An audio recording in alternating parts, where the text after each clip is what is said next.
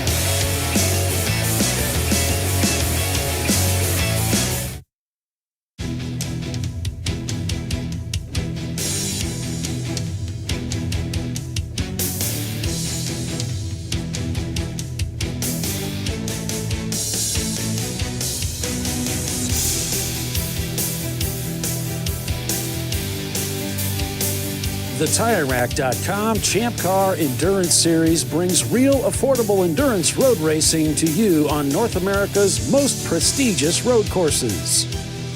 With live flag-to-flag coverage of America's best grassroots motorsports racing, AutoZone presents ChampCar.Live.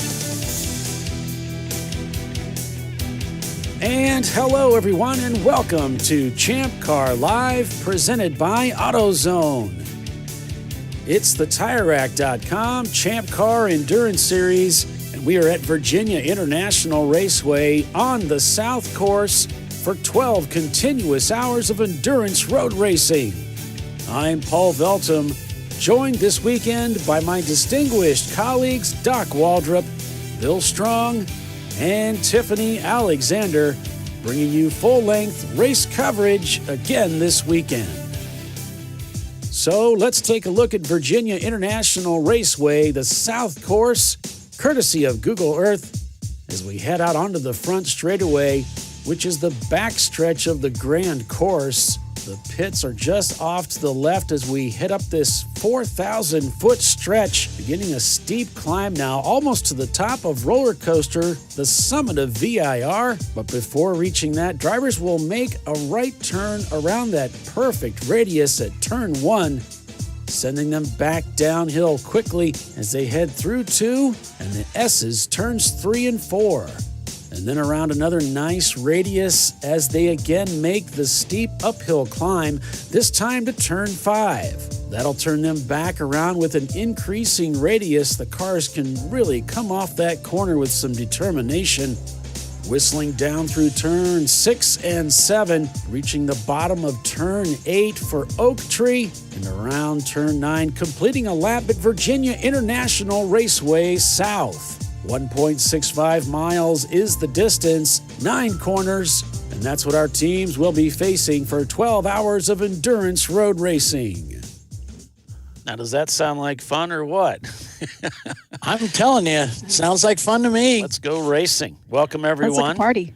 We're here at Virginia International Raceway, of course, and it's, we're just getting started on the season, and lots of exciting racing has happened already so far. Just a few weeks ago, we were at Sonoma, and we had RVA Graphics and Wraps winning the series championship title for 2020.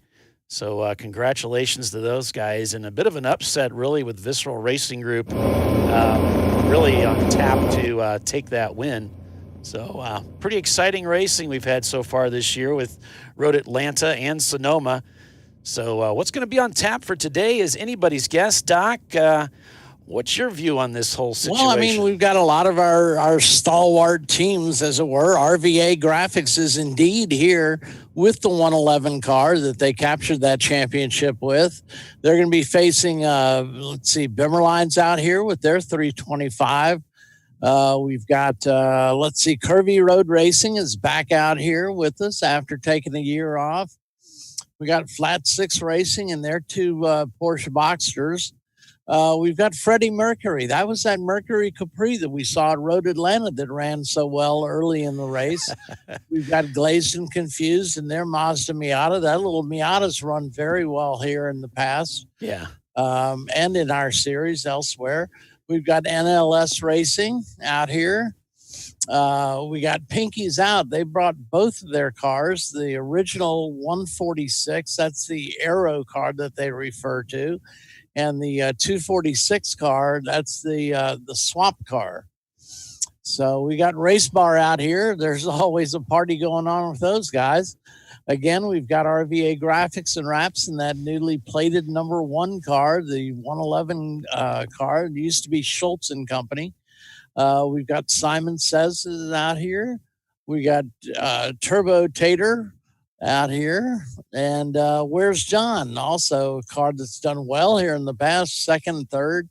And we've also got Winsome Racing out here in their BMW. So there's a lot of BMWs and a fair amount of Porsches out here.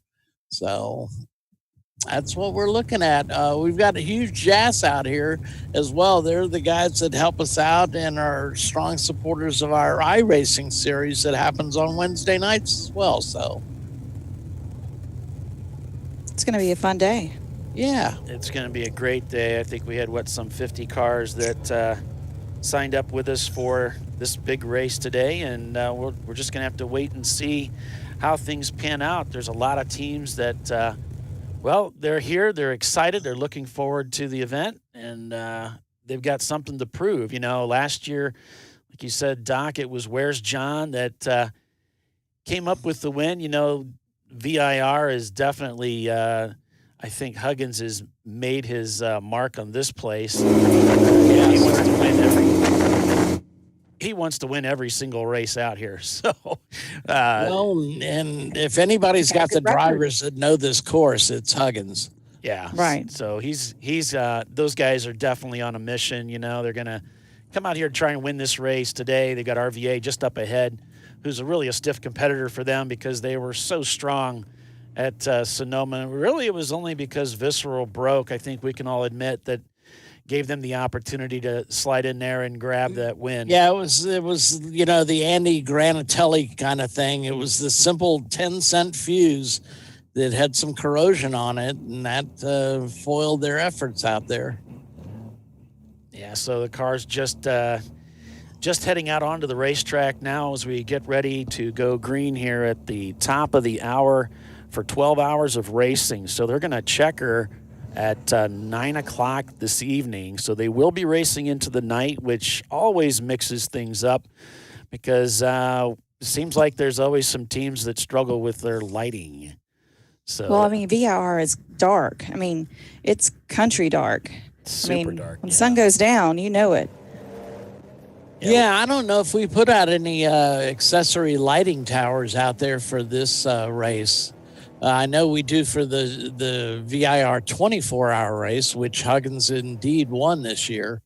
So I don't know if we pony up the extra bucks, as it were, to add some lighting out there for this race, because it's not really all that long in the evening, not like a 24-hour anyway. Right. And it's not a very Probably big 3 racetrack. hours-ish at the most. It's a little over 1.5 miles long. It's not a terribly large racetrack, and they're constantly turning you back towards the tower.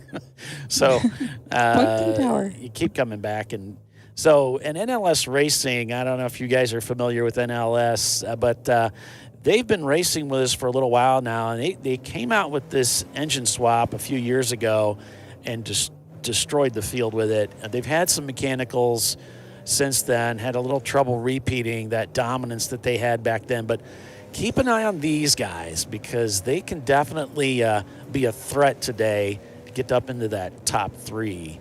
So we'll be watching those guys as they're they had a 6th place there in 2018. So yeah, so we'll keep an eye on these guys and see. But this is kind of their home turf as well, just like Huggins, loves this place. And he said last year, he trying for 5 years to win that 24, finally got the W. looking to see if he can dominate. I'm sure he'd like the hat trick this year, and this is his opportunity to get started on that. Huge ass, of course, one of the guys in the teams that kind of really up at the forefront of our iRacing Champ Car series. And, of course, they spend a lot of hours out here banging out laps on the iRacing simulator.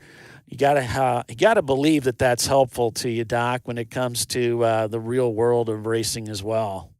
I would think so. I'm not sure who all's there from Huge Ass. I assume Tom Ellison is there. I don't know if David Haynes made the trip overseas or not. Of course, David Haynes is the commentator for our iRacing series, and he lives in Australia. So it's a bit of a hop to get over the pond to come racing with us. Just a little bit of a commute, no big. But it's always great to see him, though. And so hopefully he makes it over here a couple times this year. It'd be good to see him. So thanks for joining us, everybody, here on ChampCar.Live, presented by AutoZone. I'm Paul Veltum, and I'm joined today again by our esteemed colleagues. Oh, no. Doc Waldrop. Whoa, wait, whoa. You're overselling us, Paul. Yeah. Well, you're right. I'm raising the bar, aren't I? Right. You're putting a lipstick on a pig there, Paul. She's a sweet pig for sure. That's for sure. But, yeah, I'm here with Doc Waldrop and Bill. I don't know why we got a waving yellow coming from the tower there. That's kind of unusual. But I don't know if we got a car that's stalled up here. But, yeah, with Doc Waldrop, Bill Strong, and Tiffany Alexander, we're going to be bringing you full-length race coverage again today. And I did receive a message from David, and I don't want to say his last name because I know I'll butcher it, with TLM Racing. But he said, you guys need to be a little more, explain a little bit more, because, you know the situations and everything of the past, but not everybody else does, and you're kind of entering things mid-sentence. So I'm going to try to be a little bit more, a little bit more complete, in the descriptions if I can. And that's David Tuwadi. Yes. Tuwadi. Okay, yes. I didn't want to pronounce it wrong. Thanks for. I knew I could count on one of the two of you to help me out with that. That's my buddy. Yeah. All right. It's a shared knowledge base. He's a great guy. We put all our heads together. One of us may figure it out. Yeah. So if you're just signing on with us, we're getting ready to start 12 hours of racing here at Virginia International Raceway on the short course, the South Course. 1.65 miles is the distance. We're at about 151 feet above sea level here in Virginia.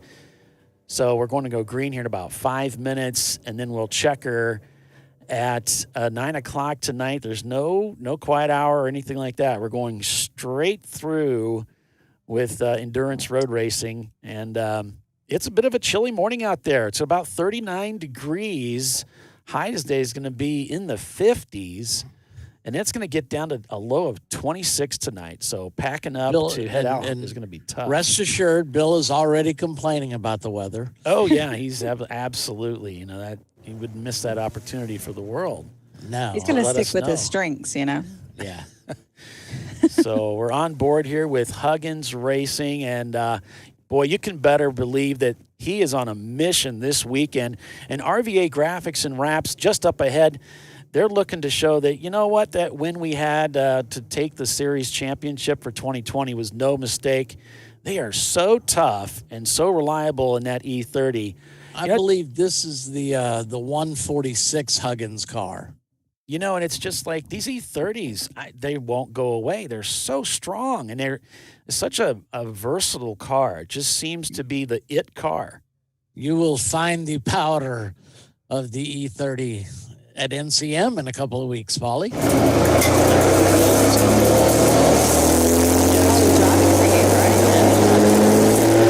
Looking forward to it. I've got my white driver's suit, lint removed. It's pressed and cleaned. I've got everything. Yeah, I'm so ready for this, Doc. I got my new helmet here. I've sent it off to be buffed and shined. And, oh boy. My shoes are sparkling clean. I can't wait. Fred Wolf has joined us on YouTube. Usually the bar is just that it doesn't stink, Well, doing gear check, I pull some people's gear out of their bag. That saying Road Atlanta was miserable. Are you kidding? That was epic. Misery. We weren't out in the snow, though. That does help. So the word from the tower was 3 laps here on this 1.5-mile road course. Before we go green, I'm keeping an eye on the tower here with you guys just to make sure that we don't miss out on the start of this race as the pace car is coming around down towards turn 8 and 9, which is where the old oak tree used to stand before it was knocked down in a storm. They've planted a sapling from an acorn that they found from the original tree. And so although they didn't put it on the inside of the track, they put it on the outside. Apparently they had some intelligent person, an engineer, look at it and realize that putting it on the inside is a bit of a safety issue. It's going to cause some stability issues with the tree as it grows. So putting it on the outside was a better spot. Yeah, but So they're trying to bring the original.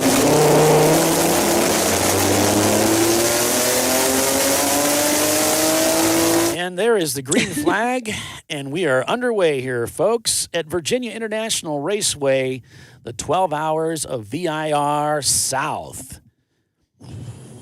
Woohoo! On board with RVA, graphics and wraps as they rush up the straightaway, that 4,000-foot stretch that takes them up to just about the summit of VIR here, heading towards turn 1, almost to roller coaster, making the downshift, heading to the inside, already putting a pass on cars as they get started here in the race. They're eyeing a Miata just up ahead, taking down the Miata now, heading down the hill again towards turns 4 and 5. Got a Miata spun in turn 4 as they come, or turn 3 as they come down the hill. He was almost T-boned by about 3 cars. Got a yellow at turn 3 as the cars get past, and he's get back on track, and he is at the back of the field, right behind Bliss Racing. RVA Graphics is up ahead of the action here. Something to be said for starting up further in the field as he's working his way through turn 5 for the first time under green. A BMW E30 just to the left as he's whistling down the inside. There you can see some of the, looks like the lodging just off to the left as they come rushing down the hill here towards Oak Tree, looking for another pass on a Mustang this time. He's passed 5 cars and he hasn't even completed his first lap yet as he dives into Oak Tree here, using all of the racetrack out to the exit and now heading down that front straightaway again. Go back on board. Hugh Jass is already pulled behind the wall in their Miata. Something is wrong with that car. They're not, looks like he's just trying to get turned around. Not sure what happened here, but he's back behind the wall. It looks like he's looking for some place to go that he didn't know where he was supposed to be. There's some confusion there. But yeah, He went out to get pizza or something. Yeah, he hasn't even entered the paddock yet. And there's one of the Huggins machines just in front of RVA. Looks like Huggins might have got by him here as they're heading the down. Swap car. The swap the car. 246. In the battle already. In the very beginnings of this race, they're just into the second lap of this race. As they're heading towards turn number 5.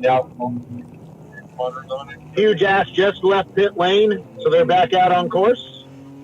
All right, Bill, thanks for that. They bring back pizza for everybody, or just stop by Walmart or something? Yeah, I'm not sure what's going on with those guys and why they were even behind the wall. And there seemed to be some confusion as though they were trying to get the car back onto the racetrack. And they really look like, I'm watching them here in the corner of my eye, they're really not up to speed. There's a lot of cars passing them. They're kind of staying to the outside of the track as they head through turn 1. Doesn't look good for the Hugh Jass team as we're just getting underway.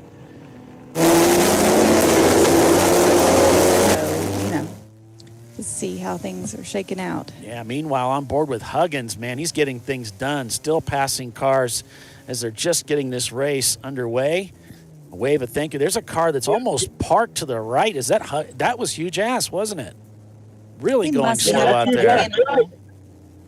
I don't know. It's like the guy doesn't want to race or anything. He just stopped at turn 3 there, as you saw, and he's at turn 4 now. Just the car's barely rolling. Yeah, he's got some problems. Like he's waiting for the field to go around him. It's really weird. Yeah, we'll see if we can get some audio on that car and see if we can hear what's going on. Yeah, he's really slow and definitely Looks like he's having a really hard time getting that car motivated. I mean, it is cold. I understand. It's No. This is trailer. No, this is obviously a mechanical issue here. It just cannot get that car to motivate. So they're in trouble right now. Huge Ass having some issues with that machine. They're just getting underway here. They looked fine for just a moment there, but things not working out right now for that team. Back on board with Huggins Racing as they're piloting that BMW around this racetrack. Look out for the huge ass machine as they're still not around to the pits yet. They're just trying to chug up the hill as they're getting ready to head down towards turns 7 and 8. I'm not sure he's going to make it, guys. I'm not sure he's going to make it. He's having a really hard time getting up that hill. NLS Racing out here for a bid. You can hear those brakes squealing. Little tap of the brakes as he's heading through the S's here. You can see that one driver. of the Huggins cars may be having transponder issues.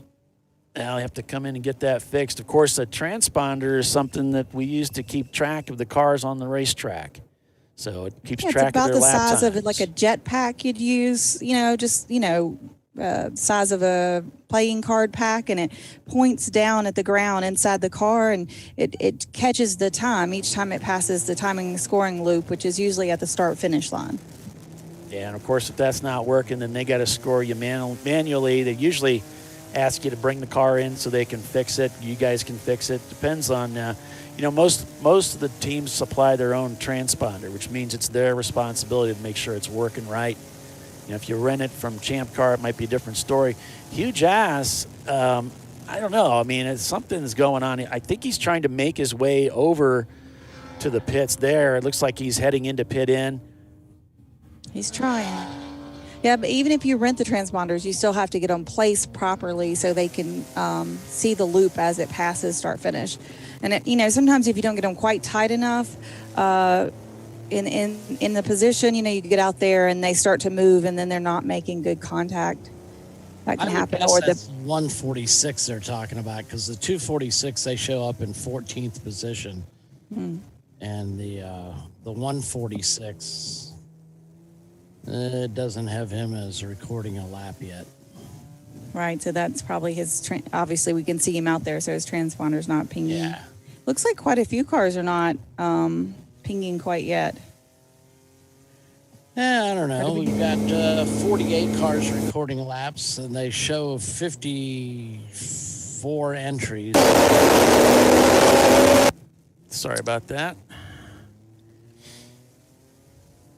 On Race Monitor, it kind of looks like there's a good 10 or 15 that. Oh, I'm on Race Hero. Yeah, and I'm trying to get that stuff launched up here, guys. Doing a bunch of other stuff, but I'm working on it for you. So we'll get that timing and scoring up. We got Broken 60 Seconds leading the race in their D-Class car. Sparrow Speed is in second. Glazed and Confused is third. Ratchet Racing is fourth. Simon Says is fifth. Skidmark Racing shown in sixth place. Elite Motors is seventh. Where's John is eighth. That's last year's winner in that A-Class Integra. Then it's No Panic Racing in ninth and Broke-Ass Racing in 10th. No EC cars in the top 10. No, and actually what I was noticing was that there's about 6 cars at the bottom of the timing and scoring, and they're there because they took penalty laps. They must have been over on points. They took those penalty laps, and as they start getting back to 0 or 1, they'll move back up in front of the cars that aren't turning laps. So that's why there were so many cars down there. We have a lot of cars kicking up dust at turn 2. As they come up over the hill, you see a big cloud of dust. Doesn't look like there's a yellow. It doesn't look like there's a yellow at 2, but the guy's wearing a yellowish light brown coat, so it's difficult to see the flag. But yeah, we just saw a huge dust cloud pop up just a second ago. as a group of cars went through there, and some of them are going through 3 and 4 wide. So there's not the track actually comes down to about 2 wide. So not leaving room for much of anything out there. But yeah, there's some racy cars out here. We got some cars that are really loud. I don't know if you guys know that Champ Car now requires your cars to have mufflers on it. They have for a while, but we're actually enforcing it now. And 96 dB is our limit. You may hear some pretty loud cars out there this weekend. They got a 1 race waiver to put new exhaust on their cars because they thought they would build real race cars with no mufflers. So we're going to let them have time to put a muffler on and continue to race this weekend. So we're not too hard on that, but we do have some races this week or this year that we will have some serious sound control enforcement, and one of them is Calabogie up in Canada. 92 dB for their cars. That's almost as strict as Laguna Seca, right, Doc? Got a car spun at turn 4. He's facing the wrong way as a group of cars comes down the hill. We have another car stuck in the driver's right between 4 and 5. And the cars are trying to get going there. There's one that's just completely stopped between 4 and 5, and at the driver's right on the outside is a BMW trying to get back on track, and he gets it on track and gets moving in front of a group of cars. So we have some spins and cars that are going off track. All right, Getting thanks a for little that, racy Bill. early, huh? All right, Bill, thanks for that. Trying to get this thing working here, but that's what we got right now, folks. So we'll just have to live with that. All right, Hugh Gass is now leaving pit lane, so looks like they've got that car. Oh, yeah, it accelerates really well now. He goes through the gears, and it's accelerating away. Yeah, they were under the hood of it, Bill, and so that's obviously something wasn't quite copacetic with that machine, but looks like they've got it sorted out now. You know, man, NLS it's a little Racing. scary out there. Oh, we're going full course caution. We've got a car stranded off on driver's right there as we're heading up, looks like, towards turn 5. So full course caution 35 for the first time here at Virginia International Raceway. And the purple 35 is like, if you watch Formula One, it's kind of like a virtual safety car. They ask everybody to drop down to about 35 miles an hour, but they don't send out a pace car. They usually use that at VIR just to get the field under control so they can get an incident situated quickly without having to wait for the race leader to come around and pace car and all of that. So a lot of times they can get a situation handled more quickly that way. It's kind of unique to VIR. Yeah, and it bears explanation too, folks. Sometimes we'll see, we're full course caution. Oh, that guy just passed somebody right in the middle of a full course caution. He's going to get called in. Well, remember that all of our feeds come in delay. So it's possible that, we could be 20 seconds, 30 seconds. We could be more behind on some of these feeds. We could be a day behind.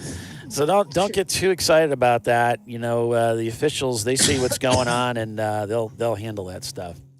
All right. Right. They could have called a purple 35 and then decided, no, we need to go full course. So.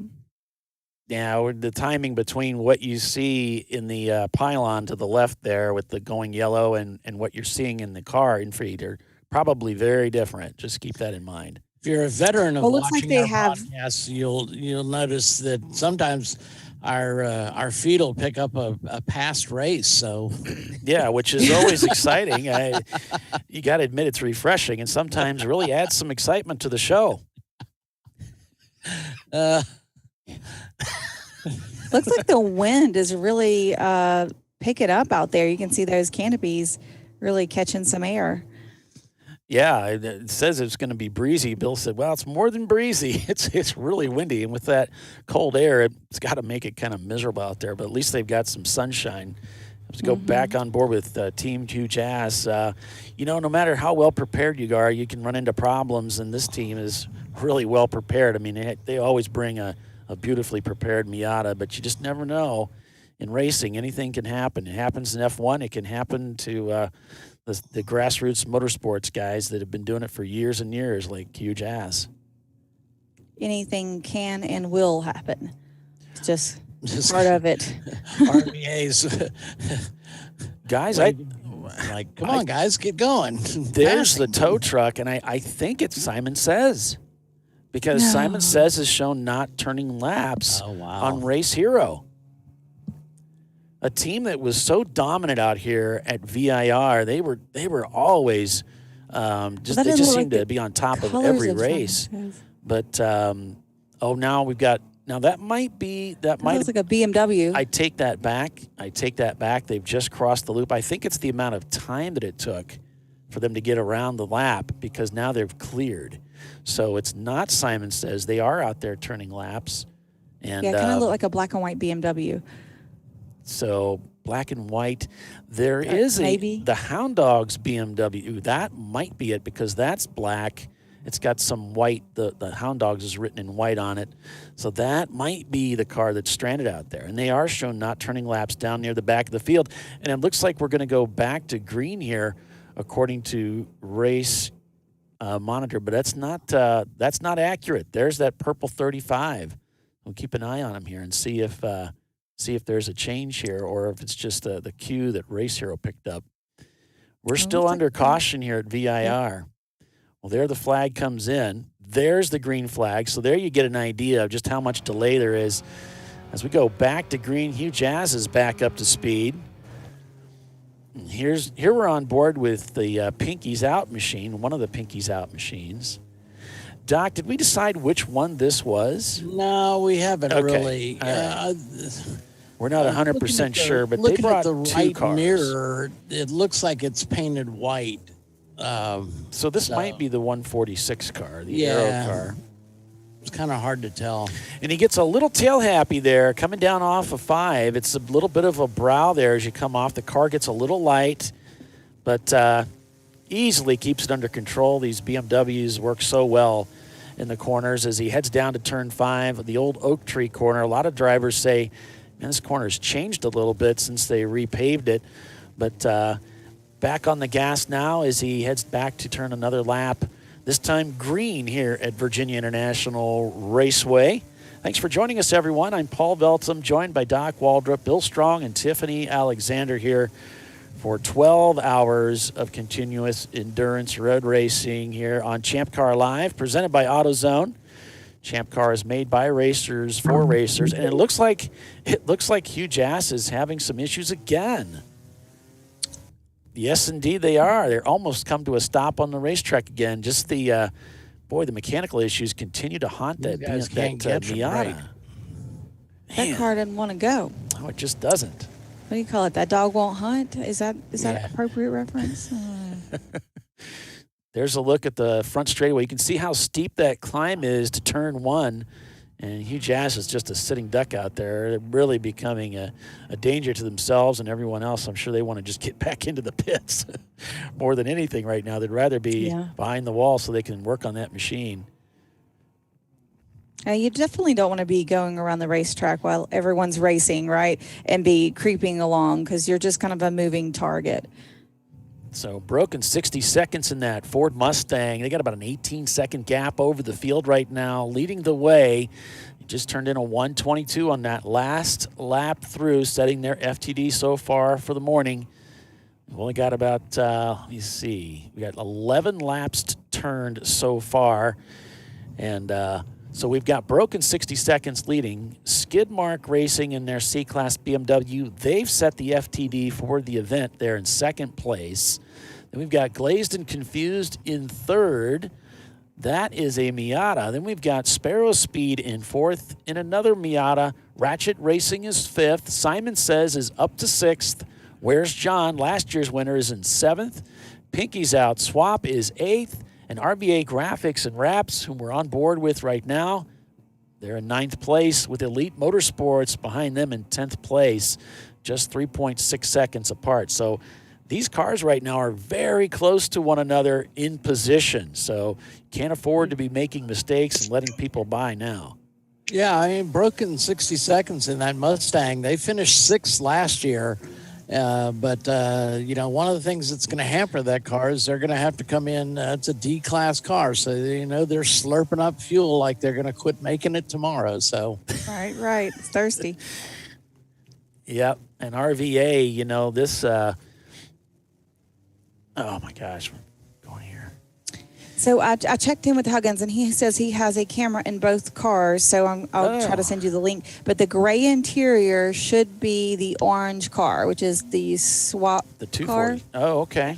So that should be the 246 we're looking at, and I think the white interior is the white car. Gotcha. And John All right. Hurley in the white suit is in the 246. Yes, Okay. all that information goes together, maybe. Okay. Thanks for that, Tiffany. I think Bill's trying to get our attention. Bill, are you there? Can you hear me? Very, very faintly.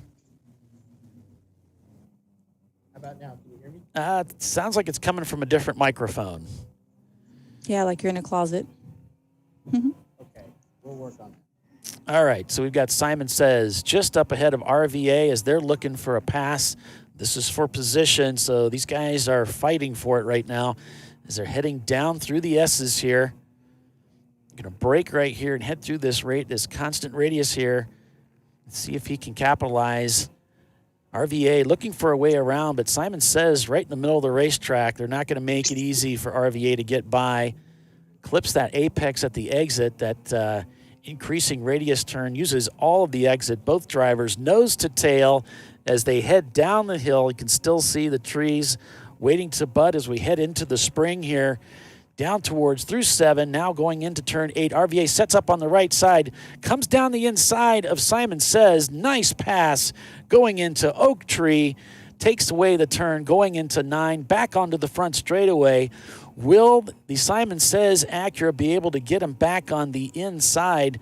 Right now, RVA just kind of sets off to the left side of the racetrack as they head back up the hill towards turn 1. Simon Says in the rearview mirror. RVA steps over to the right, mid-tracks it, doesn't want to get in the way of the Acura as they're looking for a way around as well as they head into turn 1. Back down the hill, they go towards turn 2.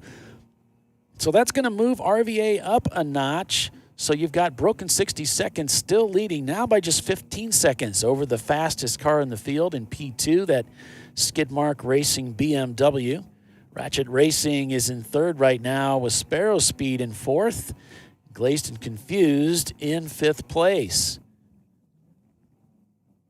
As we go back into the 246 machine here of Pinky's out, working their way around the racetrack and looking to bring themselves further up. They just crossed the start-finish line with a 1:22 on that last lap.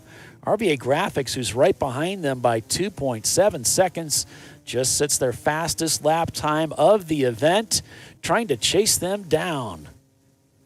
And that should be John Hurley driving. That's usually driving with Danger Racing as his car, but, we swap drivers around all the time, There you can see basically the gap. we're all sluts. Yeah.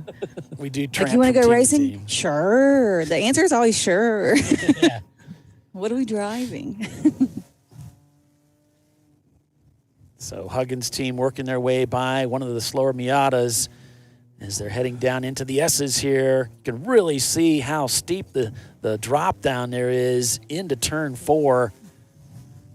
Ratchet Racing now takes over the FTD of the race, back in 3rd place as they're continuing just 1 point. Let's get this, 1/10 of a second is their gap to 2nd place. They are right on the tail of that Skidmark's machine looking for the pass.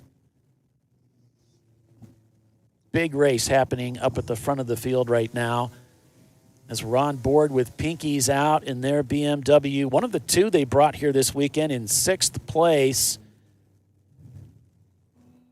And here's RVA Graphics and Wraps with that white Miata separating them, looking for a way by. And they've got the Pinky's out machine in their sights. Look at this, passing 1, 2, 3 cars heading into this corner. Now looking for a way around the outside of another car. That's 4 cars passed going through Oak Tree for RVA Graphics and Wraps. Just getting it done. They're trying to make it look easy. Across across the start-finish line and back up to turn one. These laps happen fast. Things are happening quickly out here at VIR on this 1.6-mile road circuit in Alton, Virginia. This is the only circuit in the whole season that we return to 3 times. We run the South Course, the 24-hour, and then the North Course at the end of the year. Right, and the 24-hour course is the longer course, the Grand, I believe it is. This one's only a mile and a little over a mile long. What is it? 1.65. Yep. 1.65, okay. Little over a mile and a half is the distance for it. Lap times right and the around Grand course is right around a closer minute and 20 seconds. Up a little bit of protest from the tires there. Not too happy about it. Drifts a little bit off the racetrack, but it's all within hand there for the Huggins machine as they're heading back up the hill. RVA trying to get through turn 12 here, and lots of traffic just trying to get around. Trying not to lose the Huggins machine, but I think the Huggins machine's getting away from them. That car is fast, and the Huggins drivers are good. 2.1 seconds the gap. I feel like they're going to end up. They'll be at the end if the car can stay together. Like all of them for 12 hours.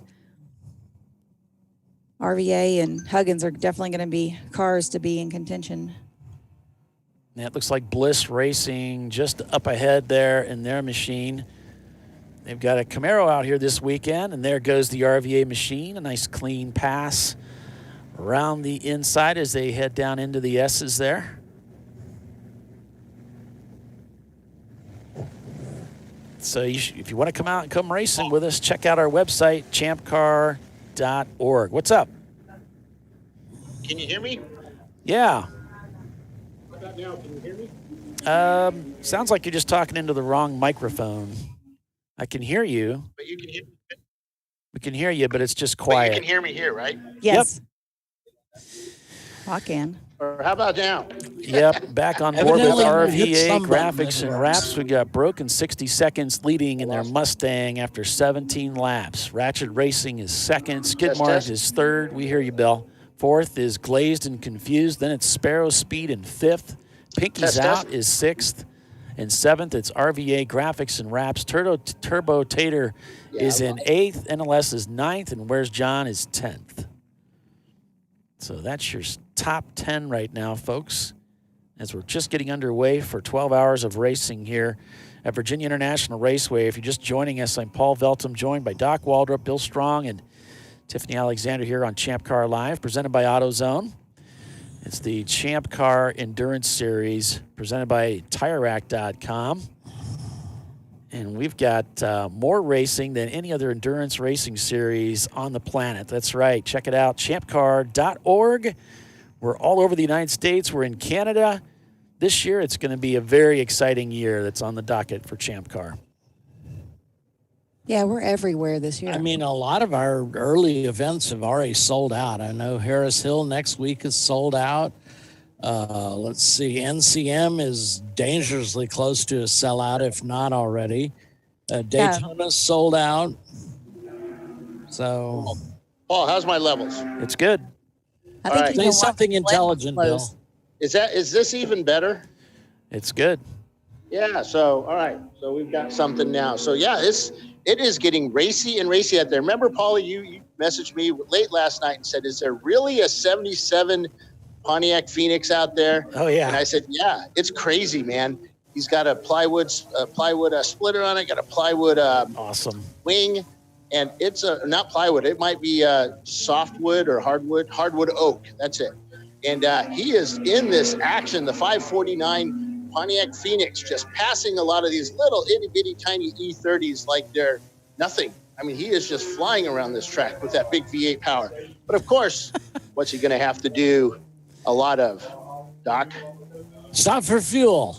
That's it. Doc is the winner for today's question. Yeah, they're going to be using a lot of fuel. A lot of guys think the key is just, well, we'll just put a big engine in a car and we'll go racing. Sure. We'll drive right around everybody. But in endurance racing, it's a compromise, isn't it, Doc?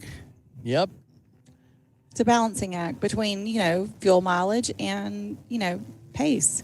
If you've got to stop more for fuel, you're gonna incur a 5-minute stop, and a lot of these tracks, that's several laps each time you have to stop for fuel. Right. How is that for level? It's still good, Bill. Okay, I'm going to turn it down. Can you hear me now? Yeah, we can hear you, but we've lost some of it. Just leave it where it was, buddy. We'll be fine. Okay, right I'm just there. seeing what I can manually turn this off. So we've got some new equipment that we're using this weekend, and we were going to use it a certain way, but we had some mechanical or technical issues this morning, so we've got that sorted, and I'm back live, which I think everybody probably didn't want to hear. It's a sigh of relief for sure. All right, so we're going to break for commercial, and we'll be back in just a couple minutes, guys. Stay with us. You're watching Champ Car Live, listening to Champ Car Live over on our Champ Car Live radio that you can find on our website if you have your bandwidth challenged. Broken 60 Seconds is your leader at 20 laps. Back in a moment. Stay with us.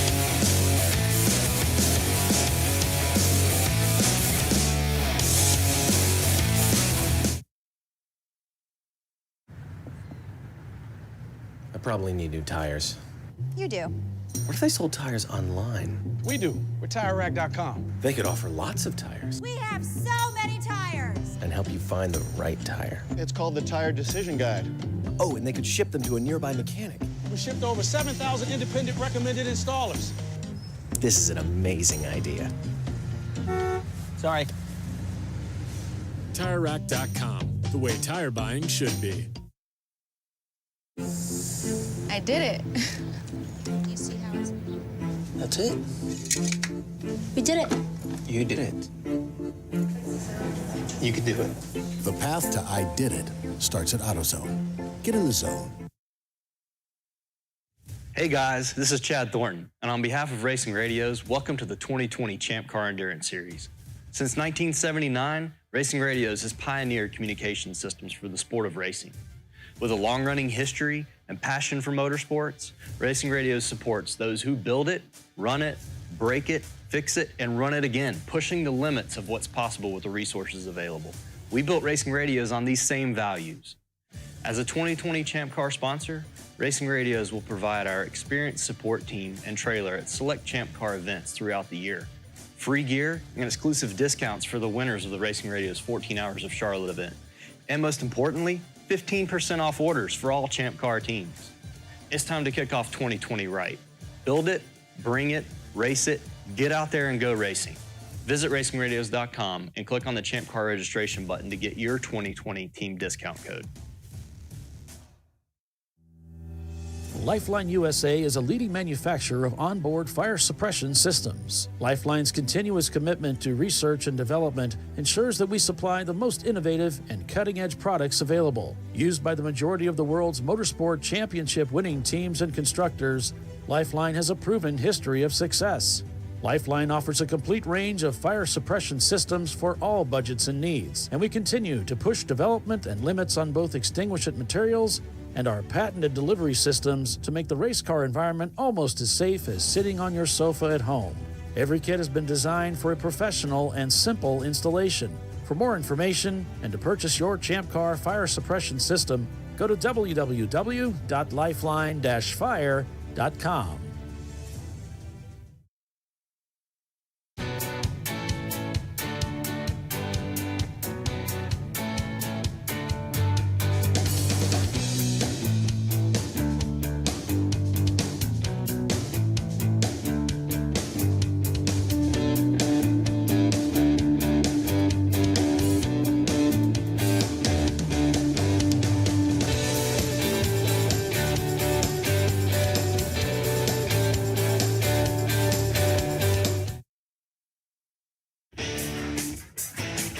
Located in Northeast Ohio with 40 years of combined experience, Money Shift Racing knows how to deliver performance and safety, offering everything you need to get your vehicle and drivers ready for race day.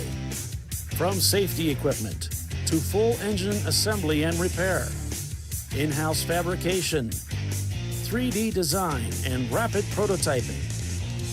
Money Shift Racing. Performance done right. Discovery Parts is a veteran-owned racing and safety equipment company.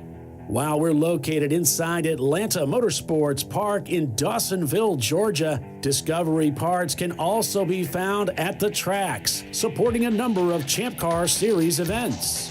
We take pride in being a reseller of the best of the industry to Champ Car teams and drivers. We know racing, love racing, and look forward to tomorrow to even more racing. Visit us at discoveryparts.com. At AutoZone, you get what you need when you need it. Got a today job? Pick it up free same day at your local AutoZone. More of a tomorrow project? Order as late as 10 p.m. with free next day delivery. Getting the job done just got easier.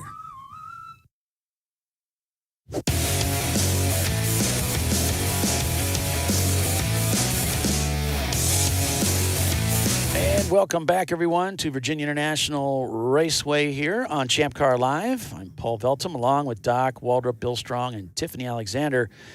ChampCar.Live is presented by AutoZone. Looks like we've got Bliss Racing already in the pits here this morning in their Camaro. We were talking a little bit earlier about these cars having to take fuel frequently, but I don't think they're in for fuel already. No, that'd be a little soon. Yeah, they're probably in for something You should be able else. to go more than 25 minutes. 30. Yeah, Yeah, right. I hope so. 35 minutes, sorry. It's really going to hurt their chances Yeah. to win here if you got to pit every 30 minutes. Yep, so we're just getting underway here, folks, and looks like my clock is a little messed up, so I'll get in and fix that. Well, maybe, I don't know, somebody can give us a rundown. Doc, Tiffany, maybe give us a rundown as to where the standings are right now so far. All righty, I guess I could handle that. We got Broken 60 seconds in the lead of this race with 24 laps completed. We got Ratchet Racing in second place. That's a C-Class BMW 325. I don't believe that's an E model. It's listed as an E model, but it might have started out as an E, but I bet you it's an I now. We've got 205 Skidmark Racing in their 87 BMW 325. We got Glazed and Confused in their Mazda Miata in fourth. We got Sparrow Speed, another Mazda Miata in fifth. We got Pinkies Out in sixth in their BMW. RVA Graphics and Wraps in their BMW in seventh. Turbo Tater Racing in their Volkswagen Golf running in eighth. NLS Racing in their Nissan 240 SX in ninth. And then 10th, rounding out our top 10 is Where's John in their Acura Integra. If And you they think were I the winners mentioned last year, right? yeah, I believe this so. race. Whoa, we got a car spinning up ahead. I don't know who that might have been. I don't know who that was. Right in front of Pinky's, just spun up big time NASCAR style spin right in front of these two guys that are in a dogfight right now for position. And wow, RVA is right on the tail of Pinky's Out. You saw they almost lost it going into five. Then they had another competitor lose it, or going down into four there. So it was a little dicey going up into turn one there for the Pinkies Out machine. We've got some updates to the car we saw being brought in earlier. We're in the grass with RVA. Oh, they're off at Oak Tree. They tried to split them and Boxster. Pinkies Out. They tried to split that Boxster and take it down the inside, and it didn't pan out. Oh, man, that really hurt bad, too. It set him back, but he didn't damage the car, so he's back underway, heading down the front straightaway. Boy, everything he's done for the last half hour, he's got to start all over again and reel him back in. Mm-hmm. But what was your update there, Tiffany? Well, first I want to say I often say Huggins, but that's Pinky's Out for those. Huggins owns the car, so that's why we will say that from time to time. So just to clarify. But the car we saw being towed in earlier, the black and white BMW, was the 527 Hound Dogs, and they lost their transmission. And Bill's letting us know that the 987. They're issuing a meatball for that car, and he called it a Mercedes, but I'm pretty sure it's a Porsche Boxster. But some kind of mechanical going on with that car. The meatball flag is a black flag with an orange circle in the middle of it, or ball, and it means that you're having some kind of mechanical issue with your car that they'd like you to come in and look at. Yeah, and I think that's Ian. It's up in the tower there helping us out. Thanks, Ian. Appreciate you doing that. As there's the Boxster again. RVA basically took a lap to get back around him. That's about the same spot that he passed the Boxster the last time and took the car off the racetrack. Just really couldn't quite get it done. Got little bit too much steam going into turn 8 there, but fortunately stayed out of the wall there. One of the nice things about VIR here, there's some runoff in some of these areas that keeps the drivers and the machines safe if they do get off Yeah, track. right about here during the VIR 24, Arjun was happy for a lot of runoffs. Oh, yeah? We lost the grass. we lost the right front wheel. The hub sheared off. Oh, God. So he came in. We did a little laundry. Yeah. Michael fixed the car, and we got back out and finished that race. Yeah, we just about had a big collision here with Pinky's out with that car that spun in front of him going down into 4. So he's probably could use some laundry service as well after going through that. So Two Brothers Racing is saying, please don't insult us Mercedes teams by confusing us with Porsches. See? Knew it was coming. There, we do have some sensitive souls out there. We got to be careful, yes. you know. They often say that I'm like a delicate flower. Yeah, we have said that before. Yeah. So I've got my box of tissue here nearby just in case. I'm not going to say. I'm not going to tell you what they say about me. So RBA looking for a way around the Huggins 146. Whoa, look at that down the inside here as they're heading down the front straightaway now, coming out of Oak Tree. And right together. RVA just off to the right, coming up the front straightaway here as they're going towards turn number 1. And RVA has the advantage on the inside. Looks like he got a little bit better of a run coming out of turn 1. Oh, but the 146 is right there. You can see him in the rearview mirror. He's right on his quarter panel. Oh, now he falls back in the line as RVA takes the lead away from him. I shouldn't say takes the lead, but he does make that pass and seals the deal as he's heading through turn 2 now, down into turns 3 and 4 through the S's here. Just expertly whips that car through there, eating the curbs all the way through. And so it will be for another lap as they work their way back around to the start-finish line. Boy, I tell you, RVA really on the charge today. Taking a look at timing and scoring with what we have to work with, which is the Race Hero feed. RVA is shown in 7th place, but yeah, they're gonna be moving up some spots here. They're still in pursuit of the 246 though. That's the car they really need to get by.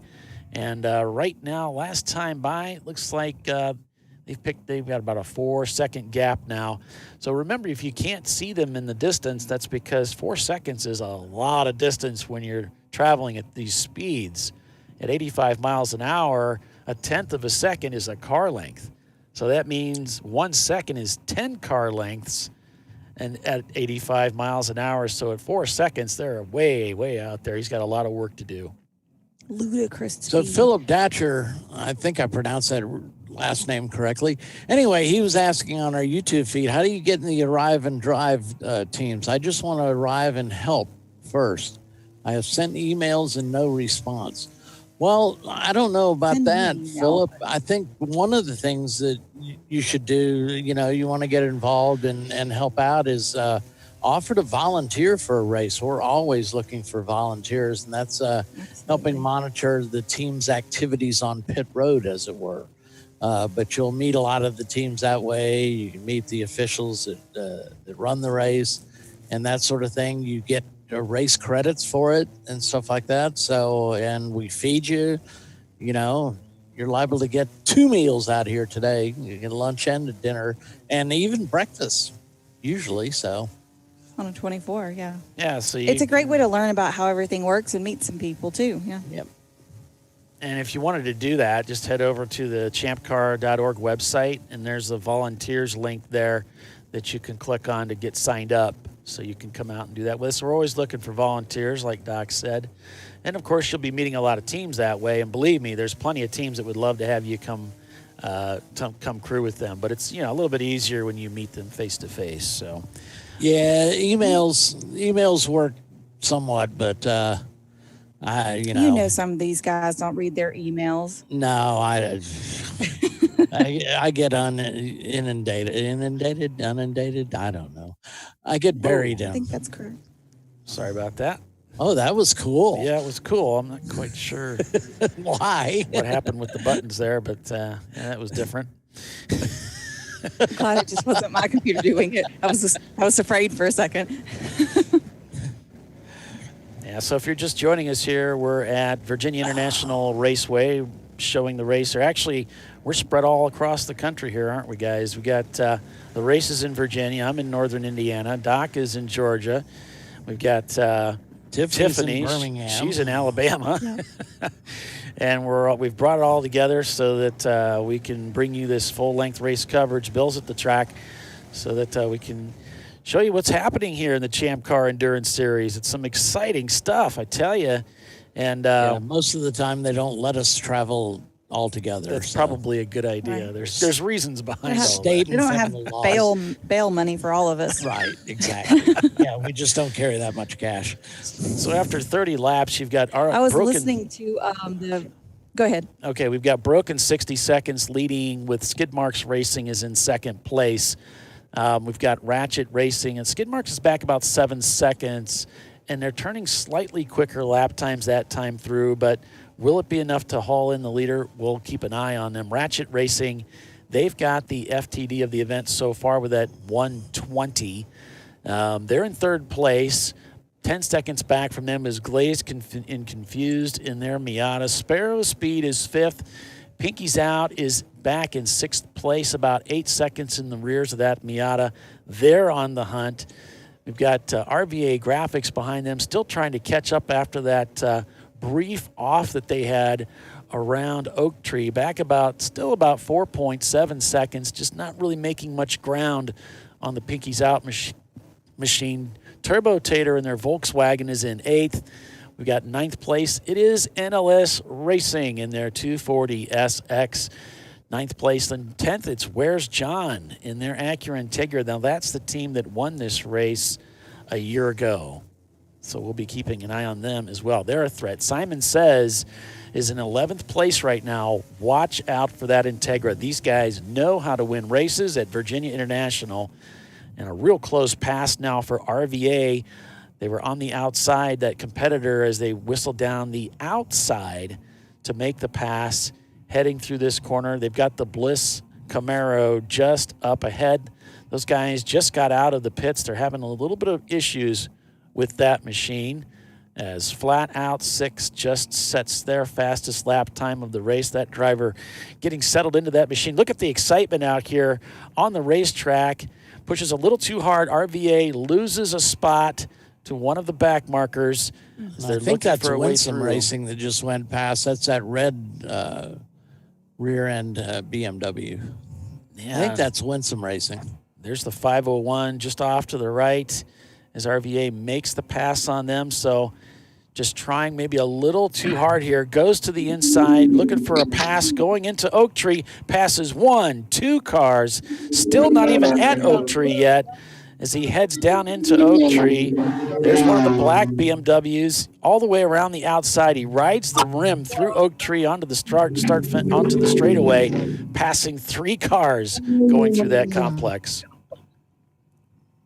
Pretty incredible driving out there by RVA. Boy, that car is on fire today. Not literally, but doing really well. And Pinky's Out has turned the car around. They are stopped on the racetrack looking for a gear. He says he's okay. Spun the car, the number 246. And this is a gift for RVA because they were really struggling to catch up with Pinky's Out. Working his way back up through the gears now. Looks like he's pretty much up to speed here. Might have been trying just a little too hard. Might have got tapped. We don't know.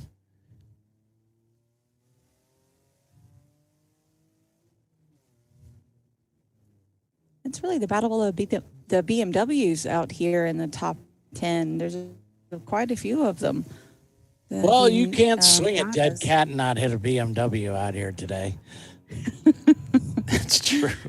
And RVA just looking for a way around in turn 12. You can see just how crowded it gets as he heads into this corner. He passes so many cars down here. One of the many Porsche 944s in the series now just up ahead as RVA Graphics and Wraps moves into 6th. Pinky's Out, the 246 tumbles to 9th after that spin up in turn 1. Fortunately, they were able to get that car going again, and he's staying out on the racetrack. So, oh, there it goes again. I have to stay off that scene. It's so tempting. It's so tempting to go down there. Anyway, so thanks for joining us, everybody, here on Champ Car Live, presented by AutoZone. I'm Paul Veltum, and I'm joined by Tiffany Alexander, Test. Doc Waldrop, and there's Test Bill Strong himself. Test Bill. Test all of us. He does test us. How you doing down there, Bill? Yeah, we can hear you. We can hear race cars. Bill, are you at a race?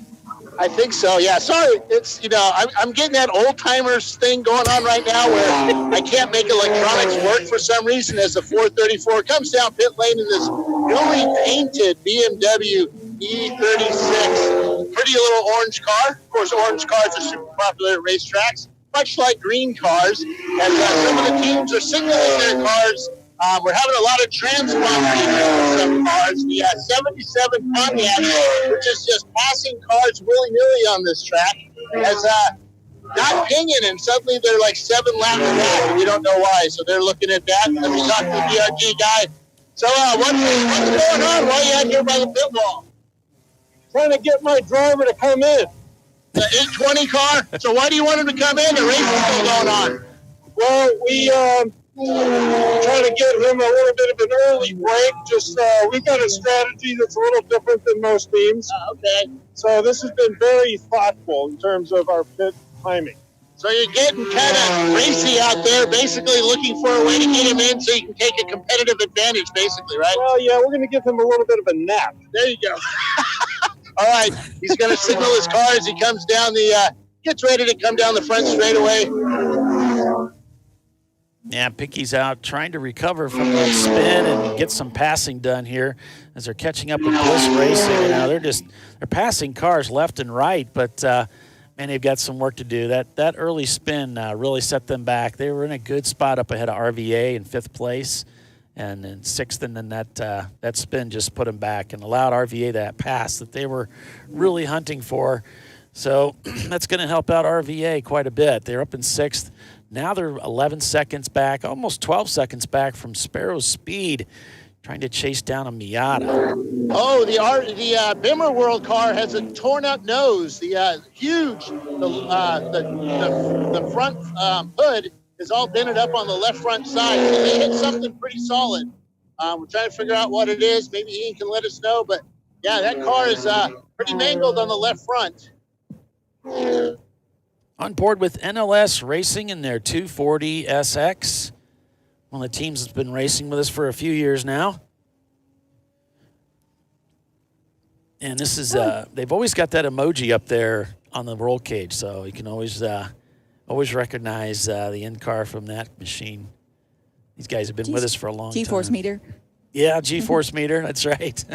That's the poor man's G-force meter, yeah. RVA were still really mixing it up out there. But the Huggins team and the RVA team, man, they are really racing out there, just really mixing it up. They're passing cars, whistling by left and right. Well, they both know that track so well. And the cars are so wicked fast out there, too. RVA Graphics, located in Richmond.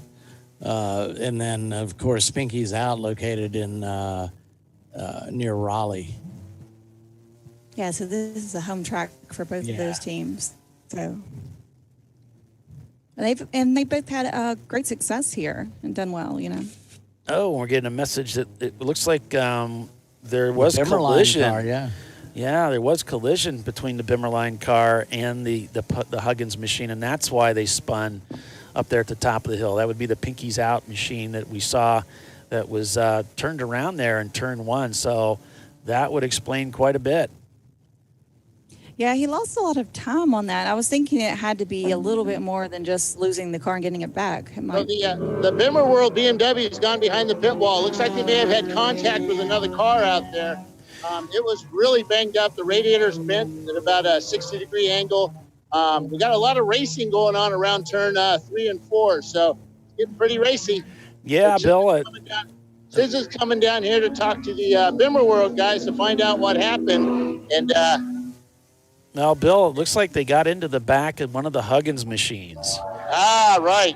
So Okay, that's the number I heard too. Yeah, so that's probably what the story is going to end up being from what we, the bits and pieces of information that we have. Yeah, and there's water all over the ground too from that BMW as they took it to the back. We have the C-Class 140 BMW on pit lane 2 with the hood up on the car. They're busy tightening down some parts. It looks like his light may have come out.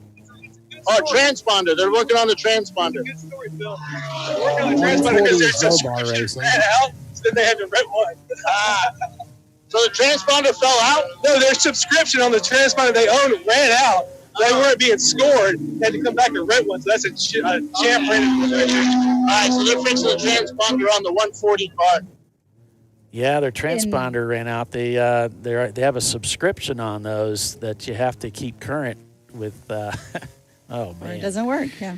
Oh. So the Pontiac Phoenix is in pit lane right now. The 549. They're putting a new driver in. Looks like they're getting ready to put some fuel in. That 800 horsepower NASCAR engine just sips that fuel really good here. The 313 Mustang is also in as the 820 BMW heads out, back out on the track after doing a little service on the car. 313 driver is getting out, it looks like. That's a Mustang. So the Turbo Tater, that Volkswagen Golf, just set the fastest time of the day so far on the last lap. They're not the lap they're on now. Yeah, that Turbo Tater a few times has taken some lines a little bit high compared to most of the cars out there.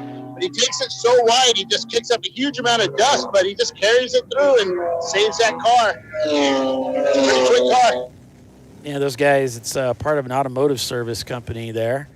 I think it's Triangle Auto. That's where they get their name from, the Tater.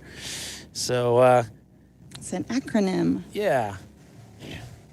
So some of the cars getting going into Oak Tree, which is the famous corner here at VIR, lighting up the rear tires on these cars as they're really pushing those braking zones on this dry, sunny track. Temperatures have picked up just a wee bit. The wind makes it seem a little colder than it really is. But yeah, there's a lot of brake tire smoke as they go into turn 1. Some of the cars actually going off wide on the other side of the rumble strips as they exit Oak Tree. That used to be a no-go zone, but since we've been racing here a couple of years with, I think 5 or 6 years now with that area, it's part of the track. Well, I think they paved on the other side of the rumble strips so you can kind of straddle the rumble strips if you get it right. Right, the Virginia Tech car pulls into pit lane. Virginia Tech ran that Subaru for a couple of years. They're selling that car now. So you see that car on some government auction site, which we'll put up a new link to because they thought they sold it, but the car the payer ended up not coming up with the money. So they're going to put it back up there again. But they're driving a Honda Civic now.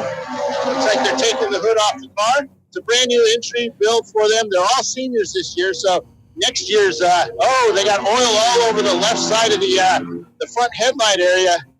Looks like the dipstick might have popped up and just shooting oil all over the left side of the engine.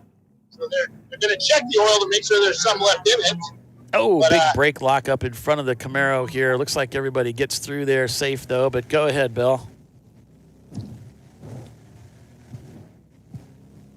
Did we lose Bill?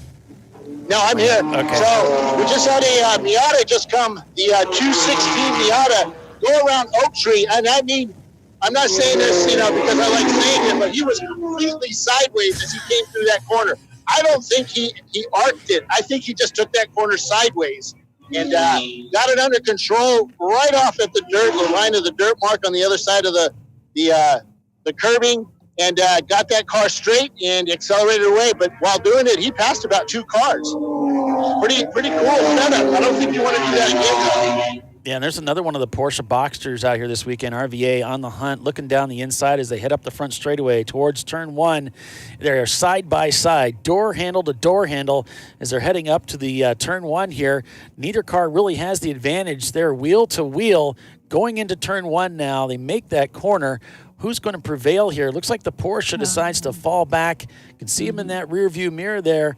Falls in, tucks in behind the RVA machine as they pass yet another competitor out here at Virginia International Raceway in 7th place. Oh, wow, that Miata in front almost got rear-ended.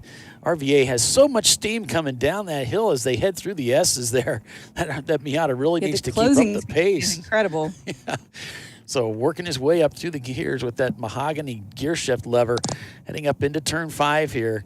Back on the power he goes as he uses all the racetrack at the exit. Heading down the hill now, another Miata just up ahead, easily sweeps by the inside or the outside, depending on which corner you're in. Easily sweeps by the right-hand side of that Miata as they head down into Oak Tree again. And another tire lockup just up ahead with a car just up in front of RVA going into Oak Tree. Looks like that car makes it through safely, though. Keeps it on the racetrack as they go back onto the front straightaway here again. Diving to the right, going by one of the black BMWs. Looks like the 501 car. Now jumping back in front, looking for that draft behind the Honda. Looks like we got maybe a little Honda Fit or a Civic that's out here this weekend. I think he's behind another Civic with that rear wing. Hey, 337 is being warned that race control is really tired of the way they're driving that car.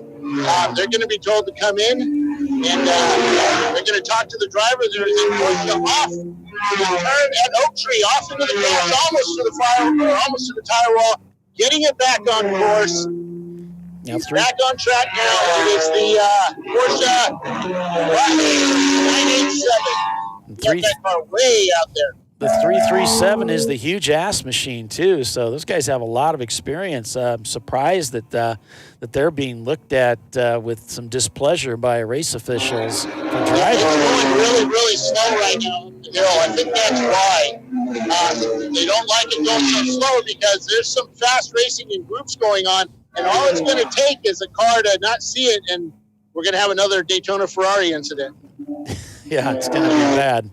So they really need to get that car, get it up to speed, especially on such a short, narrow racetrack with these closing speeds like Bill alluded to. It's in Doc, it's high risk out there. You really can't afford to just be kind of, I guess, do I dare say loafing around the racetrack? I probably shouldn't say that, because feelings might get hurt. But we've been through that before, haven't we, Doc?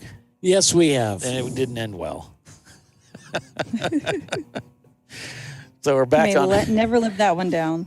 So we've reached the commercial break here, folks. So we're gonna pause for the cause here. Stay with us, everyone. You're watching Champ Car Live, presented by AutoZone.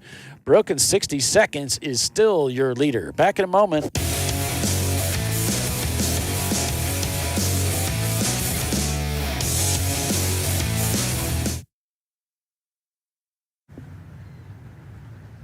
I probably need new tires. You do. What if they sold tires online? We do. We're TireRack.com. They could offer lots of tires. We have so many tires. And help you find the right tire. It's called the Tire Decision Guide. Oh, and they could ship them to a nearby mechanic. We shipped over 7,000 independent recommended installers. This is an amazing idea. Sorry. TireRack.com, the way tire buying should be.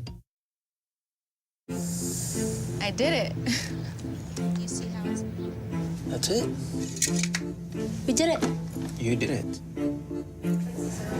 You can do it. The path to I Did It starts at AutoZone. Get in the zone. Hey guys, this is Chad Thornton, and on behalf of Racing Radios, welcome to the 2020 Champ Car Endurance Series. Since 1979, Racing Radios has pioneered communication systems for the sport of racing. With a long-running history and passion for motorsports, Racing Radios supports those who build it, run it, break it, fix it, and run it again, pushing the limits of what's possible with the resources available. We built Racing Radios on these same values. As a 2020 Champ Car sponsor, Racing Radios will provide our experienced support team and trailer at select Champ Car events throughout the year.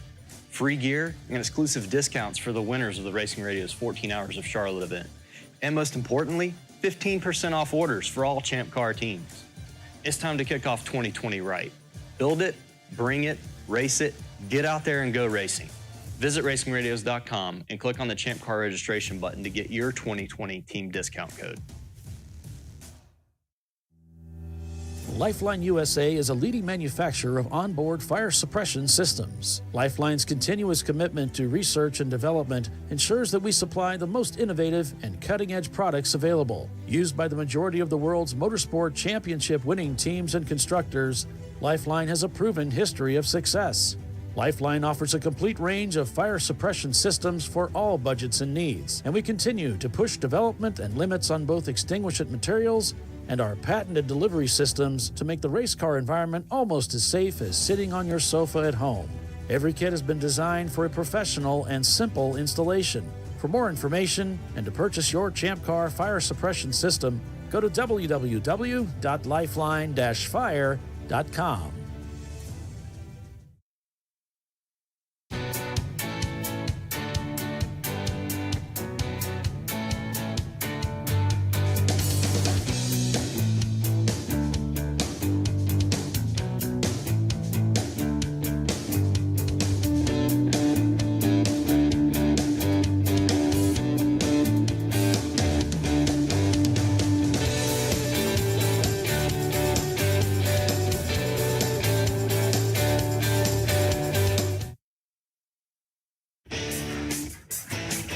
Located in Northeast Ohio with 40 years of combined experience, Money Shift Racing knows how to deliver performance and safety, offering everything you need to get your vehicle and drivers ready for race day.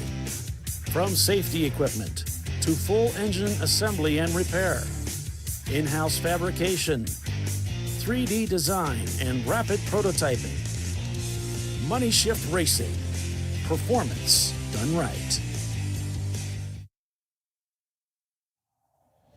Discovery Parts is a veteran-owned racing and safety equipment company. While we're located inside Atlanta Motorsports Park in Dawsonville, Georgia, Discovery Parts can also be found at the tracks, supporting a number of Champ Car Series events. We take pride in being a reseller of the best of the industry to Champ Car teams and drivers.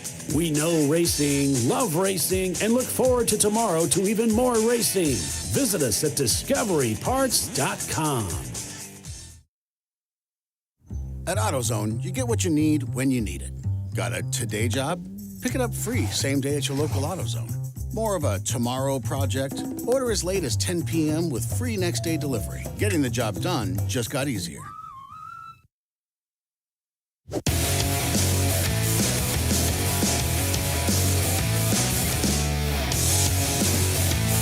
Welcome back, everyone, to Virginia International Raceway South. It's 12 hours of continuous endurance road racing right here on ChampCar.Live, presented by AutoZone. I am Paul Veltum, joined by Doc Waldrop, Bill Strong, and Tiffany Alexander as we bring you full-length race coverage again this weekend.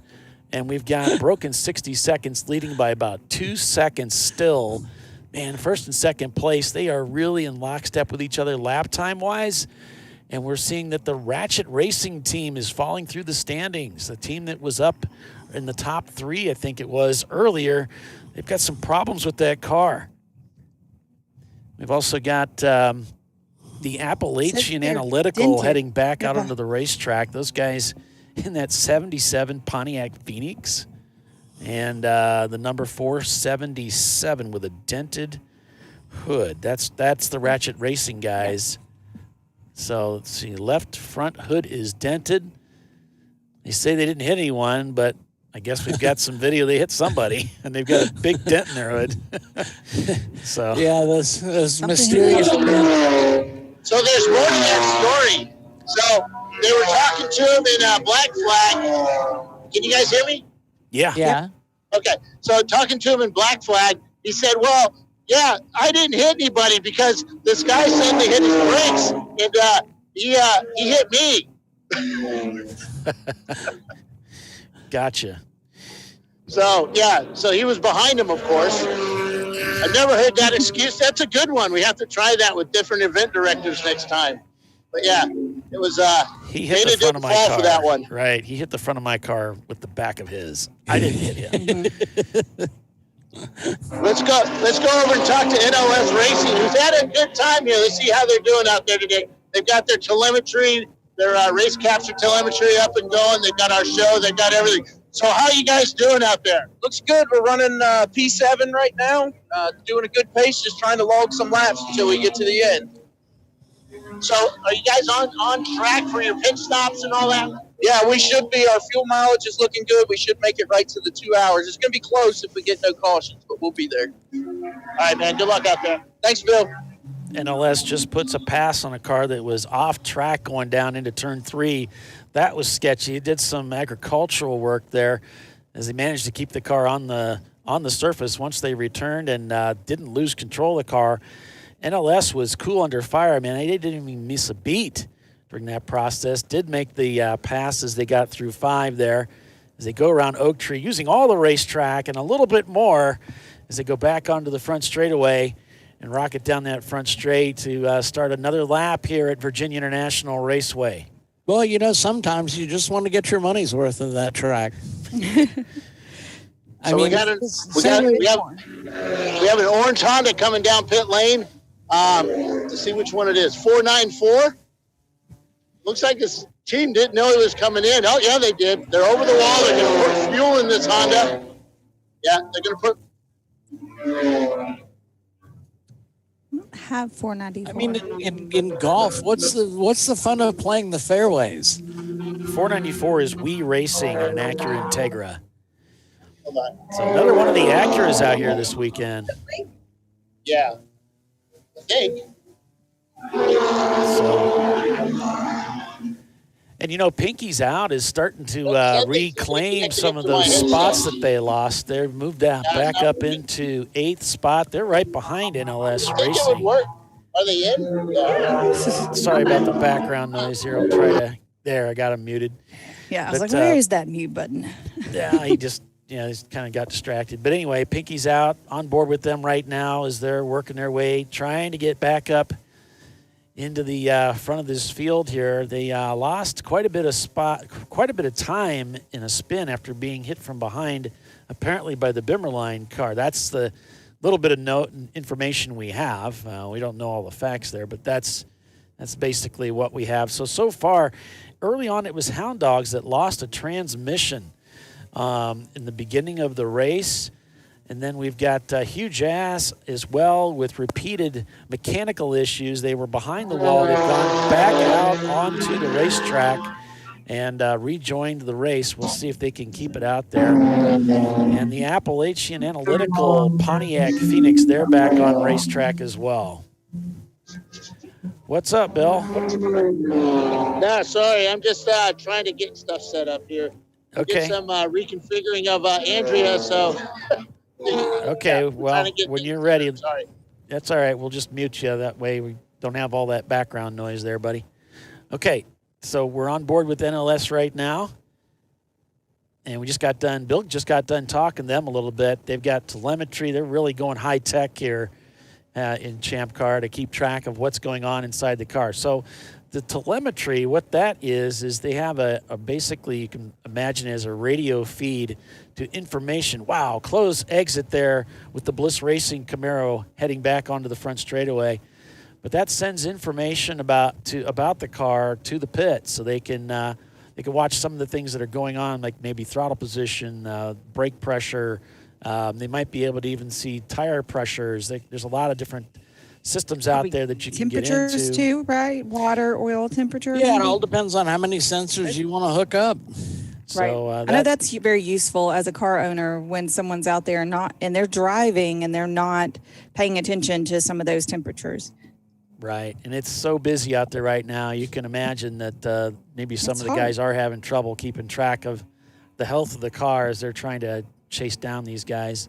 Bliss Racing has come into the pits in their Camaro. Driver staying in the car. Looks like they're going to take some fuel and send that driver back out. So that's an update. That is the beauty of endurance racing. We've hooked up race capture in our car, so we'll be able to look at our telemetry in the pits and on the dash. So looks like did y'all try that yet? Yeah. It works pretty well? Yeah. Oh, awesome. Now, NLS Racing is shown crossing the pit loop. So they might be coming into the pits here shortly. Yes, indeed. No, I'm showing that they bypassed the pit, so I'm not sure what that's all about. But also showing crossing the pit loop, it's 7G Motorsports and No Panic Racing in their Porsche Boxster. But unless the feed is a ways behind, which is possible because we're getting these off of their feed, it's coming off their YouTube channel. They're shown that they've just crossed the pit loop, so they may have come into the pits to get serviced already. That'd be an hour and 15 minutes. So the 494 is in pit lane, putting some fuel in. Bliss Racing, of course, which you're looking at. They're putting a new driver in. Getting some gasoline in that big thirsty V8 Camaro, and that's about it on pit lane. Nobody else. So we did have a 998 BMW. He went behind the wall. I don't know why. Hey, Bill. But The Bliss Racing, they just knocked our camera down onto the. It's now laying in the floor, so you might want to grab it before they head back out. So Bill's going to go rescue our camera. We don't want to get all. Camera? Yes.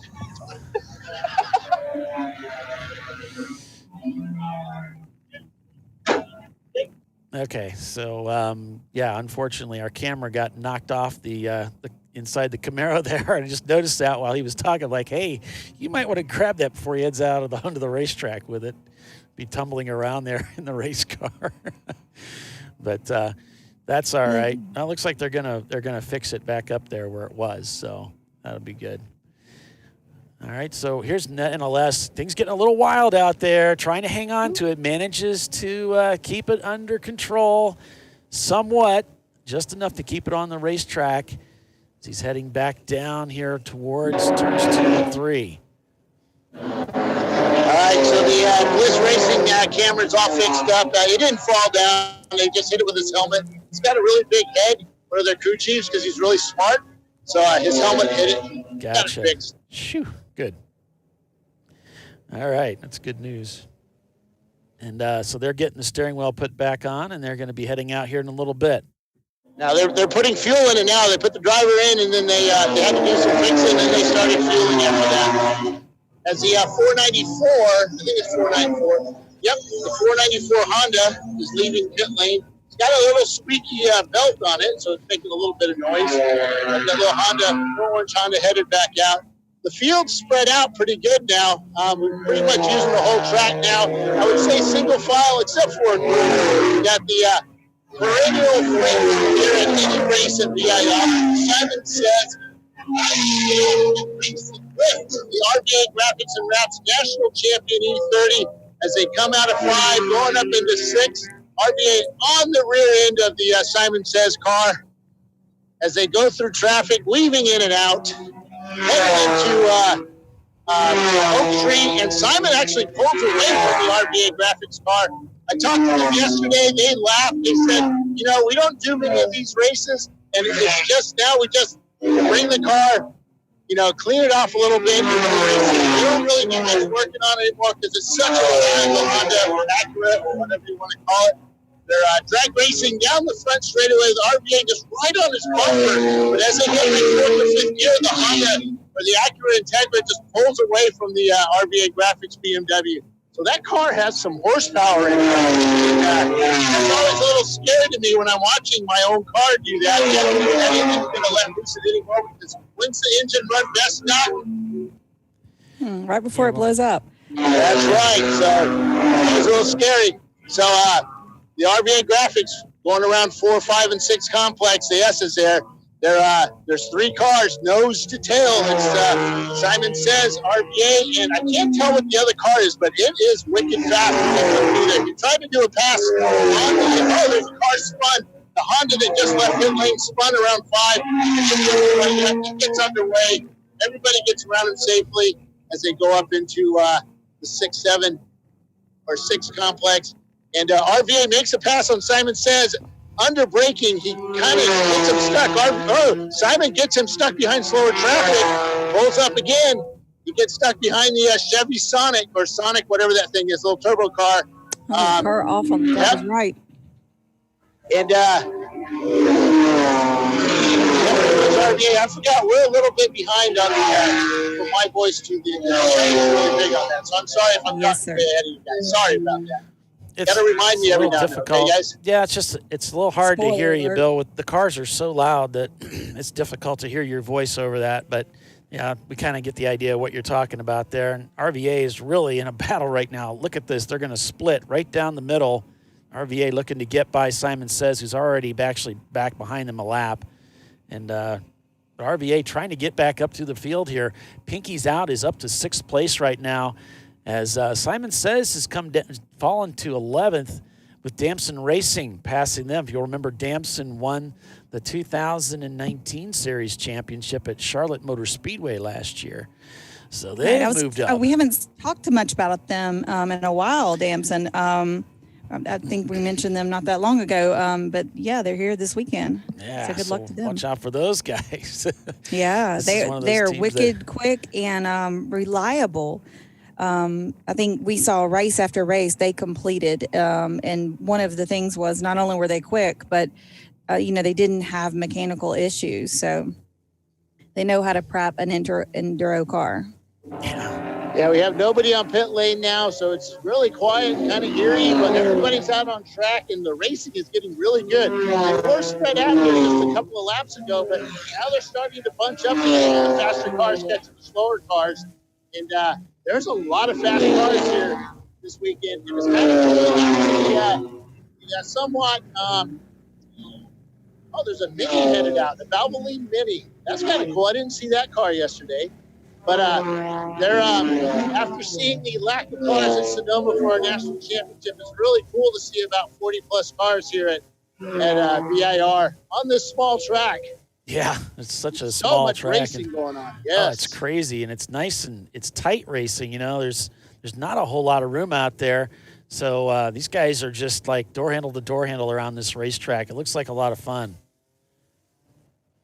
Yeah, it's getting. We're seeing 3 and 4 wide coming down the front straightaway here as one of the Porsche Boxsters. I'll get the number as it comes by. The 42 and the 987 are racing side by side as they went through Oak Tree, but the 987 kind of got off into the dirt, so he slowed down as the other Porsche pulled away from him. That Flat 6 racing and No Panic racing. Yeah, Flat 6 is out of Virginia Beach, local team here. The other guys are out of Hickory, North Carolina. It's kind of cool to see some Hickory guys using racing German cars. So, Mike Chiswick, how's it going? How do you think this race is going so far? I'm waiting for the thermostat to get turned up a little bit higher because it's daggone cold out here, man. But you were talking about the racing. Oh, sorry, I forgot. The race has been really good. These guys are going at it. Look at the 3 wide coming out of Oak Tree down through here. We had about 2 cars that took it a little too deep, and they went out track and did some damage to their car, but I'm sure they'll be back. But very impressed so far. We got dry track, and if it stays that way, we'll have a good long day racing. Since I have you here with me, so how's the company doing? We've been surprised this year. It's sold out after sold out after sold out. The only one we didn't sell it so far was Sonoma, but we're sold out for like the next 2 months. We got people begging to get on the wait list for us, so it's really impressive. We're very pleased and thankful for that, and we're looking forward to the rest of the year. Cool. Talk to you later, Mike. Thank you. That's awesome. Yeah, I think we have a lot of races sold out, and then quite a few that are near sold out. So if you've got some, races on your schedule, you and your team were talking about doing, and you're not registered yet, you might want to go ahead and get that registration in, get that early pay discount, and get on the roster, and don't risk losing your spot, because several of these are selling out or at near sellout capacity.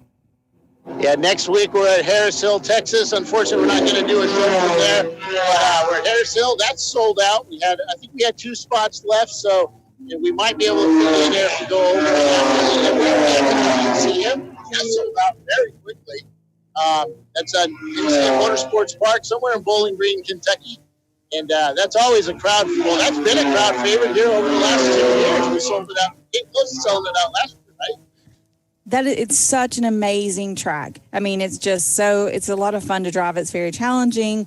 The surface is fantastic. It's easy on your tires and equipment. And we're going to do it at a little cooler time of the year this time. Thank God. Yeah, and the important part about that track is that it is a noise control track too. So 96 dB is the max. Unlike here, where we're going to give you a one race waiver, you cannot have any waivers at that track. If you're over 96 dB, they will black flag you and you will have to fix it. There's also a test day out there, so that's run by NCM. Matt Busby puts that together for us at a very reasonable rate, and it's Absolutely. a great time. We're going to be shaking down our new car. We've got a test day at Road Atlanta for next Friday, but it's always fun to this is an entirely new build for us, so we're going to be looking at fuel mileage and get some new drivers sometime on the track. Paulie's been around there a bunch. Arjun's been there a bunch, but Barry and Matt have not, so we're going to get them sometime in the car. Hey, Paulie, I'm down here with Chris Huggins. Chris, so how's the race going for you so far? You kind of had an issue out there, I think, with another car like banging on you. Yeah, another car lost their brakes, and so they got into the back of us pretty hard and sent us off into the grass. But the car seems to be okay. He's out there trying to stay on the lead lap right now. So how's the other car doing? The white car's running solidly, about where we expected to be at this point in the race. The car's doing great, and we're looking to make 2 hours. So is this guy racing with you this weekend? Unfortunately, he sticks around. And you're their guest driver this weekend. What's your name? Yeah, Chip.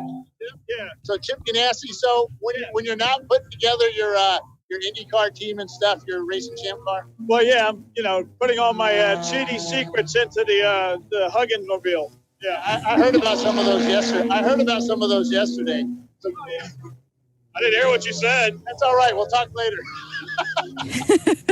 So is Wyatt racing with you guys? Not today. Okay, we'll find out where Wyatt is. Oh, Wyatt. Okay, Wyatt Foster's here this weekend. He's instructing on the North Course, so he might be over here later in the day when his time is up and race with somebody. So we'll look for him. Oh, cool. So some tight racing going on here as Skidmark Racing takes the lead of the race away from Broken 60 seconds.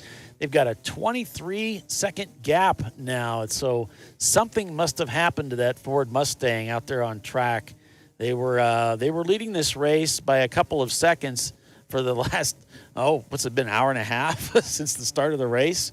Right. And suddenly they're back about 25 seconds now in second All right, place. NLS just pulled in.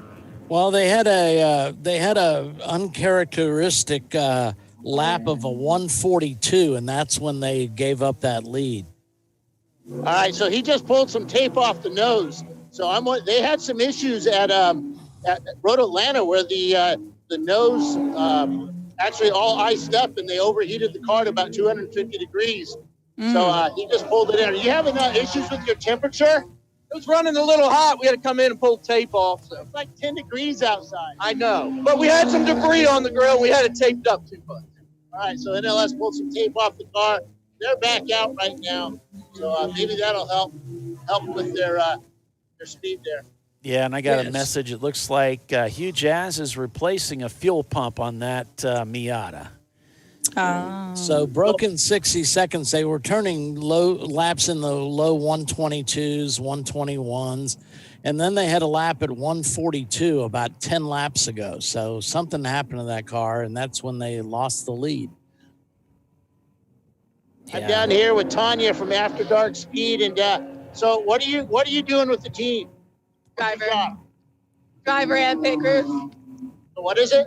Driver and fire for fuel. Fire. I don't know if you guys Fire have extinguisher. Yeah. Yeah, there we go. Okay, so how are you guys doing out there right now? We're doing pretty well. Doing pretty well. Is this your first time with us? Yes. What do you think so far? It's fantastic. Oh, wait, you haven't gotten the car yet, right? No. We're still on our first driver. So what are you guys all driving? Yes. So we've each got 2 hour stints. What kind of car is it? E30 BMW. You got one of them cheating cars. Sorry, what? Yeah, one of those cheating cars. One of the cheating cars. BMW. It's not cheater. No, we got the 318. It's solid. Somebody just went off. All right, we got a car off. Yep, it's our national champion went off into Oak Tree. Don't know if he smacked anything, but there's a lot of dust over there. Now we're on board with him right now as he's rushing down into turn 12. We'll see. Yeah, he got hit. There's contact there with another competitor. He tried to go around the outside, and it didn't work out. Looked like he had room entering that area, but they just got together, yeah. Yeah, I would imagine he just didn't see him coming. The closing speed was pretty impressive, and tried to go around the outside there, which is not really an ideal place to try to make a move on anyone. And, right, because they're taking the racing line and they're setting up for that outside turn-in, yeah. So they're full course caution right now. RVA stayed out. RVA stayed out and went under the timing and scoring tower, passing a car under caution. I'm not sure if they might actually get called in for passing under their own caution. Under their own caution. It's a possibility, but just depends on how the officials look at it. But yeah, he stayed out there, so we're under full course yellow, purple 35 right now. I don't know why we're under full course. Yeah, there was a lot of dust kicked up. There may be another issue. There's a tow truck out there on the racetrack. Looks like must be another car off somewhere. Could be, but that was a high-speed contact at the end of the straightaway. Well, that was a high-speed contact, guys. He was really sailing down into 8th there, and went to go around another competitor. It was kind of in the middle of the racetrack and had contact on that passenger side, and that spun him off into the grass backwards. 897 came into pit lane, but he pulled down the window net as he went through black flag, and he's going to get a talking to. And that's the Warrior Racing team there. Yep, and that's not what you do. But I think they're all veterans, I think. So we got a lot of teams on pit lane. We got 1, 2, 3, 4, 5, 6, 7, 8, 9, 10, 11, 12 cars on pit lane doing fueling. And their stops right now. Let me make sure we don't have a lot of workers here this weekend. Let me make sure they're all following the instructions like they should be. All right. Safety gear on. Well, while you're doing we've got a lot of teams on pit lane. A lot more looking to come in too. Okay, we're going to break for commercial here, Bill, and then we'll be back here in just a few minutes, folks. So stay with us. You're watching Champ Car Live, presented by AutoZone. And at 63 laps, it's Skidmark Racing in the lead. Back in just a moment. Stay with us.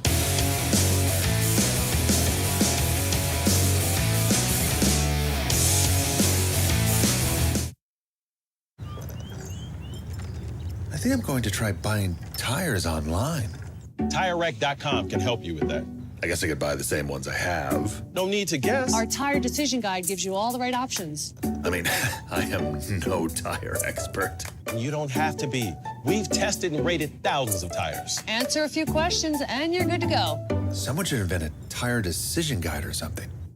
Can he not hear us? TireRack.com, the way tire buying should be.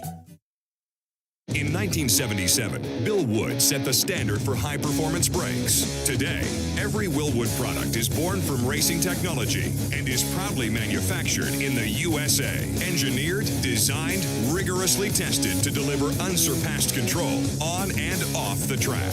Whether it's for cruising or absolute performance, Willwood has an application for the ultimate stopping experience. Race-proven, street-ready, drive Willwood. At AutoZone, you get what you need when you need it. Got a today job?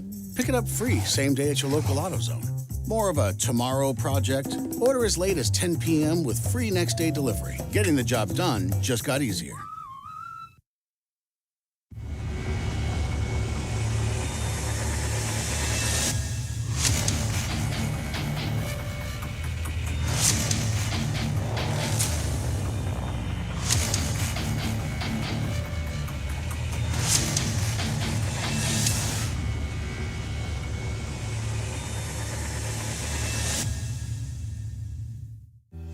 Lifeline USA is a leading manufacturer of onboard fire suppression systems. Lifeline's continuous commitment to research and development ensures that we supply the most innovative and cutting-edge products available. Used by the majority of the world's motorsport championship-winning teams and constructors, Lifeline has a proven history of success.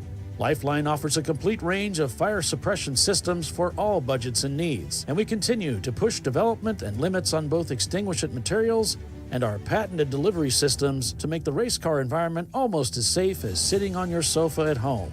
Every kit has been designed for a professional and simple installation. For more information and to purchase your Champ Car fire suppression system, go to www.lifeline-fire.com.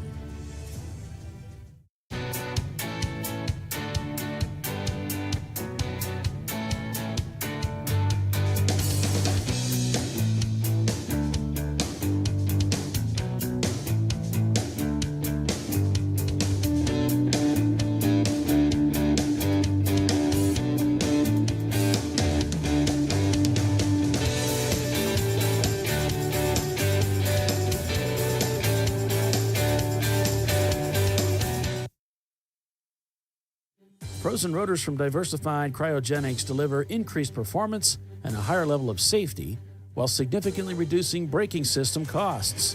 Our proprietary 60-hour cryogenic process permanently and dramatically improves the usage life and stability of brake rotors, creating a distinct advantage in tensile strength, abrasive wear resistance, and rotor longevity. Frozen rotors. It's the cost-saving solution for better braking performance. Worn shocks and struts can be dangerous, so replace them with Duralast loaded struts to restore ride control and improve brake performance. They come with a new spring installed and compressed, so installation is safer and quicker, which means less hassle, more safety. Duralast loaded struts, available only at AutoZone.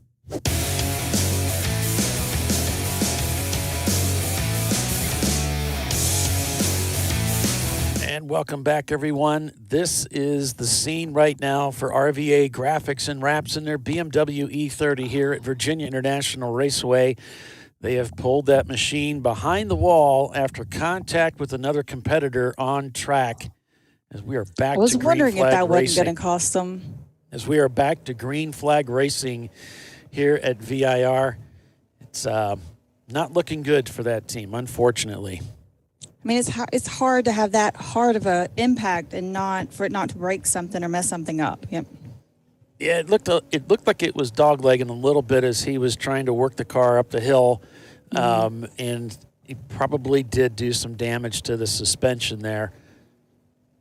Got some people looking at it, but not a lot of urgency on that machine right now. So it's not good, not looking good for that team. There's a lot of time left in the race, of course, so wouldn't be surprised if we see him back on the racetrack. There's another car getting off into the dirt a little bit at the exit of turn 12, right in front of NLS Racing as they begin another lap here at VIR.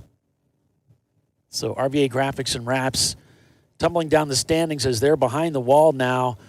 A big shakeup up front as a result. Skid Marks Racing is leading after 67 laps. Broken 60 seconds is second place in their Mustang, back about 6 seconds. Again, turning faster lap times. We'll see if they can overtake for the lead and get back up there at the pointy end of the field. Glazed and Confused is third. Turbo Tater is fourth. Pinky's Out Swap, the 246 machine, is in fifth place right now. Then it's NLS Racing in sixth. Where's John is in seventh. Damson Racing is eighth. Simon Says is up to ninth, with Flat Six Racing in their Porsche Boxster rounding out your top 10. Oh, we got a Boxster up in the top 10. Yay. Yep, we're on board with NLS Racing right now. And NLS came here in hopes of doing something spectacular and finding themselves in sixth place right now. They're in great shape. Yeah, we're all trying to do something spectacular, right? And they've really got a shot at it. On board with the Chevy Camaro Z28 of Bliss Racing. Hey, Paul? Yeah. So, Winsome Racing, where are they right now? Winsome? Yeah, they're running about high teens. Okay, I'm gonna put it. Wait a second. I've got the RVA camera. I'm gonna move it to another car because they're gonna be out of it for a while. They broke the rear suspension pretty good. All right. Thanks for that, Bill. Goodness, that's a shame. Winsom's 29th. I'm gonna put it in the the 707, where are they in this race? Oh, good grief. HWD Racing. It's another Acura. Let's take a look here. 27th, yeah. They're in 27th, Bill. And then Winsome's in 29th. So which car do you want to put it in? I'll put We're it in gonna Winsome. Let's go ahead. Head us down to Winsome. Thank you, sir. Got a car off at driver's right in turn 5. And car 252 will be brought in for passing under caution. Car 252. And that's the Mini Cooper of Queen City Racing. I'm just going to guess that team's out of Charlotte. Could be. Since Charlotte is known as the Queen City. Really I'm a just shame. going to go out on a limb there. Such a shame for RVA that, those guys were really carving the field there early on, but there's a lot of cars on that racetrack, and unfortunately they got RVA got a little too aggressive. They got a little too aggressive is what it looked like from my limited perspective. But yeah, I mean, he was carrying a lot of speed and stuff, but you gotta hope everybody sees you when you're coming up like that,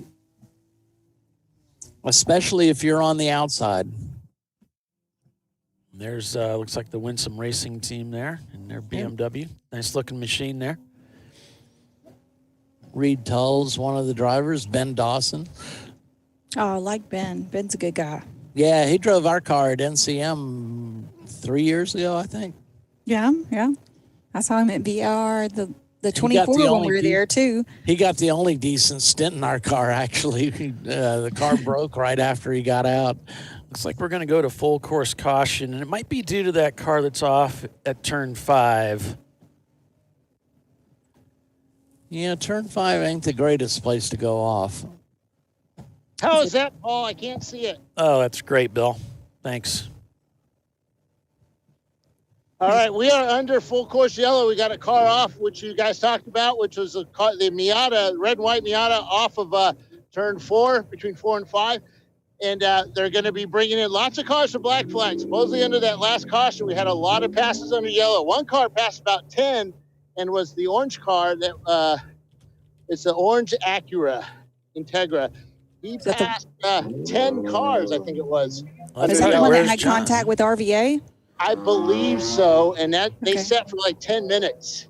Oh. So they finally got back out, and we got some more cars coming into pit lane here. Can I get a time check, please? You want to know what time it is? Yeah. 10:41. Okay, thank you. I don't have my watch. You ever left the house or get your watch like half naked? I had to make my pants on this weekend along this really cold pit lane. I don't want to. Yeah. That's a bad visual, Bill. I know. So 600 Mustang just pulled in, the Eleanor fox-bodied Mustang, as they're waving their guy to move up in the pit box a little bit more. Over the wall they jump. Little tiny person just jumps over the wall. She's getting ready to run the fire extinguisher. Tiny person. All their visors are down. No, everybody else is really tall. She's kind of really tiny. And they're getting ready to put fuel in. All right, they're being told the 156 Miata is in. Krispy Kreme car. Brought us a ton of donuts this morning. Oh, that was so good. Sugar-coated death rings are the best. It's rolling. So they're putting some fuel in their car. Where's John just came in? Darn it. I'd known that. They're over the wall. They're getting ready to put some fuel in that Honda Integra. Or sorry, Acura Integra. So we're being told. It's not a Toyota Celica, at least. No, we don't have any of those here this weekend. The 146 is on pit lane as well. They're putting fuel in that car. So we're being told over my left ear by race control that they are not amused by some of the driving. They're getting really tired of this. So we're being told we have to go up and down pit lane to let these guys know they need to be not so, how do you call it? Racy? So, aggressive. Leave room for your competitors. Yes. So I'm going to start doing the walk of shame for these guys, and we're going to yell at them. So I'm going to take this off air. So that's we're under full course caution right now, folks. We've got a car that's off in turn 5. They're going to pick them up. The latest news contact as we go back to green here between RVA Graphics and Wraps and another competitor as they were heading into turn 8. Looks like it's taken them out of contention for the win of this race. They're behind the wall right now working on that machine. They might be able to get out later today, but they do have some suspension damage there. As we go back to green, on board with Pinky's out in one of their 2 machines, the number 246 that's here this weekend. As the 146 is in the pits right now, apparently being serviced. So it's 72 laps of competition. You've got Skid Marks Racing leading with broken 60 seconds, scored in second place, but also shown in the pits. Glazed and Confused right there with them in third. Pinky's out. The number 246 we're on board with right now. They're shown in fourth place. They may make up some spots here as the other 2 cars may still be in the pits. NLS Racing is up to 5th place. Damson Racing is 6th. Turbo Tater is 7th. Where's John is 8th. Simon Says is 9th. And 7G Motorsports is shown in 10th place overall. Looking at the cars by class, Class A, you've got Glazed and Confused leading there. The B class, you've got Turbo Tater. And C class, you've got Skid Marks Racing. And D class, we've got Broken 60 Seconds. So that's a look at the quick standings there, according to Race Monitor, or Race Hero rather. And thanks to Money Shift Racing for sponsoring our C class, to Discovery Parts for sponsoring our B class this year. And so a little bit of tire smoke there heading into this, looks like turn 12 here up in front of the Pinky's Out machine. Guys tend to still forget that the tires are a little cold, and they need to get those tire temps up before they can go in full brakes into some of these heavy braking corners like turn 8. Absolutely. And, quite a few of these cars don't have ABS. So unlike your street car, these are a little bit older, so no ABS on a lot of them. Yeah, which is the way it should be. Car owners like ABS. I really like ABS. It'll save you on the tire budget. Yeah. On board with NLS here as they're working their way up this field, trying to make a bid for the win. Huge Ass shown not turning laps as they're in the pits changing that fuel pump out in that Miata. That won't take very long. That's pretty easy to get to on these cars. So they'll access that actually from up above. They won't need to drop the tank.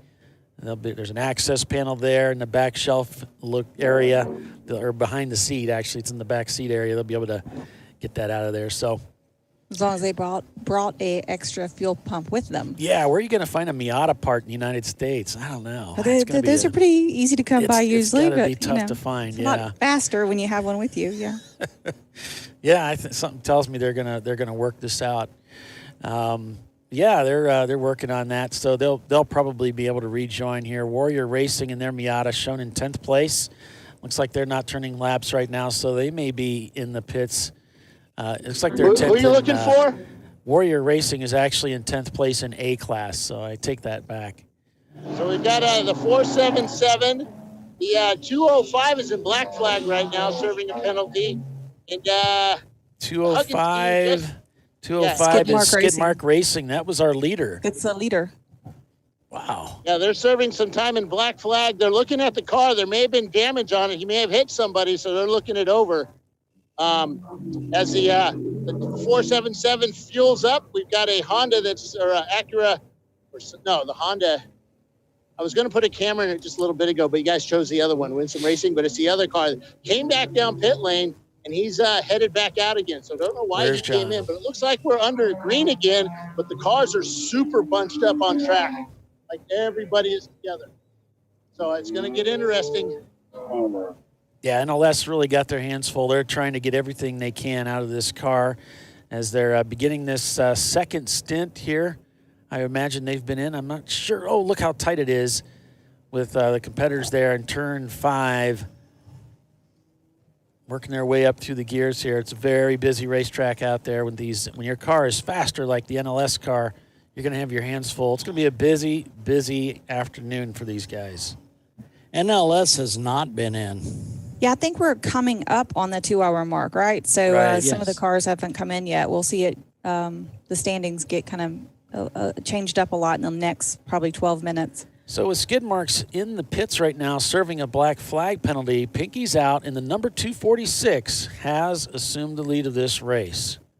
They've also got some damage on their left front fender, according to our notes there. So it's Pinky's out. NLS Racing is in second place. Damson Racing is now in third. Skid Marks is scored in fourth place, but still not shown as turning laps. Simon Says is fifth.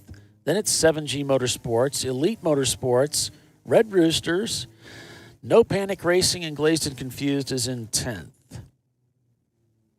So that 205 basically saying that with the 246, they were banging fenders for a couple of laps. And that's kind of how some of the damage happened on this car. But being held for quite a while as they're waiting. They're going to bring the 246 in too next and have him sit for quite a while as well. I think that's the old Ronald Racer's car because it's Ronald McDonald all over the side of it. You guys remember that from the old days? Yeah. Did you say the 246 is coming in too? I believe that's the one that's going to get black flag next. I'm not 100% certain because it's not official until the black flag flies for them. Absolutely. So They're just leading right now. 259 is being black flag right now. 259 is the DLR Mazda Miata. Okay. 246, of course, is Pinky's out. That's right. That's our leader. So I was like, what? Yeah. Yeah, that I don't know. I may have had the numbers wrong because there's been a lot of numbers being mentioned in these radio communications back and forth between black flag and race control. Mike Chiswick is running down there with Jimmy. They're working they're working black flag. So I feel sorry for those guys because Chiswick is taking no prisoners today, like he ever did. But yeah, he knows he's worked up in race control. He knows how our guys operate down here. Absolutely. Okay, we're getting another black flag radio. I'll let you know what it says. So this race goes to what time, Polly? It goes to 9 o'clock tonight. Yeah, they are bringing in the 246. That will be black flag. And the 205 car, that right front fender, we have to watch it on pit lane because there's so much metal sticking out that it's going to end up hurting somebody. It's really dented. I don't think I've seen a fender dented like that ever in racing. Do we know why they're being black flagged, Bill? Contact with 205, I think. There was a lot of contact between a whole bunch of cars during that last green flag run. Yeah. I'm confused about what was going on. Maybe Ian can sort it out for us. But other than that, I don't know.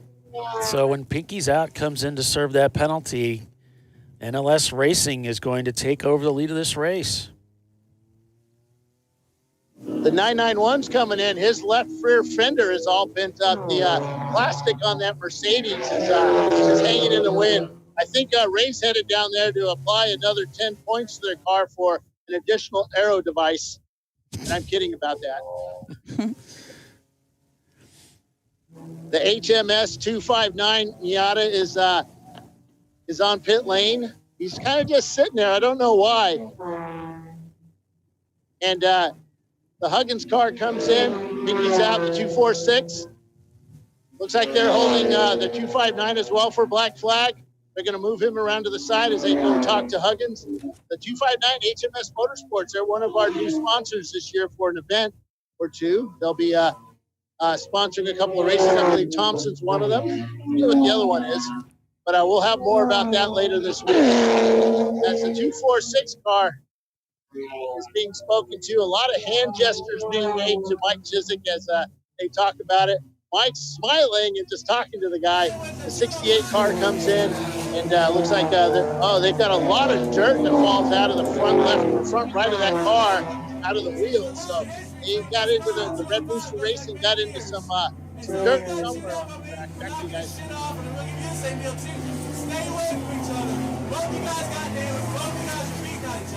Ooh, somebody's getting yelled at. So Mike just making no bones about it. He's like, you guys are banging off each other. You got a history out there. We're not going to put up with it. You need to lay off. So setting the record straight as to how he's expecting them to drive out there. So very clear and no question about what he's expecting as the director of this race. So that's from our CEO there, Mike Chiswick, talking to one of the drivers of Pinky's Out. Yeah, we want everybody to leave room for, each competitor. We are amateur racing. These cars are put together and funded by the team that is driving them, 99.9% of the time. So, I mean, if you tear up somebody's car by making a foolish mistake or being a little overly aggressive, that really can hurt a team. We've seen teams where, if they have an accident and something happens, it may take them a year to get their car back together, or like my car, 3 years. So, we don't want to mess up somebody's hobby and fun weekend either. Yeah, I got a picture here that Bill sent me from the Skid Marks racing team. There's a quick look at that fender. You can see the damage there as somebody got into that machine that was leading the race here just not long ago. HMS just served their penalty as the 205 Skid Mark Racing, the old Ronald Racer team. They're banging that fender back on with a big hammer and some pliers. Now they're trying to connect it so it stays together. But that was banged up really, really badly. Huggins, the 246 Pinky's Out team, is still sitting in black flag right now, getting spoke to by Jimmy. Yeah, he said he's got like 4 minutes. NLS, NLS just comes in. As I smell radiator fluid somewhere here. It doesn't smell pretty. The 977 got rolling down pit lane. They got the flag out. Guy comes through a hole. They're putting fuel in the car. So they're over the wall. Put a new driver in, put some fuel. The 987 Porsche, maybe that's where all the coolant coming from. Those are air cooled or water cooled? Those Boxsters. Water cooled. Oh, okay. Radiators are up front. I was going to make a joke about it smelling like coolant if it was air cooled, but I guess that joke is longer. Yeah. So NLS Racing is in the pits. Yeah, we have about 6 cars up here. So 246 is pitting as well. They're putting fuel in that car. Might as well since you're already here. They're stacked up pretty good in this pit lane. There's not much room here for the 40 or so cars we have. And it gets super tight. They're bumper to bumper. So the pit inside up till the tower is pretty filled up, but all the way down the other side, there's only 2 cars down there with the Mercedes being worked on and fueled. That's about it. Okay. Oh, we got a car spun. Turn 1, it's the big Pontiac. Spins at it, not turn 1, but at Oak Tree. Spins that car around, gets it back under power. Now he's headed down the front straightaway here. But that's a big target when you're coming into the braking area there. And there's this big white aircraft carrier sitting in front of you. Yeah, there's a Pontiac, there's a 77 Pontiac Phoenix that's out here this weekend with us, folks. So it's pretty wild. Didn't even remember that they made a Phoenix. That just escaped I know. my brain. I had to look it up. I was like, what was the Phoenix? I can't remember. Were you even born in 77 there, Tiffany? Just barely. Still in diapers, probably. Yeah, Polly was about the same, I think. 206. Elementary school. Yeah, I don't have that. Yeah, we've got a lot of cars coming in pit lane here. Fields are spread out again. There's a couple of blank spots, which is nice because it's not so loud. But they'll catch back up and we'll be back to racing. But I walked up and down pit lane telling teams to dial it back. Race control is getting pretty upset with the amount of contact. Screwed up cars. So hopefully these guys will bring it under control.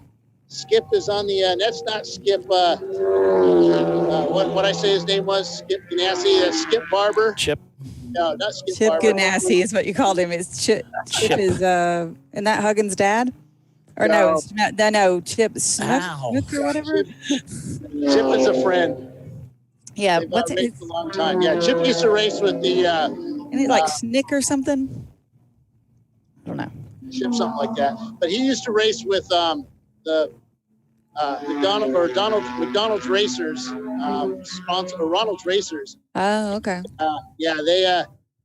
That was who they had the issue with earlier today. So there's a lot of history between these two teams. It might not be the greatest of history, but it's a lot of it.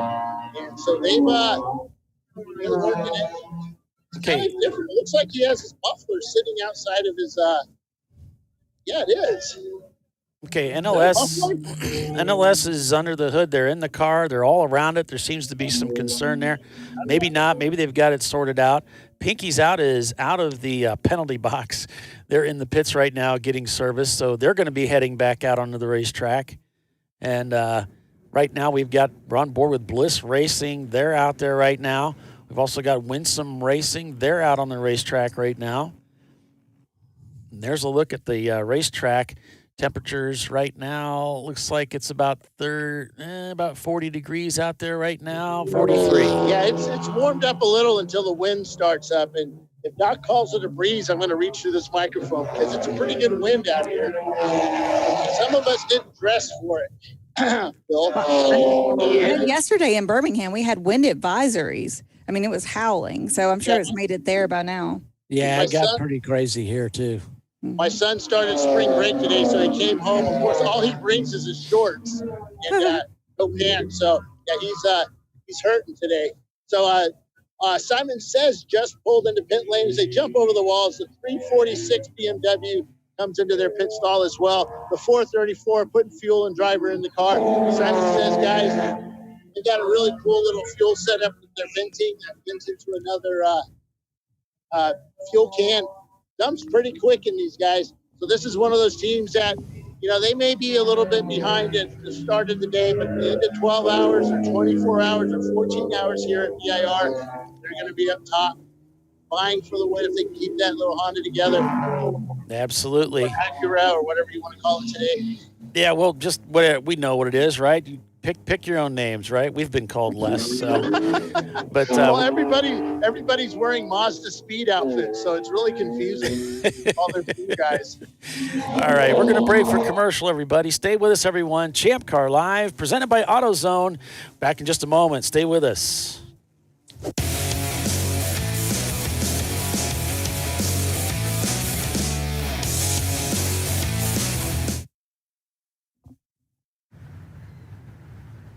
I probably need new tires. You do. What if they sold tires online? We do. We're TireRack.com. They could offer lots of tires We have so many tires. and help you find the right tire. It's called the Tire Decision Guide. Oh, and they could ship them to a nearby mechanic. We shipped over 7,000 independent recommended installers. This is an amazing idea. Sorry. TireRack.com, the way tire buying should be. I did it. Do you see how it's... That's it. We did it. You did it.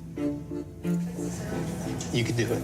The path to I Did It starts at AutoZone. Get in the zone. Hey guys, this is Chad Thornton, and on behalf of Racing Radios, welcome to the 2020 Champ Car Endurance Series. Since 1979, Racing Radios has pioneered communication systems for the sport of racing. With a long-running history and passion for motorsports, Racing Radios supports those who build it, run it, break it, fix it, and run it again, pushing the limits of what's possible with the resources available. We built Racing Radios on these same values. As a 2020 Champ Car sponsor, Racing Radios will provide our experienced support team and trailer at select Champ Car events throughout the year. Free gear and exclusive discounts for the winners of the Racing Radios 14 Hours of Charlotte event. And most importantly, 15% off orders for all Champ Car teams. It's time to kick off 2020 right. Build it, bring it, race it, get out there and go racing. Visit racingradios.com and click on the Champ Car registration button to get your 2020 team discount code. Lifeline USA is a leading manufacturer of onboard fire suppression systems. Lifeline's continuous commitment to research and development ensures that we supply the most innovative and cutting-edge products available. Used by the majority of the world's motorsport championship winning teams and constructors, Lifeline has a proven history of success. Lifeline offers a complete range of fire suppression systems for all budgets and needs, and we continue to push development and limits on both extinguishant materials and our patented delivery systems to make the race car environment almost as safe as sitting on your sofa at home. Every kit has been designed for a professional and simple installation. For more information and to purchase your Champ Car fire suppression system, go to www.lifeline-fire.com.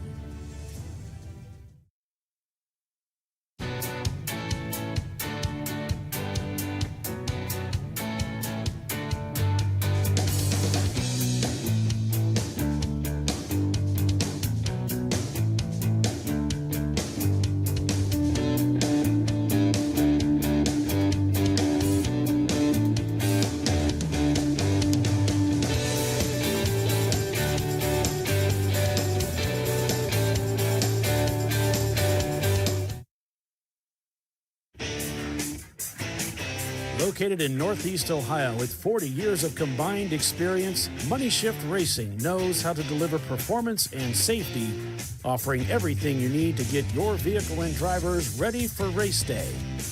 From safety equipment to full engine assembly and repair, in-house fabrication, 3D design, and rapid prototyping. Money Shift Racing. Performance done right. Discovery Parts is a veteran-owned racing and safety equipment company. While we're located inside Atlanta Motorsports Park in Dawsonville, Georgia, Discovery Parts can also be found at the tracks, supporting a number of Champ Car Series events. We take pride in being a reseller of the best of the industry to Champ Car teams and drivers. We know racing, love racing, and look forward to tomorrow to even more racing. Visit us at discoveryparts.com. At AutoZone, you get what you need when you need it. Got a today job? Pick it up free same day at your local AutoZone. More of a tomorrow project? Order as late as 10 p.m. with free next day delivery. Getting the job done just got easier.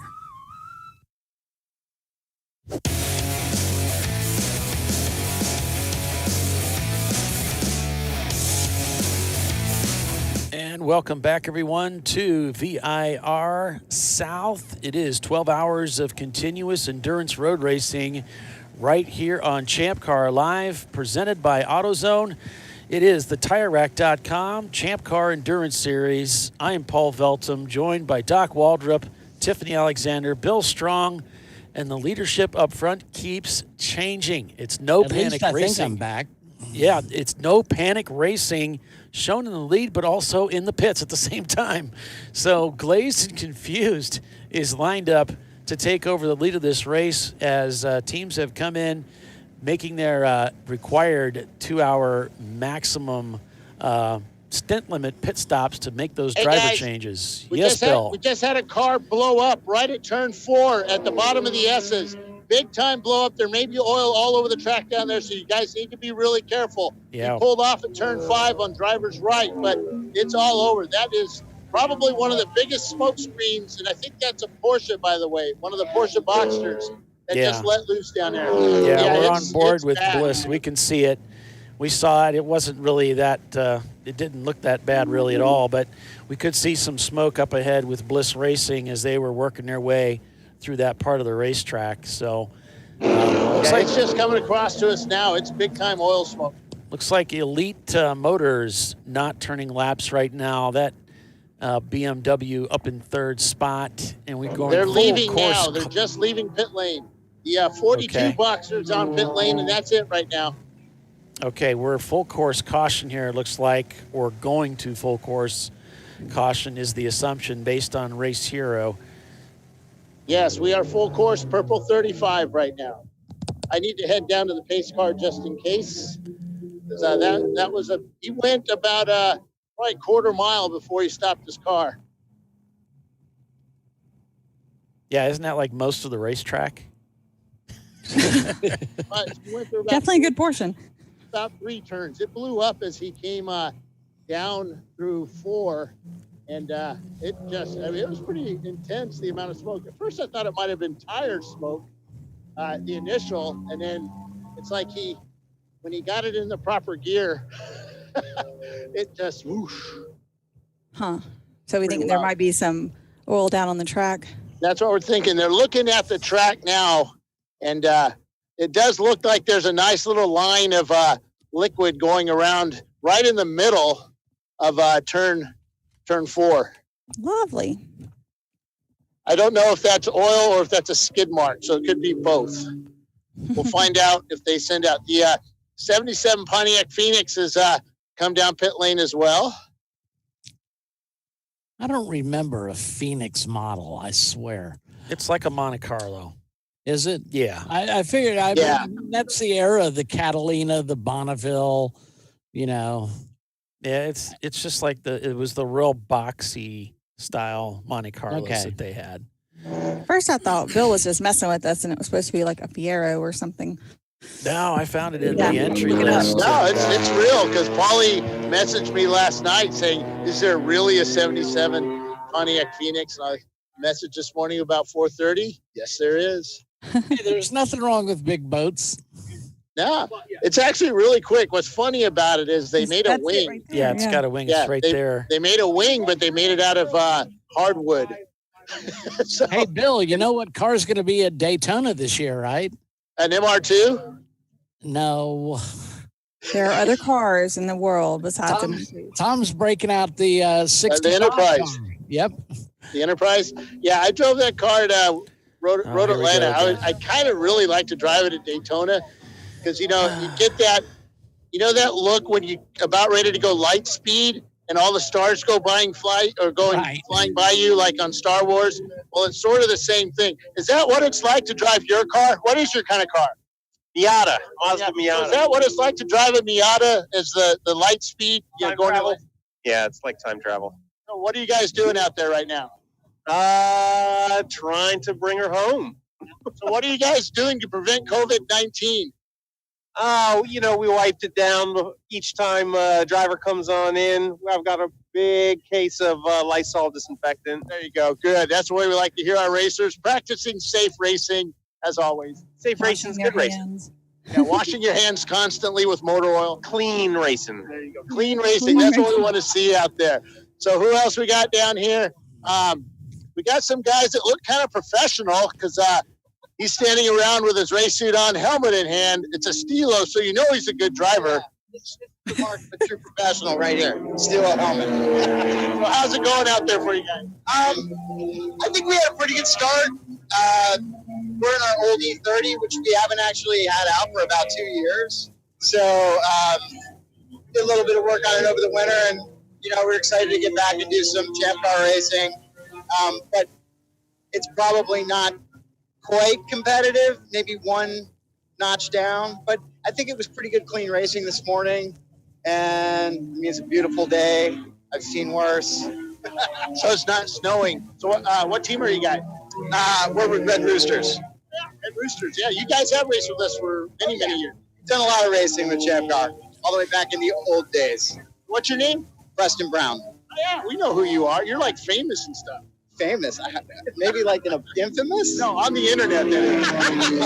Internet famous. All right, guys. Good luck out there. Let's go down here to the MagnaFlow team, or at least they have a MagnaFlow. So this is Cameron Evans. So he's kind of famous. I am at home. So you guys are doing pretty well out there, other than the little incident. Yeah, it was funny that when the leaders kind of came through, we were really managing our pace. A couple of E30s came through. Super physical for the first, stint of the race. We ended up working our way to the front, so it's not like we didn't have the pace. But yeah, one guy gave me a shot in the rear. I think they're kind of surprised to see brake lights like that going into that hairpin. But, dude, it's got a real long straightaway on the end of it. You know what I mean? Yeah. It's like probably auto, you go slow to go fast. So it's all right. Traffic's pretty decent. There's some typical deal. Some guys that are racing you, they're a couple laps down. But, yeah, we're pretty solid. We got to 2 hours on fuel, and we're going to play it really cool for quite a while. Now, other than Champ Car, you also race in another series where last year you were actually doing pretty darn good. Yeah, we race in the SRO World Challenge touring car deal. All my teammates are there now. I'll race at VIR in June. And I'll only do a couple rounds of that championship. We got a lot of work. It's really expensive too. But I'm also doing with Chandler Hall, who did his first races in all this. I'll be racing with him in the VLN at the Nürburgring, and then also with James Clay and Charlie Postons, who ran so well in the 24-hour Champ Car race here. We'll all be doing the 6-hour and 24-hour at the Nürburgring. What's your experience at running the 24-hour Nürburgring versus the 24-hour here at VIR with us? It's kind of funny here. The night is crazy, right? And you can get it on here at night. At the Nürburgring, what people don't realize is that they shut down so many sections of the track to repair the guardrail in the middle of the night that your 16-mile lap really probably becomes more like a 13, 14-mile lap because there's code 60s through areas. It's weird. You'll see a code 60, you're like, there's no guards, there's no nothing. And then when they fix the other guardrail, that crew goes all the way around, starts fixing that one, and you're like, that's why. They shut down sections of the track that aren't safe to race through until they get the guardrail fixed. So that's really interesting. A code 60 would be like the code 35 here. Well, the other thing, too, we understand it's a matter of expense, but what makes the code 35 a total joke here and makes it work at the Nürburgring is everyone's on GPS. So they know when you're speeding. They know when you speed through sections. It sets alarms in the tower.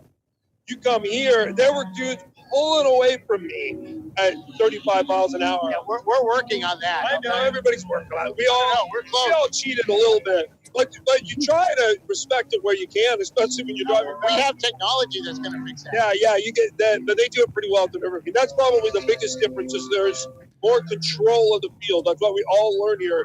We're out there under control of you guys, then we're typically going to have a better race. So how's business doing for you since you got rid of Red Line? Oh, it's good. So we run brands like Ozium, the air sanitizers you see at Walmart, High Royal. We're all the Valvoline that isn't a gear oil, a motor oil, or a automatic transmission fluid. So if you buy brake cleaner at Advanced Auto Parts, that's our product, right? High Royal, Cyclo. We got a bunch of stuff for the team. So we don't talk hopefully about we get Advanced Auto Parts later at other races this year. Well, thanks, Cameron. Yeah. Thanks for being here. We appreciate all you guys do for this. That's Cameron Evans from Racing with Bimmer World this weekend, or Bimmer Line. And we're down here with some more Bimmer World guys because they have the Bimmer World jackets on. Who are you guys racing with this weekend? No, we're Team David Levine Racing DLR, number 259. I just used to race for Bimmer World. Wait, so you stole their jackets and you didn't tell them? I used to race for them a couple years ago, but now we're out here having fun in our brand new Miata, and it's just so far so good. Car's doing good? Brand new car? Yeah, so far so good. It was a NASA spec car for maybe 5-10 years, and we got it over the summer and just spent the whole winter getting on it. And now hopefully we can run 5-6 races all year here. All right, good luck out there. Appreciate it. Thanks, guys. All right, back to you guys for an update. All right, so at 90 laps completed, we've got Glazed and Confused now leading the race with NLS in second. Just a moment. Mute button. There we go.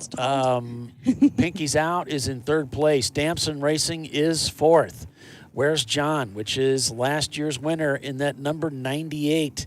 Acura Integra is in fifth place. Sparrow Speed in their Miata is sixth. Five Tails Racing is seventh. Simon Says in their Integra is eighth. Then it's Elite Motor Racing in their BMW ninth. And then finally the Ford Mustang of broken 60 seconds in 10th place.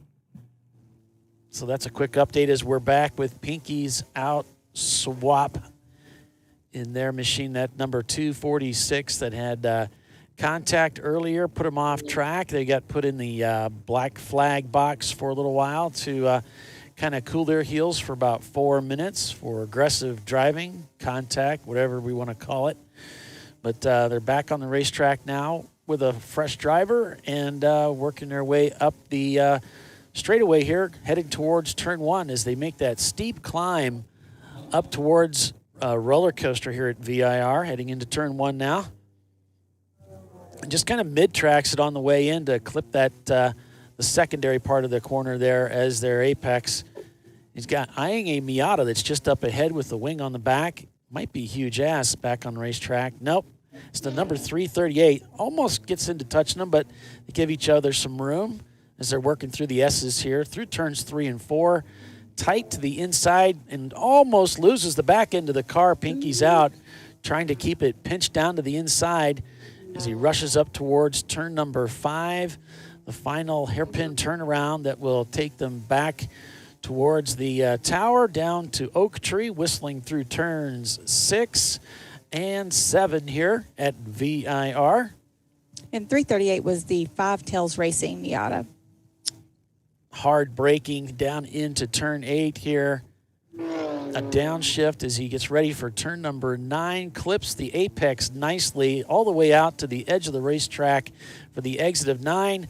And rowing back up through the gears as he heads down the front straightaway for another green lap here at Virginia International Raceway. The Pinky's Out machine in 3rd place right now, back about 20 seconds from P2, which is NLS Racing, who, by the way, has also set their fastest time of the event with a 1:21. Right now, they're turning the fastest lap times out there right now, shown about a lap back from P1, that glazed and confused Miata. But as they come across the start-finish line, we might see the actual gap between the two of them in time. So we'll keep an eye out for that. Well, if you're just joining us, we're here at Virginia International Raceway for the 12 Hours South, as it's called, which is the South course, not running the full course this weekend. This is the only course that we return to 3 times annually. So we're here for the South course in the spring. Then it's off to the 24-hour race in the summer, I guess that would be. And then in the August, end of the year, we're back for the North Course race. Well, VIR is such a unique place. You know, they have all these different setups, so you can run very different races and very long races. With the 24, we run the grand course, and then you can run these smaller ones where there'll be actually another event going on the other side of the course. It's really neat the way they do things. And VIR has such a storied past, too. It's definitely one of the darlings of motor racing circuits in the country. Everybody loves coming to VIR. So, Heck yeah. A beautiful facility, great racetrack, great racing, lots of fast, tight, close quarters racing, just a perfect, sports car racing road circuit. And they actually have like a restaurant on the grounds that's actually really good. They even have a swimming pool. Yeah, so if you're staying at either of the hotels that are on the grounds, there's a swimming pool. Well, AutoZone is the one of our supporters for the series and supporting our broadcast, ChampCar.Live. Duralast parts are manufactured to meet or exceed OE quality, durability, and performance. Whatever make your car you're driving, Duralast parts help keep you driving tough. That's shocks, brakes, batteries, starters, and alternators. Duralast gets the job done. Make sure you check them out. Yeah, Yep. we really I just went appreciate to AutoZone. just hopped online and ordered a set of tires for my Santa Fe from Tire Rack. So awesome. Yeah, that's my therapy when I do my retail therapy. I'll go on Tire Rack and just sift around with things that I might want. You have retail therapy. It was raining therapy. pretty heavy here the other day, and I was heading down to Atlanta, and I started to had a little, the traction control light came on, and it's like, oh, okay, I'm hydroplaning. Might be time for a set of tires. Mm-hmm. And Applejack's asking what happened to the 442 car, which was the Turbo Tater. I don't know what happened. Oh, I don't they recall. were just right up there in the top 5. Yeah. Let's see. So we'll if we hear anything, we'll certainly pass that along to you. But yeah, not sure. As we're on board with Pinky's Out right now, they're still in second place. They just turned a 2:20, a really stout lap time, trying to chase down NLS Racing.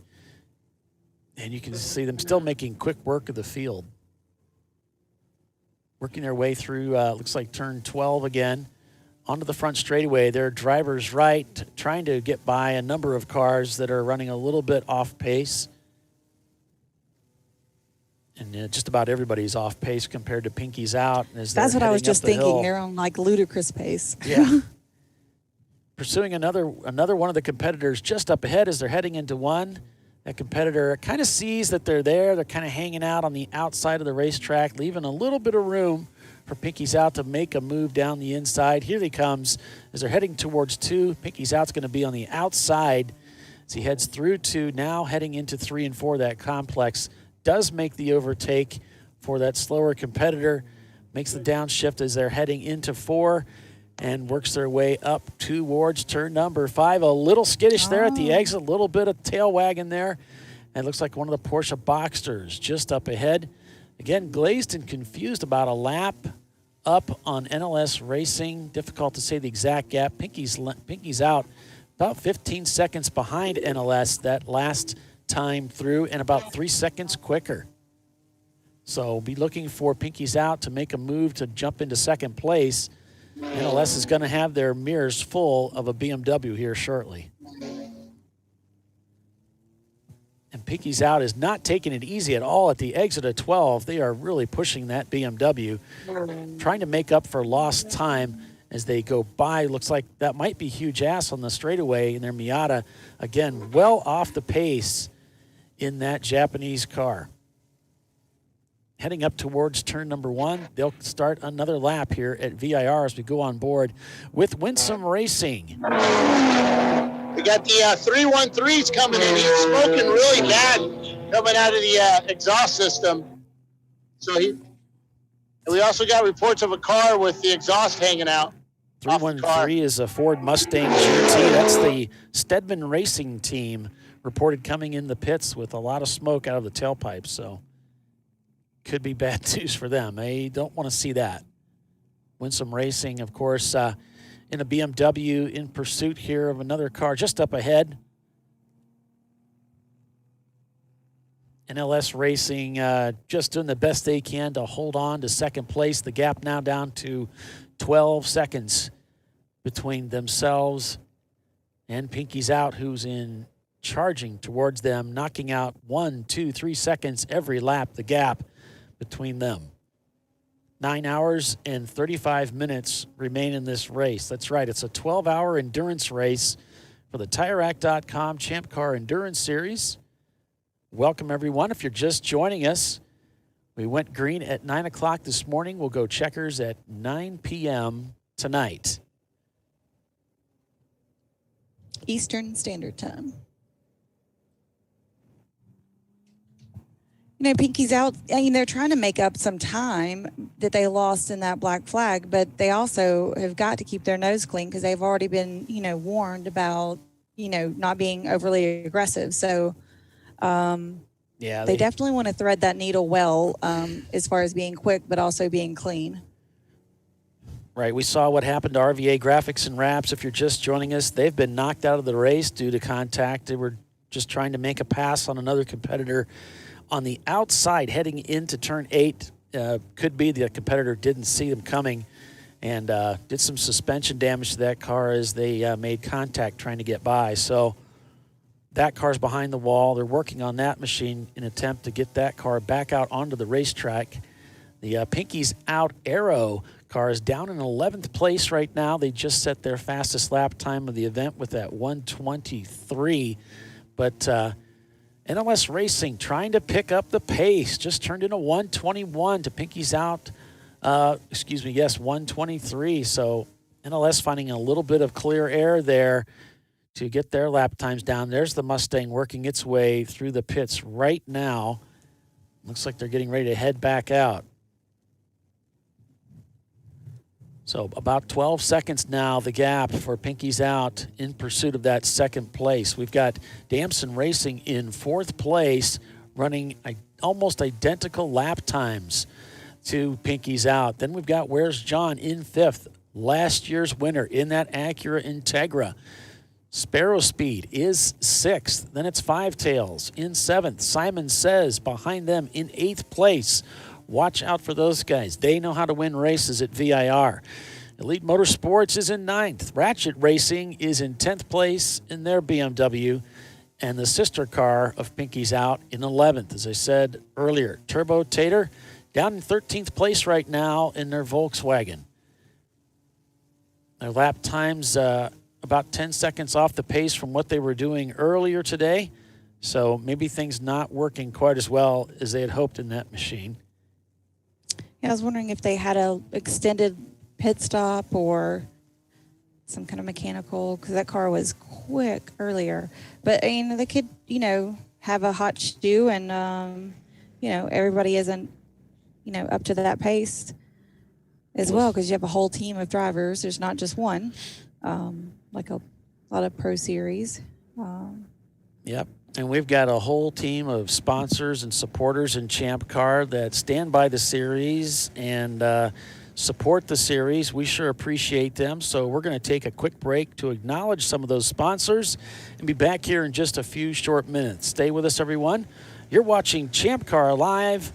It's presented by AutoZone. Glazed and Confused is your new leader. Back in a moment.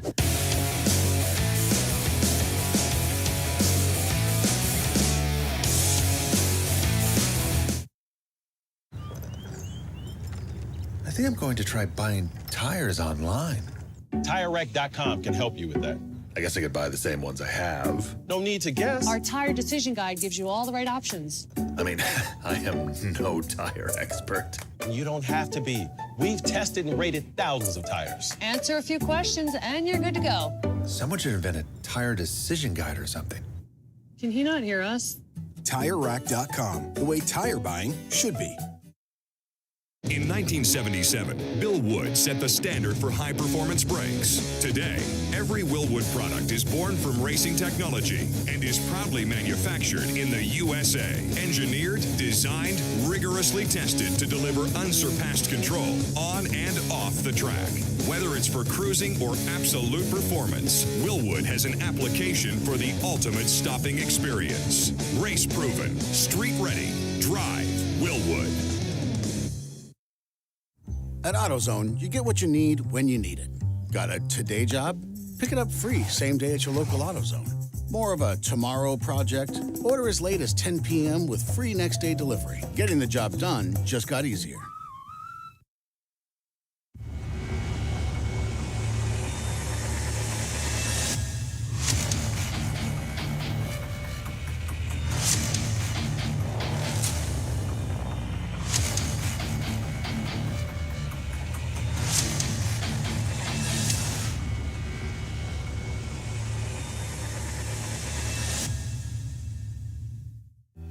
Lifeline USA is a leading manufacturer of onboard fire suppression systems. Lifeline's continuous commitment to research and development ensures that we supply the most innovative and cutting-edge products available. Used by the majority of the world's motorsport championship-winning teams and constructors, Lifeline has a proven history of success.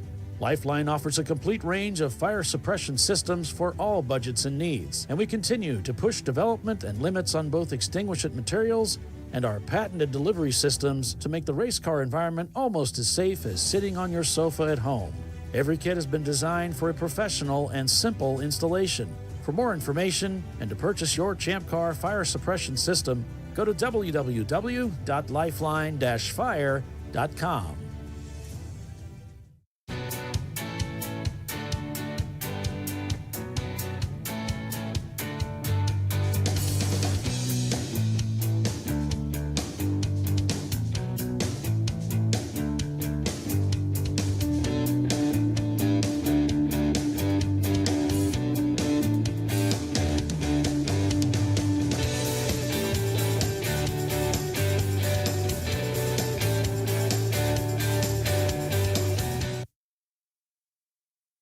Frozen rotors from Diversified Cryogenics deliver increased performance and a higher level of safety while significantly reducing braking system costs.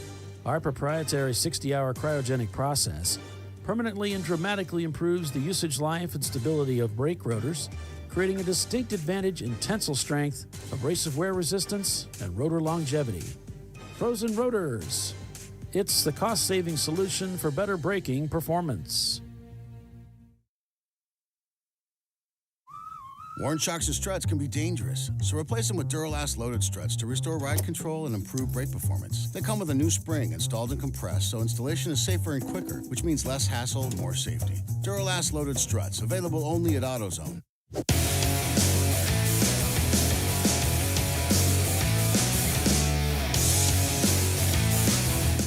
All right, welcome back, everyone, to Virginia International Raceway here on ChampCar.Live, presented by AutoZone. I'm Paul Veltum, joined by Doc Waldrop, Tiffany Alexander, and Bill Strong, as we're bringing you full-length race coverage this weekend of the 12 hours at VIR South for the TireRack.com Champ Car Endurance Series, where it seems like every race we've got new teams showing up to join us in the series, which is always exciting. It's great to have a lot of cars on the racetrack. And we certainly had that trend last year. I think I calculated unscientifically we were averaging about 10 new teams joining Champ Car for each race, which was pretty astonishing, really. Yeah, it really is. It's exciting. You think about all those drivers that support those teams and all those new members that are continuing to pour into the series. It's pretty exciting. And then you've got... Well, it doesn't look like that trend is stopping anytime soon. Not slowing down. Yeah, looking at our entry lists, it looks like we're about 140 teams up on where we were last year. Now, some of that's due to schedule changes. We've got NCM is going to come up earlier this year. And, of course, Indy's been hugely popular, but Indy was in there last year, so. Yep, and we're on board with Now, you guys know that yesterday when we did our new to Champ Car drivers meeting, I did an announcement over the PA system here. Hey, new drivers, but I don't think it all came out right. So I think a lot of people thought it was a drivers meeting is what I thought, because we had a good 60 people in our new drivers meeting. And from what we did hey, who hasn't raced with us before? And all the room raised their hand. 3 people that had raced with us before, and about half of those, the room itself had never raced. So it was pretty crazy, our new to Champ Car drivers meeting. And awesome. It was pretty cool. Dana loved it. Yeah, it was pretty wild. I thought I'd made a huge mistake in Excellent and told all the drivers to go up there, but yeah, I didn't make a mistake. Yay. That's a change. Well, that's awesome to hear that all those people are showing up. And of course, we're at the beginning of the year. All right, 253 is getting black flagged. I don't know why, but they're going to talk to us on the radio about it here in just a minute. But they're getting ready to black flag 253. That's the CMP Racing Honda Prelude, so they'll be brought in. So the huge-ass car got back out, the Miata got back out on track.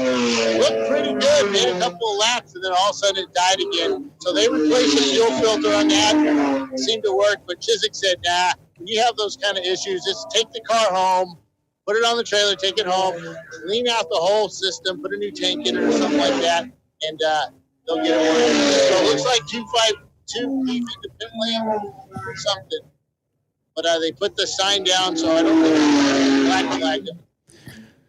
So the gap now is down to about 9 seconds from Pinky's out to NLS. They're still in pursuit. I think something's dangling from the car. Who's that? 252, but it's they were going to meatball it, but it's no longer dangling, so it fell off somewhere. Oh, that's they're not going to black flag. That's so the Queen City Racing. Itself. That's the Queen City team, Bill. Yep.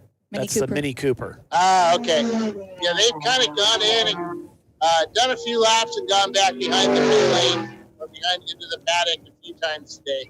So they're having a rough time today. But maybe whatever they were having problems with is fixed and they're headed back out. Here comes the Bimmer World car, the 336. It looks like the nose is fixed up on it. It still has some huge damage to the right side of the car that happened at the 24th. I believe it was last year, it might have been the year before. They do little to fix the body work on that car. They just keep coming out here and doing super well. But they're getting ready to put some fuel in it, and they'll be headed back out. Oh, and we were talking about the turbotator had fallen in the running order. It looks like they had a really long pit stop, so they may have been addressing something under their pit stop. It was well over the 5-minute mark, so that's probably what that resulted from. Yeah, I'm up at the starter stand right now, so I can see where their paddock is. I don't know where they're there. I did see the turbotator's a diesel, isn't it? diesel VW. It's a Golf, right? It's Yeah. a Volkswagen Golf with like a 1.8 T swap. Whatever a 1.8 T is. There's a turbo Golf that Must be shoots it. or black smoke out of it. So that may be it. He just may be running really rich or really lean, one of the two. Yeah, he's in 12th place. They're doing all Yeah, right. he had an 8-minute pit stop, 8.5 minutes. So that's Yeah, 727 is in. They're looks like they're going to do a tire change on the front left of that car.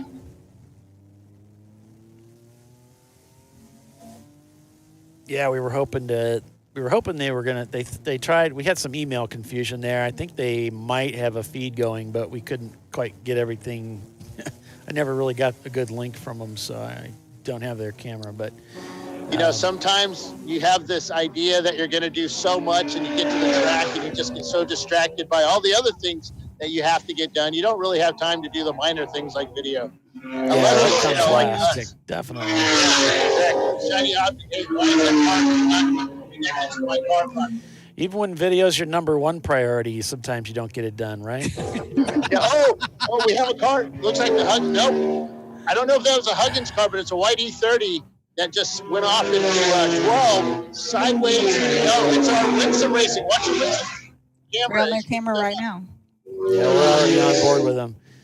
Here it comes down into 12. Let's see what it looks like as he heads through Oak Tree here. Just kind of staying to the outside. And just kind of got pushed off there. You know, the car was next to him. Really didn't give him enough room at the exit there, and he wasn't going to let that get ugly, so he took the high road. Yeah, it's so dry here that the line out there is pretty brown. So whenever anybody hits any dirt, and with the amount of wind we have here today, it just sends this huge plume of dust up in the air. So something like that always looks worse than it really is. All right, which is exciting, you know. Which it's surprising because here in Alabama we've gotten so much rain, it's going to turn into a swamp. Yeah, we were watching Weather Channel this morning, and they were talking about how Georgia all the way to Alabama has got like 50 feet of rain or something. It's incredible. And what, 2 years ago we had a drought. Lake Hartwell was 200 feet below its normal elevation. Is that right, Doc? I saw a post on Facebook that said, Alabama is no longer a state, is now referred to as Lake Alabama. Yeah, it's been pretty wet up here. The lake I live on, Hartwell, is about 3.5 feet above full pool. But this is turning out nice. Out of Road Atlanta watching the Ferraris go around. They've got about 6 of their Formula One cars out here, plus a lot of their FFTs and FFXs, I believe. It's called Ferrari Corsa. And we saw a Ferrari that posted on the internet yesterday that the day did not start out well as the car was crunched in the rear with the wing hanging off the car. It didn't look pretty. Yeah, that was one of the FFTs, I believe, or an FFX. It's kind of hard to tell them apart. It looked a lot like the Bimberline guys earlier today. They got that sorted out. They're back out on track, turning some laps as the I think what I thought was a Tartar car is not. That's a Volkswagen Rapid. It's an older one, smaller style. There's a Jetta out there. Yeah, it's Tater. And it's Tater, and it's actually a Golf. They have it listed as a Golf. So maybe they did a platform swap. Because it's blowing like really black smoke as it goes by. I swear, when they pulled it off their semi-tractor trailer, they have a regular tractor trailer, not the racing one. So they had a huge long board coming out. So it was really interesting watching. Here they come. It is car number 186. Oh, that's the Euro car Golf. Yeah. Yeah. Okay, so yeah, the Tartar had really wide fenders on it. Tater. Big tires. Tater. Tartar. Oh, we have So we have a group of about 6 cars here coming down the front straightaway as Bliss Racing dives into the pit lane. He slowed down, and the whole group got, blindsided by that, and they were moving all around to get around the Bliss Racing Camaro as they come in, jump over the wall. Yeah, and NLS. They're a bunch of old guys, so they jump real slow. Right. Oh, there they go. Yeah, new driver going in. Got a lot of he's a little guy, so he's got a lot of pads to put him up into the position where he can see over that really long third-gen Camaro. Is it a third-gen? Yeah, third-gen Camaro hood. Yeah, NLS Racing is kind of maintaining themselves. You know, Pinky's out. It's trying to reel them in, but actually they've kind of lost a little bit of ground. They're in that 10-second gap right now.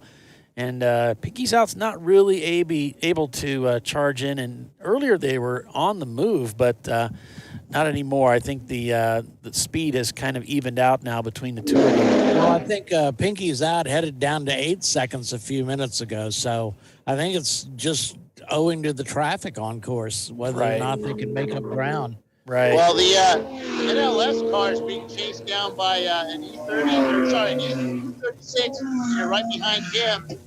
Nose to tail, basically, those three cars, as Simon says. So they're trying to catch up, but some of these cars, it's like they've settled down. They listened to how we were talking after they got their talks in Black Flag, and they've settled down, and they're going to try and have less contact right now between their fellow racers. Yeah, we've had several of our leaders black flagged and brought in and spoken to. Skidmark Racing, Pinky's Out. These guys were just driving a little too aggressive out there. Fortunately for NLS, looks like they have kind of had it, down a notch from where some of these other guys were driving, and they haven't gotten themselves in any trouble. And they're sitting in a great spot, second place. Behind Glazed and Confused, their lap times are actually a little bit quicker than the Miata, so things looking good for the 240SX. Looks like Bliss Racing's in the pits right now. They're making their driver change.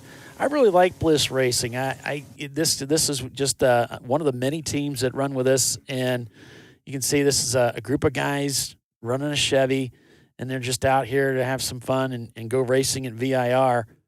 They got their shields down. You can see there's a lot of fog building up there inside that visor. Their shields are required to be down during pit stops. So we got a Porsche fuel way off in turn 17, right in front of a bunch of is this thing on? Big line of cars. He's up into 12. Sorry. He got it back on track, but he was way off up by the tires. Not a Porsche, it's a 216 Miata, which of course looks like a Porsche. Use your colors, Bill. I'm trying to be more professional than use names. We'll just make them up. We do what we can. Yeah. The Virginia Tech guys, they got the hood partially up on the car. Looks like they're getting yelled at by Ray because they had the guy was holding the hood up while they were fueling. While you're fueling, you're not allowed to even touch the car and work on it, and that's kind of what they were doing. You can't do that. But they did that at Virginia Tech. So is what it is. Virginia Tech is the rival of the school that I just retired from. For those in the new. Yeah, what's funny is that it's always funny when one group says they're this other group's rival, and then the other group doesn't think they are. So. Well, yeah, that only works in the football side. They're our rival, and then you go to that team and talk to them. No, not really. We don't really care about those guys. Care less. Right. Exactly. What? Eh? No, it is the in-state rivalry, Virginia Tech and University of Virginia. That's just fun. It's fun to kid. I know. I kid. Much like Alabama and who's that other school that Georgia or whatever. Me. Yeah. Me. What is that? Doc is LSU. Yeah, the loser. The other in-state team that is Alabama is Auburn. Me. Me. You just keep saying me. Me. How about you, Paulie? Who do you guys have up there in Fort Wayne? I don't know.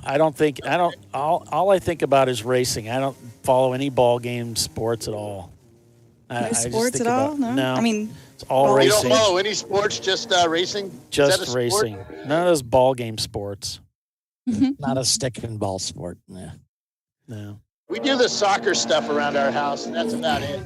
Every now and then Ian will watch basketball too, but it's only because my son is like 12 feet tall.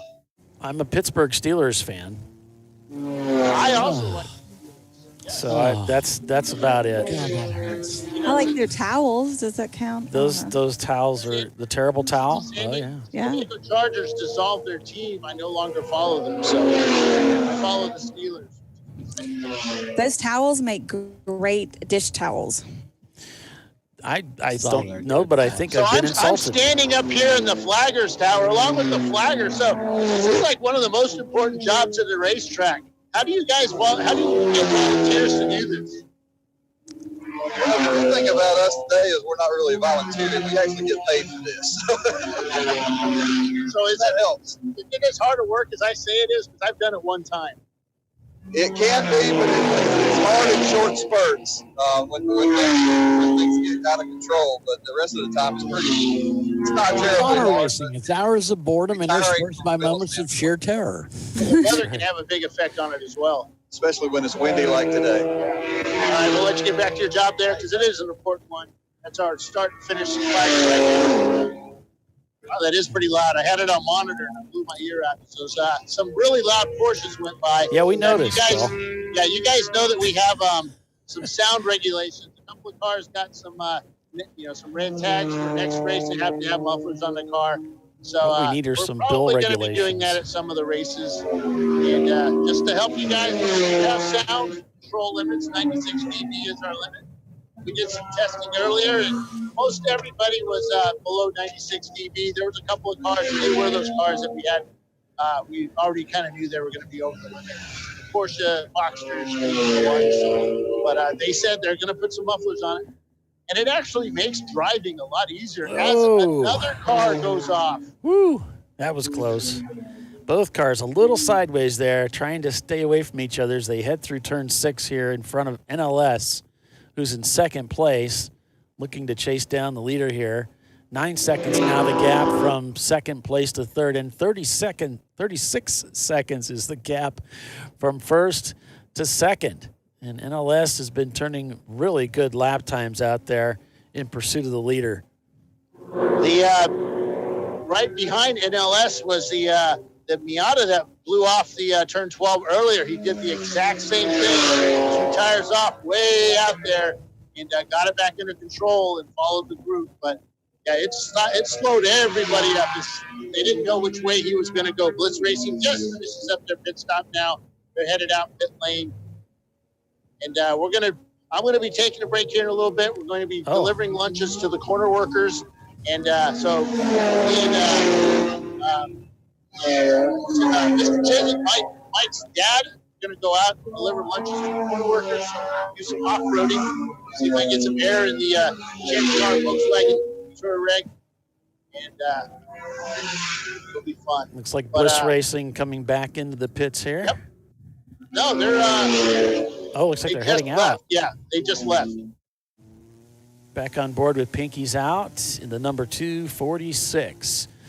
Pinky's out. Let's give you a rundown of where everybody's at right now. So after 115 laps of racing here at VIR, it's glazed and confused, about 33 seconds ahead of NLS Racing.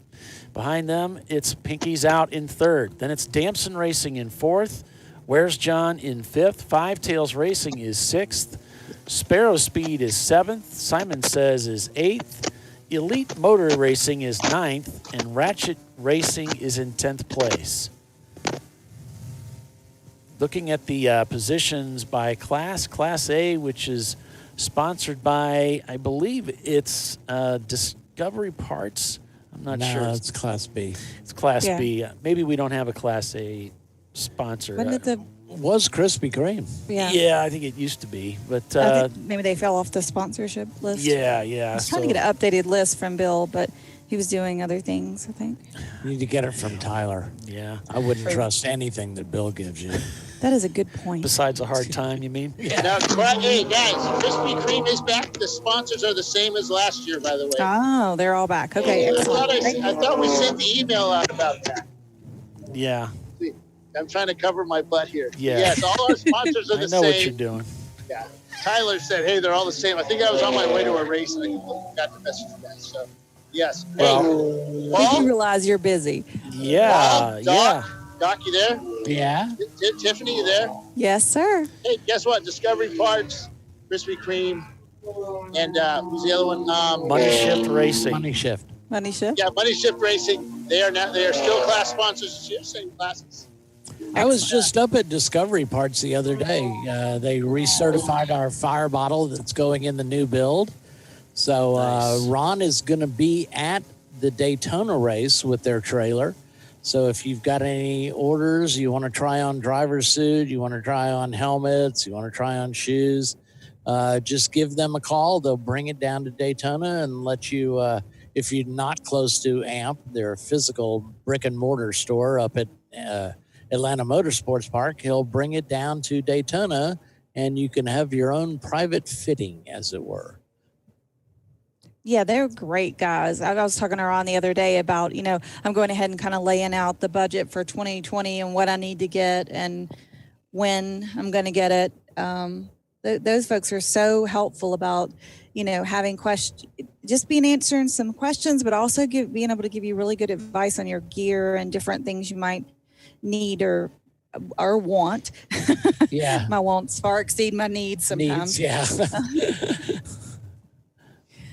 Said your wish list's over. I keep trying to tell my family. They're like, what do you want for Christmas? I was like, you can just log into my wish list and go to Discovery Parts, send me some gift certificates. It's fine. Man, I never thought of doing that. That'd be pretty awesome. Of course, my kids don't have any money, so I would never get any. All right, so class. We have family members who don't know what car stuff we need. So Class A, sponsored by Krispy Kreme Donuts. Looks like it's Glazed and Confused leading that class. How appropriate is that? In the B class. We can use donuts. Polly, we can use donuts all the time, right? Always. There's never absolutely. Sugar-coated death rings? Hell yes. Yeah. I'll put that on my wish list. Okay. That goes along with the gym membership, too. Hey, Bill, give me just a minute, guys. I just want to try and finish this quick race update, and you can go back to talking about donuts. That's what's important, I know. B class is sponsored by DiscoveryParts.com. It's Simon Says leading B class. To C class, sponsored by Money Shift Racing, it's NLS Racing in their 240SX. D class, it's Freddie Mercury. And EC, we've only got 2 competitors there, so I don't believe a trophy will be awarded for EC, but Five Tails Racing is leading EC. All right, guys. Awesome. Satisfied. Well, now we're finished. Satisfied my obligations there, I think. Back to the BS. No. Back to the BS, right. Win some racing. Yes. Did I hear my name? I believe you did. It's not only his initials, it's his reason for living. That's right. We got a lot of teams with their helmets on, standing on the pit wall in anticipation of the car coming in or something. Maybe they're just cold. One of those days where it might be a good idea to have your full suit on and your helmet on because of the wind and the chill in the air. I was going to say my driver's suit's the warmest thing I own. Yeah, we got another car that's gone off. We got a lot of cars braking really late as they go into 12 and getting way off into the dirt on the outside. And one of those cars was the 434 BMW. Comes by with dust all over the side of the car. That'll come off of it as soon as he gets a lap or 2 in. And we got a lot of cars bunching up already. We've got about 3 groups of cars circling this track with a few outliers getting out there. The Virginia Tech car, the GT Engineering School, that's, Virginia Tech Engineering School. Their car, the 165 Honda, brand new build for them, for the seniors. They're headed back out onto the track. And they got some really cool aero on the car they developed, but it wasn't, It wasn't stable enough on the back of the car, so they were asked to remove it. There was some Lexan built into a wing that kind of looked like the old Ford Escort wings that used airflow from inside of the car to help reduce, turbulence at the back. Yeah, drag and such. It was pretty neat little design, but they made it out of Lexan, and it's just a little too thin, and we were afraid it was going to fly off. They used some special glue on it, but it was cracking in spots. So, but engineering students, this is how you learn what works and what doesn't work. So, on board. Do we have a special? Oh, I'm sorry, Polly. Do we have any kind of special something put together for like university teams that want to come out? I know we have a couple of universities that build cars. Yeah, Georgia Tech has one, Virginia Tech. We have Utah. Got a bunch of others. But yeah, basically, it needs to be it needs to be some sort of school program. Can't be just a bunch of guys that go to a school, but it needs to have curriculum and the whole bit. And we let you race for free with Champ Car, so you get free entry. You just have to pay your $50 a year membership fee, and you get to build a race car and go racing. And Virginia Tech and a bunch of schools, this is the senior project: building a car and taking out and racing it against some of the best teams in the world. And we had one team already win, which is the Utah team. They won the race at Utah at Salt Lake. So would they contact you, Bill, for that if they were interested? The best guy to speak to about that would be Mike Chiswick. You can email info@ChampCar.org, info@ChampCar.org, and we can get you the info on that. There's some other folks that are doing some programs too, but we offer a pretty cool setup. So that's awesome. Okay. Back to you, Polly. Yeah, that is really exciting. I forgot what I was going to talk about. How important can it be, really? But Glazed Confused is leading this race right now with NLS in second. Pinky's out in third. No changes there. Damson Racing is in fourth. Where's John is fifth. Five Tails Racing is sixth. In seventh place, it's Simon Says. Eighth, it's Sparrow Speed. In ninth, it's Elite Motors. And in 10th, it's Ratchet Racing. So we've reached the top of the hour, coming up on lunch here, folks. So we're going to break for commercial, and we'll be back here in just a few short minutes. Stay with us, everyone. You're watching Champ Car Live, presented by AutoZone. Back in a moment.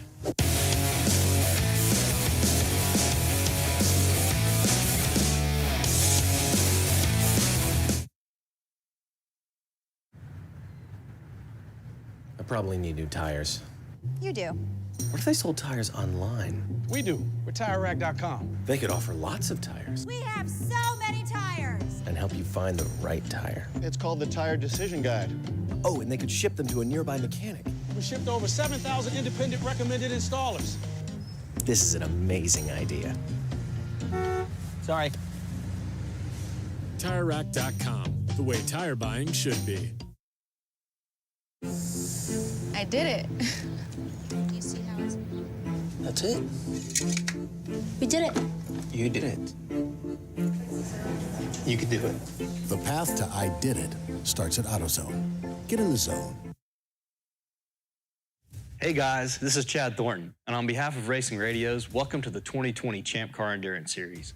Since 1979, Racing Radios has pioneered communication systems for the sport of racing. With a long-running history and passion for motorsports, Racing Radios supports those who build it, run it, break it, fix it, and run it again, pushing the limits of what's possible with the resources available. We built Racing Radios on these same values. As a 2020 Champ Car sponsor, Racing Radios will provide our experienced support team and trailer at select Champ Car events throughout the year. Free gear and exclusive discounts for the winners of the Racing Radios 14 Hours of Charlotte event. And most importantly, 15% off orders for all Champ Car teams. It's time to kick off 2020 right. Build it, bring it, race it, get out there and go racing. Visit racingradios.com and click on the Champ Car registration button to get your 2020 team discount code. Lifeline USA is a leading manufacturer of onboard fire suppression systems. Lifeline's continuous commitment to research and development ensures that we supply the most innovative and cutting-edge products available. Used by the majority of the world's motorsport championship-winning teams and constructors, Lifeline has a proven history of success. Lifeline offers a complete range of fire suppression systems for all budgets and needs, and we continue to push development and limits on both extinguishant materials and our patented delivery systems to make the race car environment almost as safe as sitting on your sofa at home. Every kit has been designed for a professional and simple installation. For more information and to purchase your Champ Car fire suppression system, go to www.lifeline-fire.com.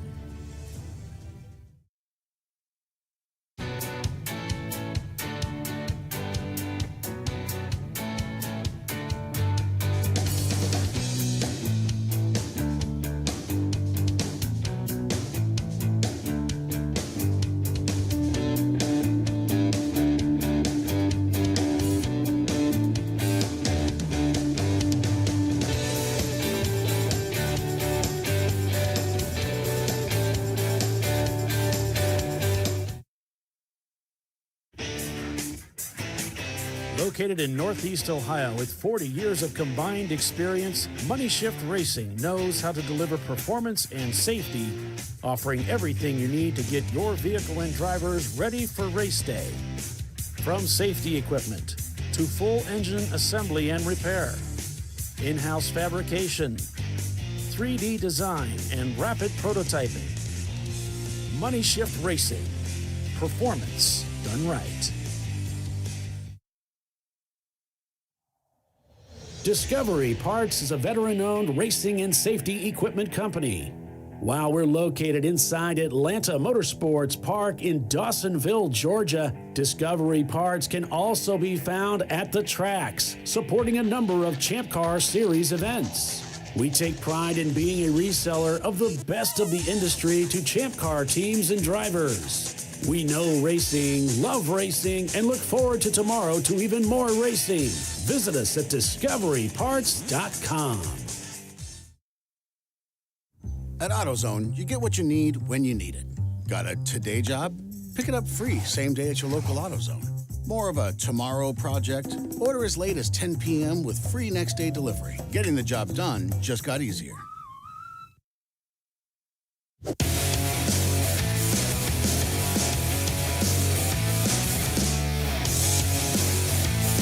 Welcome back, everyone, to VIR. That's right. It is the 12 hours of VIR South, 12 hours of continuous endurance road racing in Alton, Virginia, here on ChampCar.Live, presented by AutoZone. I'm Paul Veltum.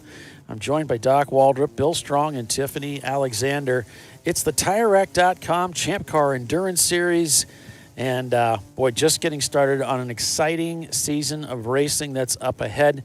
We've got some big races on the docket, which is common for Champ Car. We've got Circuit of the Americas back again this year. Of course, we're going to be at the Indianapolis Motor Speedway. We're going to be in Canada for 2 races. We're going to be at some place in Florida. What's it called? Palm something or other? Palm Beach International. We're going to be at Daytona International. We're going to be at Watkins Glen. We're going to be at Road America, Laguna Seca. I mean, it's everywhere. All the big names. We're coming to a racetrack near you. That's right. So anybody should be able to feel as though they can both participate. You want to come to one of these races? There is a place for. Come to one of these races? There is a place for you. Yeah. Always. And I liked what you had said about, you were talking about the university, the free races for university. I had forgotten that they were offered that through Champ Car, so that's pretty exciting. And I think it's fabulous not only for our sport, but for our students, our up and coming guys and girls. I think that I've got a couple of degrees. So, obviously I believe in higher education. But I also believe in the kind of education that teaches you real world experience, hands-on. And I feel like you retain that more and you learn what's theoretical and what's real.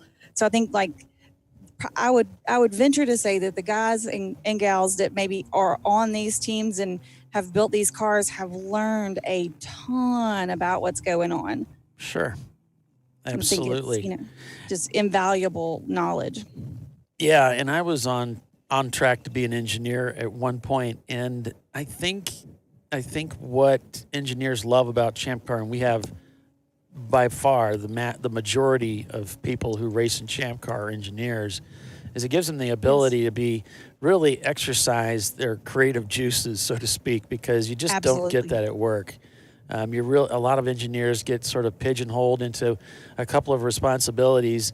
They don't really get to use all of the gifts that they have and really explore things like you can in Champ Car. Now, here's Winsome Racing giving a point by, and that's pretty common in motorsports. It's if you've got a car approaching that is quicker, you say, hey, this is the place I want you to pass me. It looks like he pointed by NLS Racing, who's in second place right now, pretty much one of the fastest cars out there right now, and just gave him a point by to say, hey, I see you, and this is the spot I'm going to give you.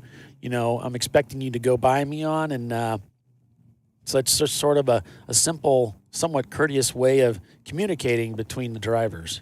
Right, very respectful. I mean, NLS is running in second spot. Winsome is considerably further down the ranks, so they're racing against each other, but not really. So, not for the same thing. So we're going to give that respect to the other gentleman driver, and it just makes it easier on both drivers.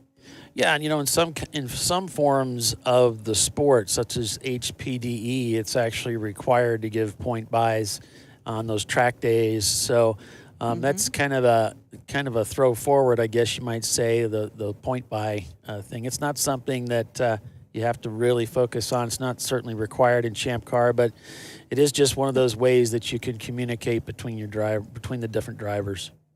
Right. Everybody kind of knows what it means.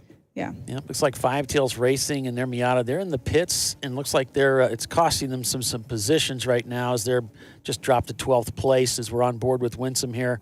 Looks like might be one of the Pinkies Out machines just ahead of them as they've come by. Back on board with NLS. They just left pit lane, both those cars. The 338, I think it is, or 238. Okay. They just did fuel stops and driver changes. And right now we got a whole bunch of other cars coming in. We have the 460 Ford Mustang or Mercury Capri. It's painted up like the old Capris from Trans Am. Cool. 186 really, really slow down pit lane. And then our 77 Pontiac Phoenix coming in for fuel. Yeah, that 186 is that Volkswagen Golf, the Euro car. Yeah. Yep. Yeah. They've got their fire extinguisher out. They're getting ready to put some fuel in it. Yeah, so we've got this. There's the Euro car right there coming down the pits. We've got there's a whole procedure for doing pit stops where in endurance racing you have to do pit stops to put fuel in the car. You have to do pit stops to change drivers. There's a requirement by Champ Car. You can't leave a driver in the car for more than 2 hours. So after they've been out there for that long, they probably would like to get out of the car anyway. So anyway, yeah, some of the younger guys, maybe not, but most of us humanoids, we want to get out of the car. So you got to get out of that car and get somebody else in there. So there's a whole procedure in place for how to go about doing delivering that. Lunches here in just a couple of minutes. Okay, Bill. I'd like to ask you guys, let your teams know that if you see a VW Golf passing you, don't hit me, okay? Yeah, okay. So anyway, there's a whole process. There's rules in place for how these pit stops are supposed to go down. So if you're taking fuel, it's important that no work is being done on the car at that time. So you can only take fuel, and you can do a driver change during the fuel during fuel being put into the car, but that's all you're allowed to do to the car. And then once that fuel cap goes back on the car, then work can begin on the car. But there's a number of things, such as the visors have to be down. Everybody over the wall has to be completely suited up in their fire retardant materials. There has to be someone in the holding the fire bottle about 6 to 8 feet away that's protecting that fueler in case a fire breaks out. So there are some safety measures in place for every team, and it's a requirement for racing in Champ Car. Yep. Anytime that the gas cap is cracked, we're going to have a fire extinguisher is going to be pointed towards it. Right, and it actually works into strategy because not all these teams have to take fuel at 2 hours. Some can go beyond that, and so if you're just doing a driver change to meet that requirement, you can just head back out of the pits. Whereas if you take fuel, you're required to stay in the pits a minimum of 5 minutes. So it doesn't take 5 minutes to do a driver change, not at all. So it does make quite a difference, and things are really heating up out here on the racetrack with NLS Racing. There's a lot of traffic out there, and they're continuing to slice through the field. And how respectful. You can really see how great it is to race with these guys. They're watching in their mirrors. They're aware of who's back there, and they're leaving some room so some of these faster competitors can get through without losing too much time from their own race, because they're probably they might be back in 15th, but they're trying to chase down 16th, right? Or trying to not let 17th or 18th catch them. So After Dark back in 12th has just set their fastest lap time of the day, so they got to be happy to see that. in their 318IS BMW. Full course yellow for lunch, for delivery of lunch to the workers. It's going to be coming up here shortly. That's the message I just got. Get that lunch passed out. Important stuff. What does And Doc always say?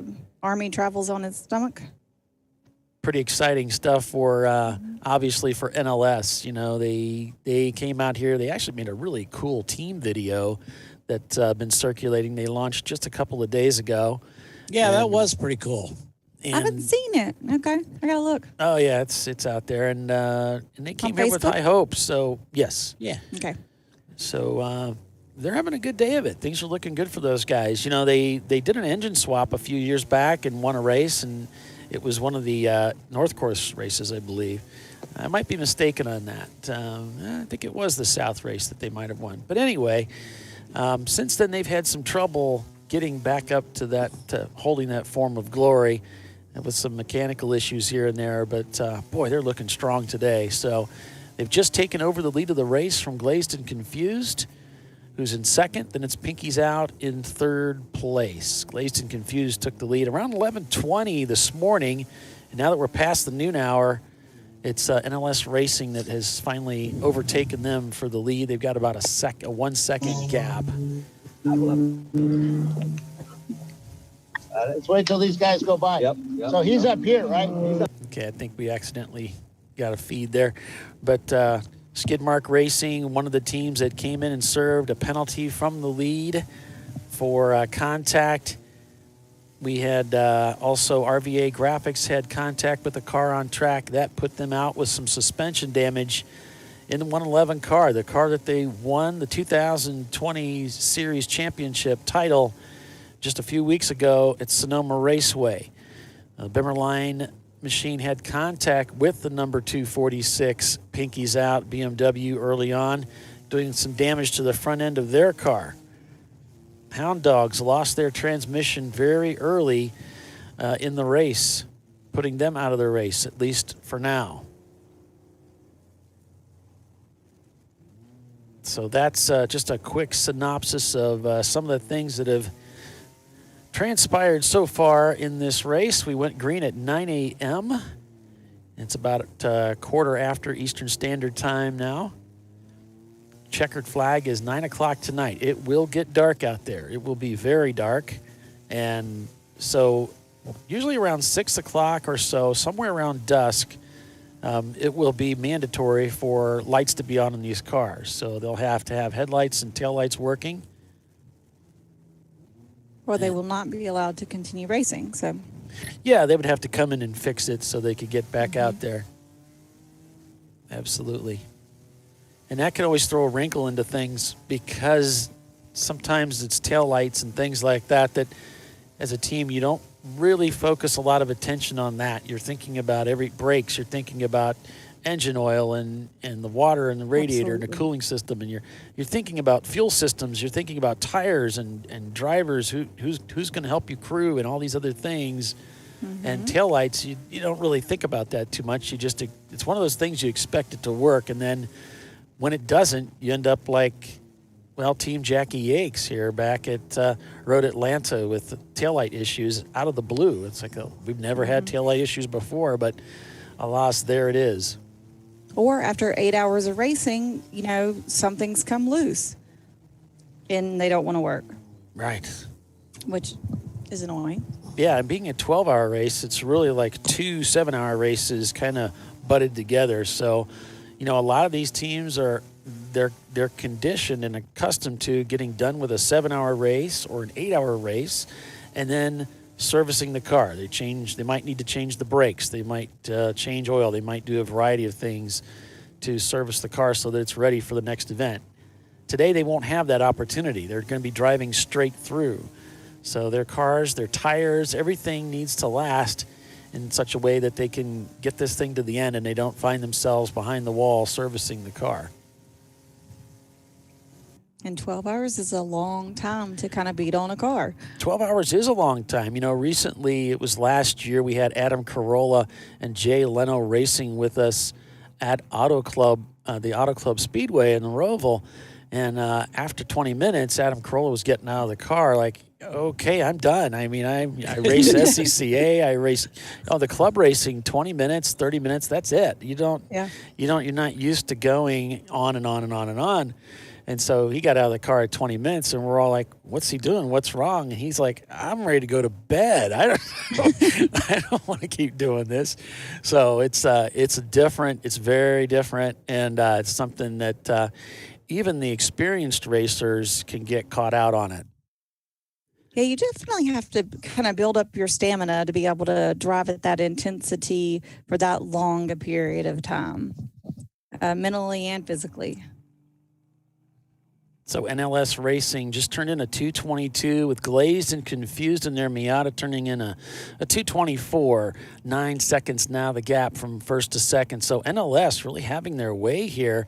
And you got to think Pinky's Out is chomping at the bit. They just turned in a 124. So a little bit of trouble with traffic there perhaps with that car down in third. Running down Glazed and Confused, so. They are catching them. In fact, it's just a 1 second gap for them. No, it's 0.1 seconds. They might have actually just gotten by them. We're on board with them right now, and they're getting by a trove of cars as they're heading up. Looks like they're coming through turn 1 here. So a tenth of a second was the gap when they crossed the start-finish line, and it's safe to say they've made that pass for second place. And that's going to give them about a 9-second gap then to catch NLS. And their lap times are pretty much the same, so it's going to be difficult. Capri. Oh, yeah. What was the name of that team? Freddie Mercury. Oh, yes. Yeah. He's got the Capri paint job from, I think it was Roush Racing, the XRTI, that yellow and red, white paint job from the IMSA days. Mm-hmm. Nice to see teams give, little... Some nostalgia, yeah. Yeah. It is cool. Little throwbacks to previous cars. Pinky's out, moves into second props place. To the past, I like that. Yep. Pinky's moves into second now after contact with Bimmerline BMW that really set them behind. They were off the racetrack, kind of pointed the wrong way, lost several seconds, and tumbled from like third to ninth. And now they've gotten themselves back up into second place and in pursuit of NLS. And it's really still pretty early in the event. They still have over 8 hours of racing to go. But anything can happen out there. We certainly saw that at Sonoma with Visceral Racing Group pretty much had that race wrapped up by Sunday for the championship. It was their race to lose, I guess, which is a terrible thing to say. I hate that idea, but because it's so hard to win a Champ Car race. There's other series you can race in, you can get your trophies, but this series is really tough to win a race. And for them to come so close, I think it was 40 minutes from the end, and to run into a simple electrical issue that put them out, that is really tough. And a lot of people felt for them, but that's part of the sport that makes that victory so sweet. And it was RVA Graphics and Wraps, the 2018 series champion, that took the win. And in their number 111 car, that car sidelined for right now as they're working to repair it after contact they had with another competitor on track. As we go back on board with Winsome Racing and one of the Porsche Boxsters that's out here, as the Boxsters have come on more and more into the series, as those cars really aren't terribly hard to find and fairly reasonable when it comes to price. And that's a car that you're pretty familiar with. First generation Boxster, the base model that's legal now. The car that saved Porsche, so to speak. Porsche was in some dire straits financially, and the Boxster came out, and that was kind of their everyman's Porsche car to help get the company back on its feet again. Well, they had no base model. Yeah. Kind of thing. Well, I mean, that 944 was supposed to be kind of... Yeah, but it was discontinued. Yeah, it had been discontinued for some time. So it's NLS Racing at 138 laps, leading With Pinky's out, Swap in second. Glazed and Confused is third. Damson Racing is in fourth place. Where's John is fifth. Then it's Simon Says in sixth in their Acura Integra. Sparrow Speed is seventh. Ratchet Racing is eighth. Elite Motors Racing is ninth. And the sister car of Pinky's out, the Aero Machine, is in 10th place right now. Looks like Sparrow Speed is just dove into the pits from 7th place. Some of the cars that are not turning laps right now, it's Flat 6 Racing, HWD Racing, RVA Graphics, and Wraps. Yeah, sorry. Got a little excited there. Yeah. Warrior Racing, Stedman Racing, Race Bar, Huge Ass, and SCW Motorsports. So some of the teams in the pits, you've got Sparrow Speed, C137, and DLR, along with, well, the Bliss Racing was shown in there, but actually they're back out.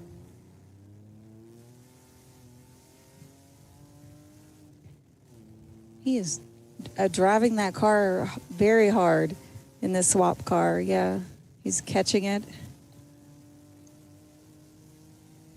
Heading back down to turn 8 now, pretty much out there by himself. Now he doesn't have a lot of traffic in front of him. Able to take that optimum line going through Oak Tree, back out onto the front straightaway, working his way up through the gears as he heads down the front straight.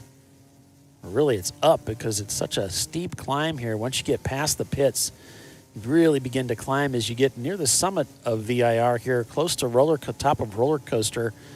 Getting ready to put a pass on another competitor as he heads into turn 1. There's the pass. Another competitor just ahead sees him coming, leaves some room around the inside, the BMW. And sure enough, Pinky's out, takes advantage of that, heading to 2. He's got that other competitor flanking him just off to the left as they go into the S's, turns 3 and 4. Completes the overtake, heading into turn 4 here. And then they head back uphill towards turn 5. That turns them back around to head them down towards Oak Tree here. So again, cresting. And this is a part of the track that you don't drive when you're driving the grand course. Yeah, you're kind of cutting back into this part of the track here where you are as you're heading towards Oak Tree here. Very fast through here still. A little bit of curb there. Heading towards 8, heavy braking now, and almost gets into the back of the car ahead of him who checks up so much. Pinky's out, just trying to hang on to it here. By the hair of his chinny chin chin. Yes. Yeah, it's the closing speed it's not just power, it's braking control as well and handling. So you have another competitor that's braking up ahead quite a bit earlier than you are and going to go into the corner slower than you are. It can be pretty tricky. Ask me how I know. Been there, done that, huh? Yeah, I mean, because your ability to go through that corner is at a rate of speed is much higher. So you would think everybody rolls through the corners at about the same rate, but that's not the case. Absolutely not. Yeah.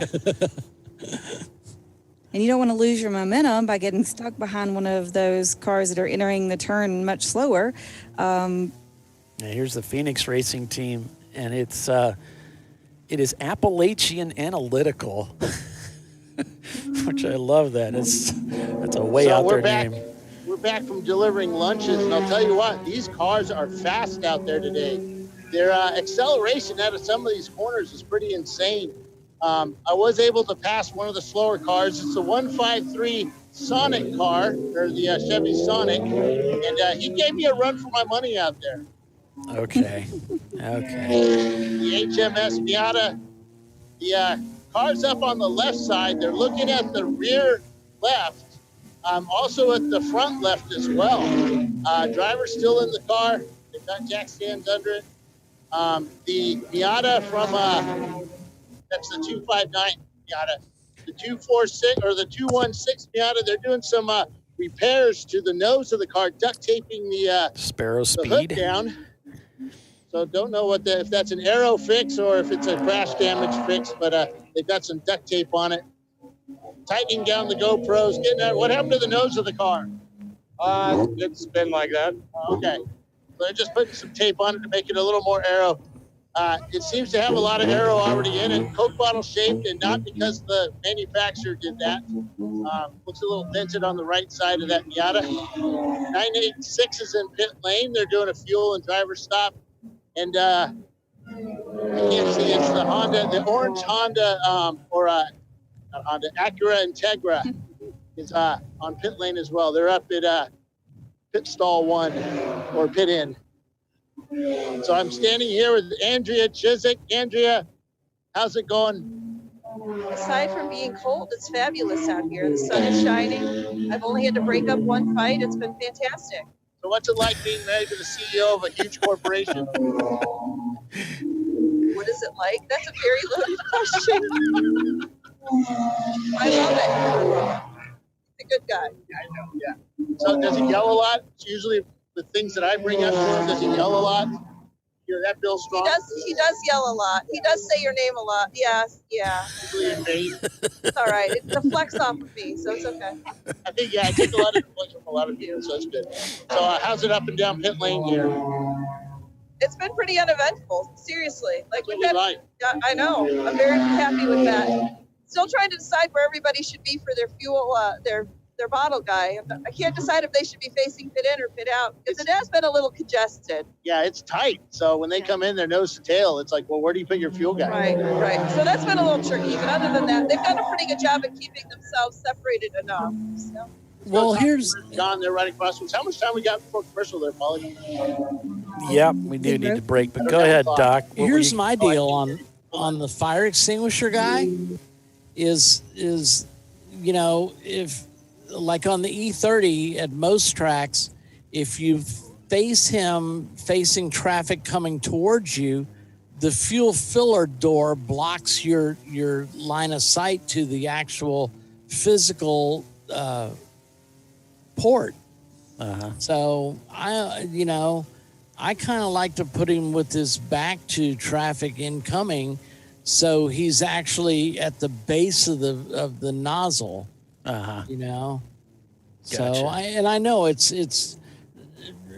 you know, it's going to be the fumes, but still, like, you know, you kind of want to get the extinguisher at the base of the fire. Right. But it's kind of nice to be able to see the oncoming traffic just in case someone like loses their brakes or something. Yeah, true. Get out of the way. But, you know, I don't know. You can't have everything. Where would you put it? No. Right, exactly. Most people don't have enough closet space. There you go. We're going to break for commercial, guys. So stay with us, everyone. We'll be back here in just a few short minutes. You're watching Champ Car Live, presented by AutoZone. Back in a moment. Stay with us.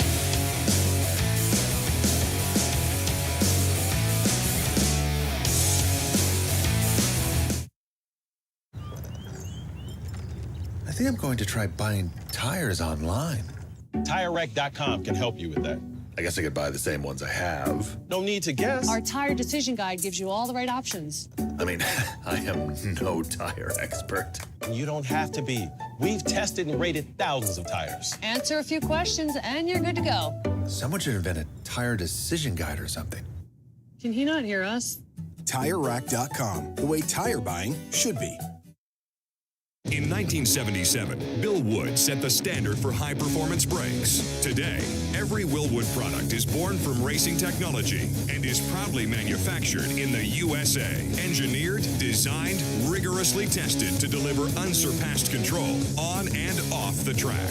Whether it's for cruising or absolute performance, Willwood has an application for the ultimate stopping experience. Race-proven, street-ready, drive Willwood. At AutoZone, you get what you need when you need it. Got a today job? Pick it up free same day at your local AutoZone. More of a tomorrow project? Order as late as 10 p.m. with free next day delivery. Getting the job done just got easier.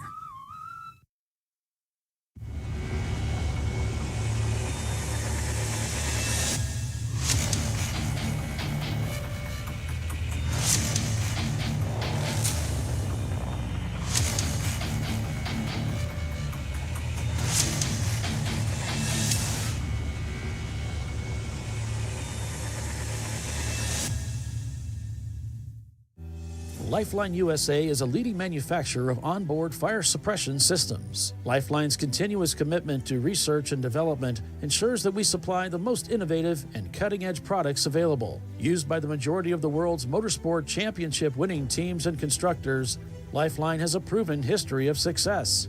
Lifeline offers a complete range of fire suppression systems for all budgets and needs, and we continue to push development and limits on both extinguishant materials and our patented delivery systems to make the race car environment almost as safe as sitting on your sofa at home. Every kit has been designed for a professional and simple installation. For more information and to purchase your Champ Car fire suppression system, go to www.lifeline-fire.com.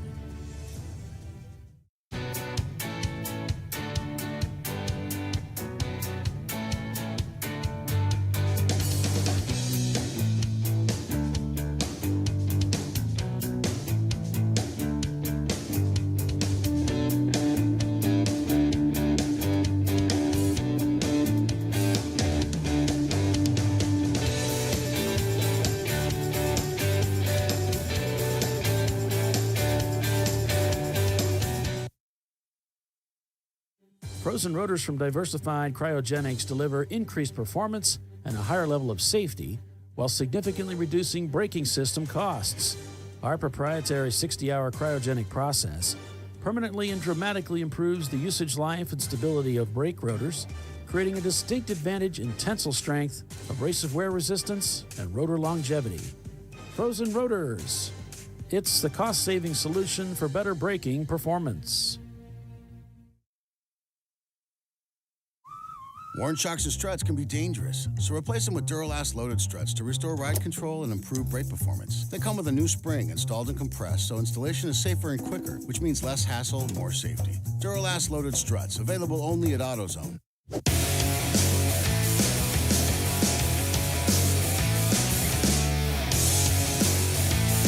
And welcome back, everyone, to the 12 hours of VIR South at 146 laps completed.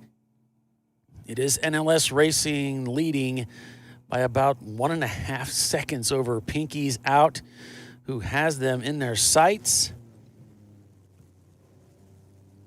They're looking for the pass to take over the lead of this race. In fact, we may have even missed it if it's already happened. Let's take a look at the standings as they come by the start-finish line.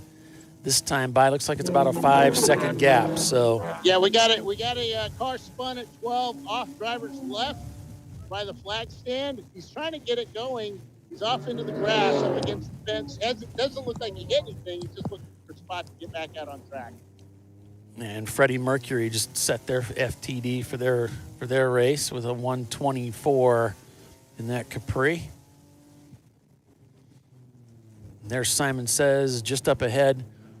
Simon Says in 5th place right now. Pinky's Out looking to put them another lap down. Looks like that car's not moving. Can't get it going. Uh-oh. We'll stay on board with Pinky's Out here as we come around. We might be able to identify that car. We're heading down. He got it going. He got it going. Oh, it's a Virginia. I think it's a Virginia Tech car. Look kind of like a 944. Yeah, it's a Virginia Tech car. He got it going. He's going real slow now. Coming down pit lane. Looks like they may want to look at that car. Yeah, just ahead of us here, one of the Porsche Boxsters that's here this weekend racing with us. Oh, we're full course yellow. Full course yellow. I'm going to go get him. We got another car out there somewhere? Yeah, we must have. I saw the Winsome guys were waving down somebody, so something's going on. Yeah, because the Tech car, the Virginia Tech car, the 165, was the one that spun at 12. So he got it going and got back on track. They're now in pit lane. I don't see. I'm trying to look around on track where it's at. You don't want to call the tower. Maybe Ian will let us know. Don't want to call the tower because they're busy working. Yeah, we'll find out. Doesn't take that long to get around the track. We'll find it. Yep. That's the benefit of these smaller courses. You can see what's going on quickly. 156 comes flying down pit lane. probably a little over the 25 miles an hour. 442, Tater Racing, they're back out. They're coming into their pit stop right now, or pit stall right now. The 991 also pitted right behind Tater with that beautiful Mercedes 190E, carbureted as well. It's got a 3 Weber ECOEs sitting on the end of those intake manifolds on that Mercedes 6-cylinder. The 447 with the front hood bent up in the middle, it kind of acts as an air intake. They're Ratchet in pit Racing. lane. That's Ratchet Racing. Yep, Ratchet Racing. They put their fuel thing under, trunk goes up, driver's out. Looks like they're getting ready to fuel it. We got a whole bunch of other cars coming down pit lane. We have the 68 Red Rooster Racing. Another BMW here. It's the 287. It's all black, so Doc might be able to figure that one out. The 434 orange BMW. They're Curvy Road Racing. They're coming into their pit stall. He kind of got lost there, went to the wrong spot. Doesn't look like their guys are ready. Kind of caught them off guard a little bit, but they're in. They're going to do a driver change and fuel. The Winsome Racing, who we have a camera in right now, 258. They're coming down pit lane as well. You'll see that in a minute or so. We're under full course yellow. 35, purple 35 showing. Oh, it's a red Porsche 924 that's being towed right now. Yeah. Yeah, we saw him. He's kind of in the back there. He's on the back part heading down towards, between like 6 and 8. So pulled off driver's left. So they're picking him up. Yeah, I thought that's what it looked like. Well, this is as good a time as any to bring up this nice little fact about TireRack.com, the series sponsor for Champ Car. You get free shipping on all orders over $50. That's right. Tires, wheels, brakes, suspension, and all parts and accessories. Don't want to pay for shipping? Give TireRack.com a call at 888-541-1777. That will get you hooked up. Looks like we'll be going back to green here shortly. The 434, they've got the left front tire off, car up in the air. The brake system is completely, the brake calipers completely come loose on the car, it looks like. Oh, boy. They're floating calipers. This one looks to be floating a lot. It's floating away. It may be all right. That was a spacer. Oh, is the caliper okay? We don't know, but we have a water pump problem. A what? We have a water pump problem that we just discovered. That's kind of related to the brakes. Kind of, yeah. Yeah. So they've got a water pump problem in the 434. You guys going to take it back out? We're going to the pits. Okay, they're going to go to the paddock, and that's a Curvy Road Racing BMW. They're going to take it back to the paddock, take a look at it. They'll be back out. They'll get it sorted out. Yeah, 477, they've got the right front of this car up in the air, too. They're changing tires on the front right. Putting on so the tire they're putting on looks pretty flat spotted. So they're taking the tire off and putting a newer one on. Looks like it got a little away from Pinky's, almost went off the racetrack there, but managed to hang on to it. And of course, one of the challenges with endurance racing is remaining focused all the time. At like 100%, yeah.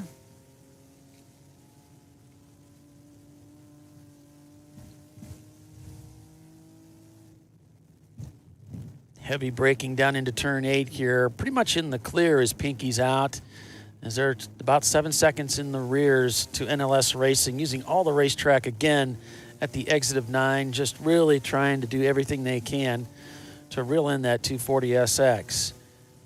Heading up the hill now towards turn number 1. The driver's visor cracked just a little bit to get some cool air inside that car. I'm sure it's warm inside there. Braking for turn 1. all the way out to the left side of the racetrack as he's going into that corner. Goes all the way out to the very edge. The car gets a little loose at the exit there, counter steers for it, catches it nicely. Bit of a power slide there out to the exit of turn 1. Now heading down the hill into turns 2, 3, and 4. The car whipping back through the S's here, using the curbing, a quick downshift into third gear. Now back on the power as they head up towards turn number 5. A quick upshift to fourth, and then a quick downshift to return to third. As they work through third, there's another competitor just up ahead who's gone off the racetrack and rejoined the course right in front of them. They easily get by on the left side there. No problems, but that competitor did bring a little bit of debris back onto the racetrack and exited, ending up right in the middle of the racetrack. Now going back down into turn 8, braking for turn 8. Has two competitors kind of blocking the racetrack right ahead of him. Through 9, kind of pedaling. It looks like he's heading into the pits. So Pinky's out, coming into the pits now. They'll stop and pick up their clock, which is required by Champ Car. Yeah, they're over the wall. Their They're pits over the are wall. right there. They start throwing fuel in the car.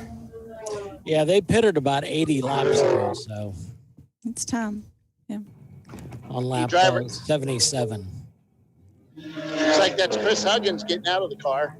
Can't tell for certain, but another driver getting in, and they're dumping fuel in. Takes about 4 seconds to put 5 gallons of fuel into their car. Maybe a little longer than that, but it's pretty darn quick on the 246. Winsome Racing Front having doors. trouble at pit out. I think they got the car fired up, but they were, I think they were trying to push start it. Looks like they got it going.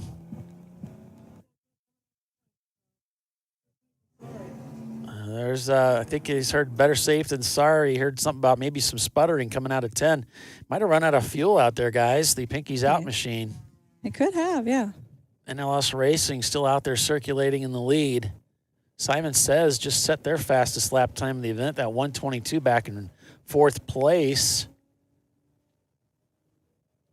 So Pinky's Out just getting in time, almost ran the car out of gas. Now they have a pretty good feel of just how far they can push that machine. Everybody's strategies are going to be a little bit off, I think, because you could kind of run it like 2 7-hour races, but it's 14. That's an even number. I don't know. And we've had a lot of full course cautions today, so that some people may have come in early, or maybe they're getting better fuel mileage than they thought. But then when these really cool conditions, a lot of times the cars go a little quicker and the fuel mileage decreases. Not in the way you want it. 98 and 986 had contact. 986 was spun, and 98 is going to come in and serve 5 minutes. So the number 986 is Flat 6 Racing in their Boxster. And the number 98 is Where's John? Okay, last year's winner. It's too bad. There's contact there. But the Boxster's going to sit.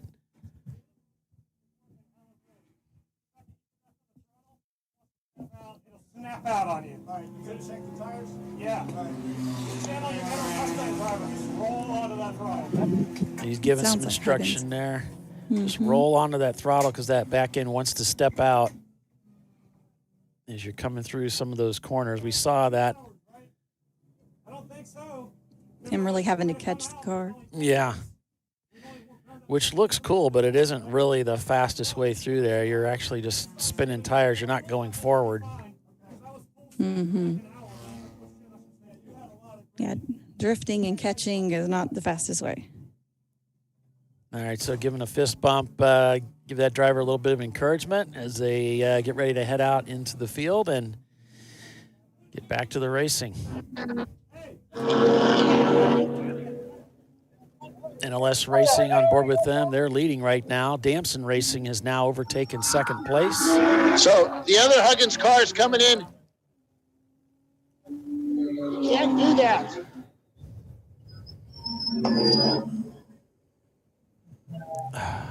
Yeah, I had the guy over the wall showing him where to go. You can't do that. You got to stay over the wall up until the guy comes to a complete stop. So they're holding the 246 here till their time to go. So they still got a couple of seconds on that. The 146 is fueling now.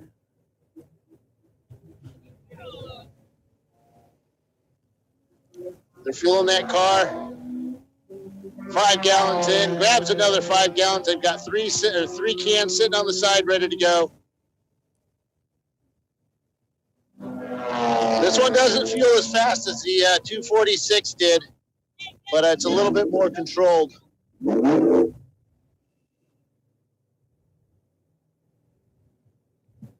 Yeah, we can see NLS right in the thick of it. Oh, now. we got Bliss Racing off at turn 5. There's another car involved too. Bliss is facing the wrong way at 5. Driver's left. The blue car, I don't know what it is. He's trying to get back on track, but Bliss isn't moving. Oh, there it goes. Looks like round. Bliss lost it, and then there was some contact just as he was coming to a stop. And there's a lot of traffic in front of them, so they're trying to find their way back onto the racetrack. Where's John is serving their penalty right now. Where's John was brought in too for that contact with the Boxster. Oh, Bliss came. Wow, we just had a car. I don't know who it was, but somebody came between 7. Oh, Bliss is running again. Somebody came between the turn 10 and 12, whatever it is here, the dip.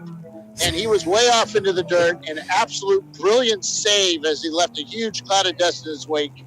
Don't know who it was because I missed him, but it was pretty spectacular. 12 is the final corner. So it's before that one. Maybe I'm sorry. I was thinking Oak Tree. I was thinking of 9. 9 is the final corner. So 501 into pit 8 lane. 9 or Oak Tree. So, Yeah, before Oak Tree. Yeah, before. Okay. Some of these cars. Okay, Bliss is coming in right now. We got Ronald's Racers, or not Ronald's Racers, Skidmark Racing coming in to get out of the way because this is getting really tight right here. And they've got all the guys over the wall on the 146 checking oil, cleaning the windows. John, helicopter pilot for the United States Army, cleaning the windows as the 205 pulls their fuel out, gets a driver in. And we got a report that the 7G team is spilling fuel on the racetrack. So they're going to be keeping an eye on that. He might be brought in to get that taken care of.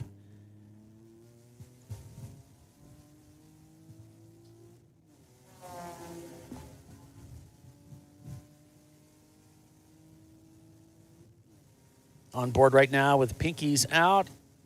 Currently in 8th place. As skid marks and Where's John not showing turning laps at the moment. We know Where's John is in a penalty box serving a penalty. They just served their penalty. I think they're headed back out. As Simon Says crosses the start-finish line in 3rd place with Glazed and Confused in 4th. So we've got NLS, then Damson Racing. Simon Says Glazed and Confused is 4th. Elite Motors is 5th. Pinky's out. Swap, the 246 is in 6th place. After Dark Speed is in 7th. Then it's Five Tails in 8th. Pinky's out. The 146 is in 9th. Then we've got Sparrow Speed in 10th. Broken So both the 60 Pinky's Out seconds. cars in top 10, yep. Broken 60 seconds is now in 19th place. That's the car that led earlier. Winsome Racing is right behind them. So Bliss Racing giving the thumbs up. They're putting the hood back on the car after a good look at it. And they're going to be sending their guy back out. They're looking at the dust. Oh, somebody got hit in the back of it. So they got hit in the right rear. Yeah. That spun them around. Yeah, so we're looking at this, a little dent to the bodywork, but, you know, these General Motors cars, much like my Opel GT, are pretty damn bulletproof. You can hit them with an MR2 at 120 miles an hour, and they only scratch your paint. So what happened out there? Looks like we got hit in the right rear. One of the E30s, I think it was, gave us a little help getting around that corner. I think they should ban E30s from every competition in the world. It might lower our car count a little bit, but we definitely have a little higher finish position at that point. So, are you guys going to go out there and find an E30 and bump them off the road? I'm going to try not to have any contact at all. So Well, that's not helping my ratings. As you just watch how this sweet green Camaro passes everybody while they're out there. So, well, this guy up here has a Hendricks Motorsports Jeff Gordon jacket on. So, would you go out there and retaliate for that bump? it depends. I mean, if I'm driving like Jeff Gordon or if I'm driving like Rodney Sandstorm, I don't know. Depends on what we're going to see out there. There you go. All right, back to you guys. Let me So Pinky's out in 13th place right now. Let me go find Chris Huggins and find out how their day's going. He's out of the car. He's looking at debriefing the guys. I got to climb up here on the wall because they won't come to me. They're special drivers. How's it going out there, Chris? It's going good. So, working through that traffic, it looks pretty hard from out here. There's a lot of cars out there, and it's a little crazy. It was a little dicey this morning. I think it's starting to calm down now as cars are cycling through, but it was really dicey in the beginning. So those E30s, this is your local track. E30 does really well on this course. You guys think you can do it? Sure hope so. We've done it before, so we're just going to try to do the same thing all over again. We have a nice home course advantage here, and we also have the right car for this track. It's a nimble car track. Miatas and E30s just can get through these turns a lot better than big V8s. So which car do you think is going to do better here? Right now, the orange car is doing better, but the white car can hold its own. So it's a long race, and we'll see what happens. All right, guys. John, you're driving for Pinky's Out this weekend? That's correct, yeah. What's it like going from car to car? Because you've been racing all kinds of different cars, not necessarily your own SC300. Yeah, the E30 is a little more of a handful than SC300, but he builds really good cars. I mean, that car, it slides a little bit more, and you kind of got to make it slide. Where our Lexus kind of like laying on the couch, it'll do the same laps over and over again. But great car for this track.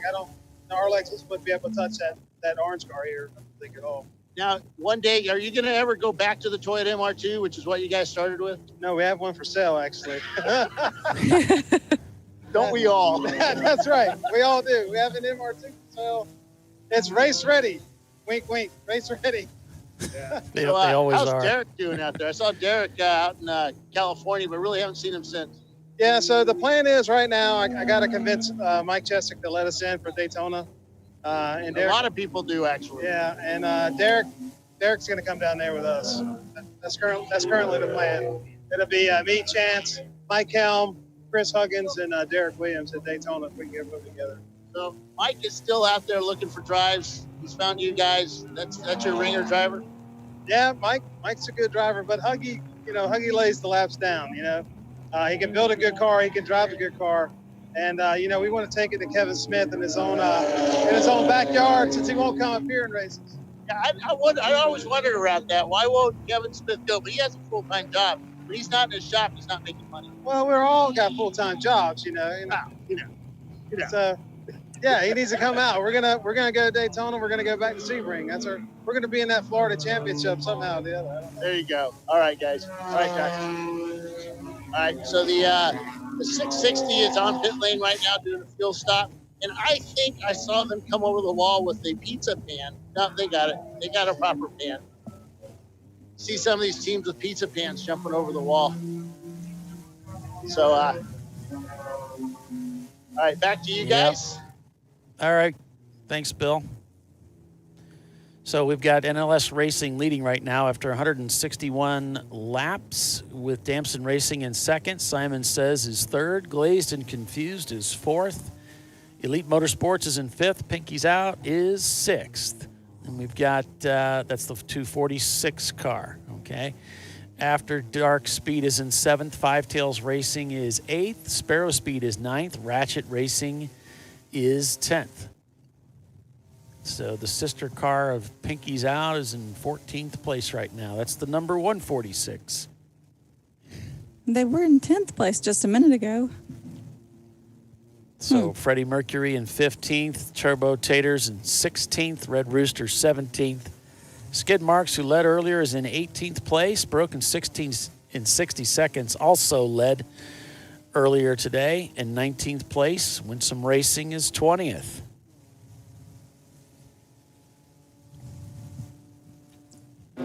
So the 527 Hound Dog Racing comes in the pit lane. They jump over the wall. put their catch can on the back of the car, start pouring in 5 gallons, and we notice that they have a really crazy air intake. So they, over the turn signal on the front of this E4 or E36 or E46, they all look the same to me. They put a piece of sheet metal, but that sheet metal looks like it may have got touched by somebody and has bent around the side. Nope. Can't work on it yet. You got to wait till they're done fueling. But it's sitting out in the wind and probably throwing a lot of cool air into those front right brake pads. So we got a lot more guys coming in. They're all warning me to watch my back. Normally they're like, run Bill over, aren't they? Yeah, you're like, stand right here for us, please. Yeah, that's nice. They must like you out there. I doubt it. I don't think they want the controversy on the internet. Oh, wait, would there be controversy? Yeah, on board with Winsome Racing out there in 20th place right now. NLS just diving in. Your leader comes into the pits. It's about right on time. Speaking 4 of hour mark. Being on time, we're going to break for commercial here, folks. So stay with us. We'll be back here in just a few short minutes. You're watching Champ Car Live, presented by AutoZone. Back in a moment.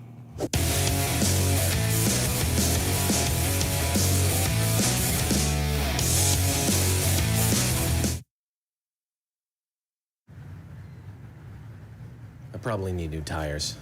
You do. What if they sold tires online? We do. We're TireRack.com. They could offer lots of tires We have so many tires. and help you find the right tire. It's called the Tire Decision Guide. Oh, and they could ship them to a nearby mechanic. We shipped to over 7,000 independent recommended installers. This is an amazing idea. Sorry.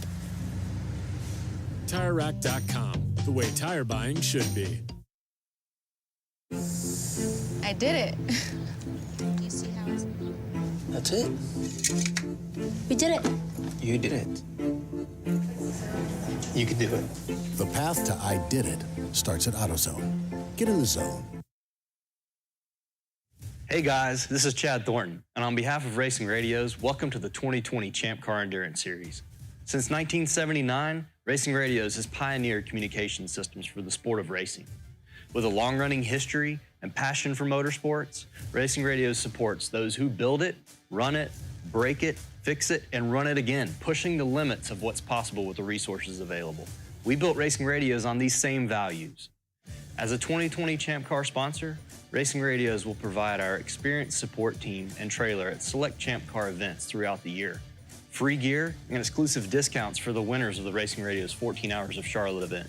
And most importantly, 15% off orders for all Champ Car teams. It's time to kick off 2020 right. Build it, bring it, race it, get out there and go racing. Visit racingradios.com and click on the Champ Car registration button to get your 2020 team discount code. Lifeline USA is a leading manufacturer of onboard fire suppression systems. Lifeline's continuous commitment to research and development ensures that we supply the most innovative and cutting-edge products available. Used by the majority of the world's motorsport championship-winning teams and constructors, Lifeline has a proven history of success.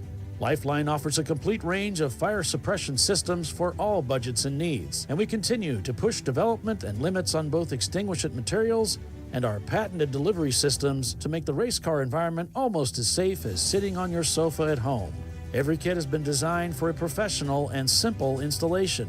For more information and to purchase your Champ Car fire suppression system, go to www.lifeline-fire.com.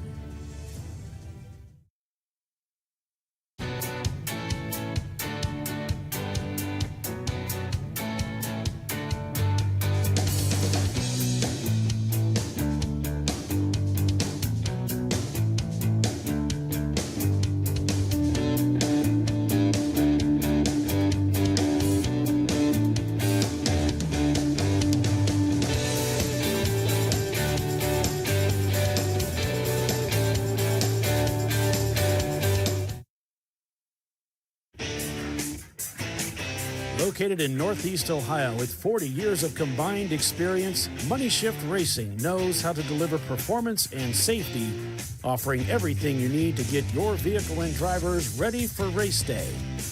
From safety equipment to full engine assembly and repair, in-house fabrication, 3D design, and rapid prototyping. Money Shift Racing. Performance done right. Discovery Parts is a veteran-owned racing and safety equipment company. While we're located inside Atlanta Motorsports Park in Dawsonville, Georgia, Discovery Parts can also be found at the tracks, supporting a number of Champ Car Series events. We take pride in being a reseller of the best of the industry to Champ Car teams and drivers. We know racing, love racing, and look forward to tomorrow to even more racing. Visit us at discoveryparts.com. At AutoZone, you get what you need when you need it. Got a today job? Pick it up free same day at your local AutoZone. More of a tomorrow project? Order as late as 10 p.m. with free next day delivery. Getting the job done just got easier.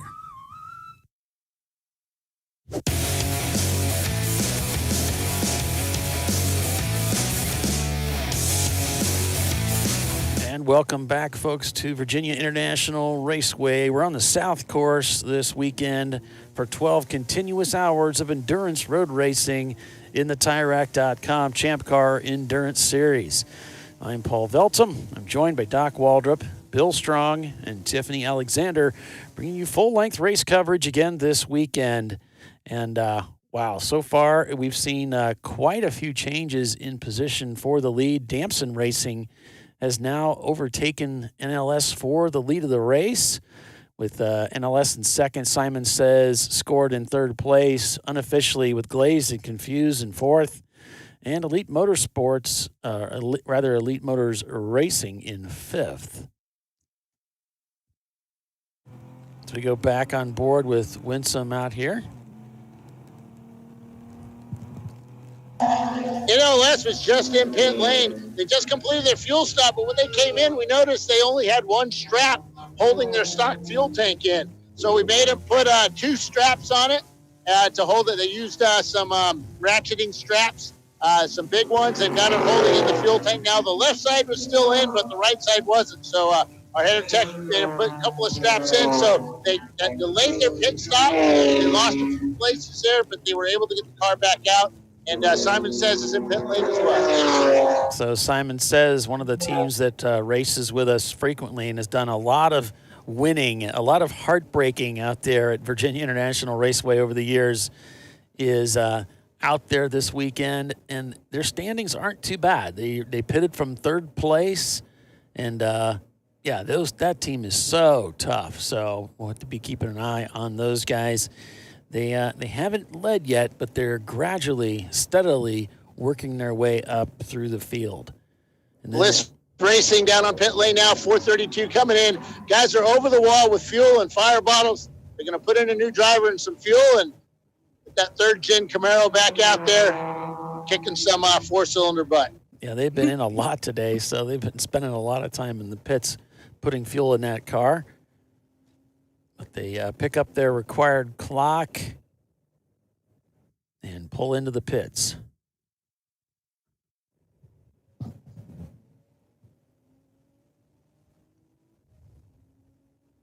And if they're taking fuel, they're going to have to stay in there for at least 5 minutes. Then they'll be released to go back out and join the race.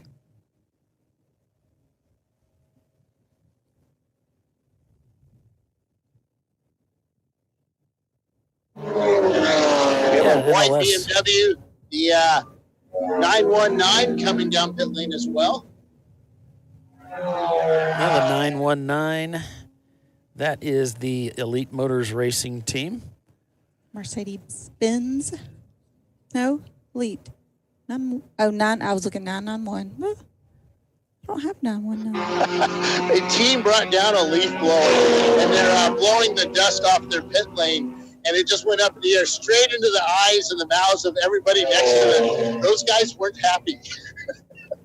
I would imagine not. Yeah, the 63 front of the car is going up in the air. They got some new tires over the wall. They're going to stuff on the front of this Honda, and you can tell the outer edges of that Acura's tires are pretty bald. Actually, the whole tire is pretty bald. So they're going to put some new tires on it as they get 2 impacts on top of the hood. They grab them, one guy on each tire. Lug nuts coming off. Tires being rolled forward. One guy throws it over the wall while another guy puts it on. Yeah, Simon says that's the car that was retired at, I think, the last race that they ran when they found that the subframe was just separating. It was splitting. Oh, my goodness. And they put that, they got into a big wreck. It got hit in the back, and it didn't at an earlier race, and it did a lot of damage. So they were able to get that fixed, weld it up, get the car back together. Nice little repaint on it. They used the best bristle brushes they could find and got that car out. So we always wondered why they painted it 4 different colors. And back in the early days of Champ and Lemons, it was like, well, whenever each corner worker is going to see a different color as they go by. So they'll be looking for a green. One guy will be looking for a green car, but there won't be a green car out there because they're only seeing the right side of it. So it's red, blue, yellow, and green. Just like the Simon Says game. Exactly. Is it really? Yeah. Yeah. Oh, yeah. But I'm sure it was the whole. My younger siblings had that game. I never really played it. I think I ruined Bill's little story because he loves telling that story. Oh, I didn't know that. I completely. Yeah, now I get it. Yeah. Well, they named it that. Yeah. Simon How long have we been doing this here? Well, but you enjoy the story so much. We should know better. I didn't want to break it to you, but. So how's the Simon Says car doing out there? The South Course is heavier on brakes than we expected. It's the brakes a little funky today, but beyond that, the course is fun. Cars are behaving for the most part, so good racing. So how's a front-wheel drive car do against all these rear-wheel drive E30s? Tell you what, tight course.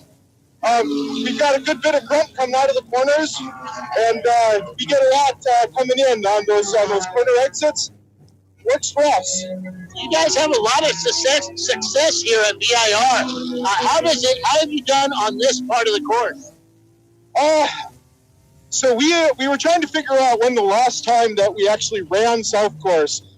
We can't remember. But yeah, we've got something like 24,000 miles on VIR. So yeah, that's just insane. All right, good luck out there, man. That's one of the drivers from Simon Says, 24,000 miles on the whole on the VIR course. We've got the Pontiac Phoenix in the pit lane. Yippee! They're shoving in about 50 gallons of fuel. They've got little tiny nozzles on their fuel jugs. I think they'd have a really big one with a tank or a car this big, but I think they only have like a 15-gallon tank or 20-gallon tank. 77, they didn't really put big tanks on these, did they? Yeah. Yeah, I don't know how. This was the last time they ran the course was 2017. Oh, okay. On the South Course? Yeah. Oh, okay. Finished 22nd. Well, they're all older guys, so they might have the memory kind of goes as you get older. What? They're in their 30s. Sorry, who are you? Yes, exactly. So we're doing the Bug Tussle Taxi, called BR549 is what it says on this 549 car. BR549, I get it. That's their car number. Yeah, NLS Racing. I like how he's got his driver's uniform matches the color scheme of the car. He's got the whole thing going on. That whole Which gray car? NLS. Oh, okay. I'm sorry. I thought you were talking about the the 549 car. No, we're on board with NLS Racing, and they've got that gray and orange and black scheme. It's pretty cool. So how's that car doing out there today, that Pontiac Phoenix? It seems to be running pretty smooth. For 77, it's holding together. It's not the prettiest thing out there, but it seems pretty steady. So. Well, it's always the engines or the transmissions that let go. You guys have built a pretty good setup. Yeah, they got some good guys there. I don't have a clue what's going on with the setup. Oh, you're just sitting on the pit wall? Yeah, I'm hearing keys fire. Well, we get out of their way here. They're just finishing up their pit stop. We'll talk to the drivers in the car in just a second. Who got out of the car? Did you get out? Yeah, I just got out. So what's it like driving this beast? The car doesn't turn the same as a sports car. I drive a lot of sports cars in HPD. It's more of a point and shoot kind of car. You just set up your curve the best you can, ease it to it, and get going afterwards. So now on the straightaway it does great, but now you just explained how to take the corners. But how's the braking in this big heavy car? We've done a lot of work. We just had a car flip. Oh, we have a car flip, turn 17 or turn 12 at Oak Tree, right where the oak tree was. Okay, we're going red flag. We're going red flag. Red flag. Red flag. We're going red flag now. He's got that car upside down there. Oh, and there's the hit right there. It was contact with NLS. NLS, wow. Quite a few rolls. It wasn't NLS that flipped. It was a car that was coming down. I think it was NLS that hit him. Yeah. He hit them, one or the other, yeah. Yeah. So we saw the contact there, and he rolled quite a few times there, but didn't let. It's not a high speed part of the racetrack. You're braking pretty hard going down in there, slowing the car down.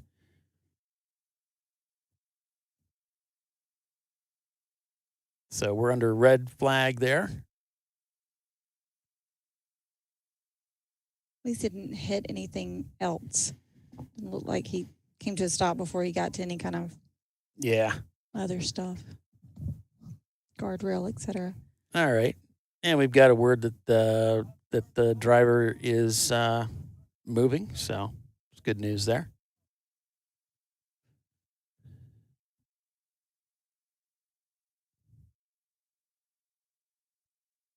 Some people, the thing about when a car gets to rolling like that is continuing to roll.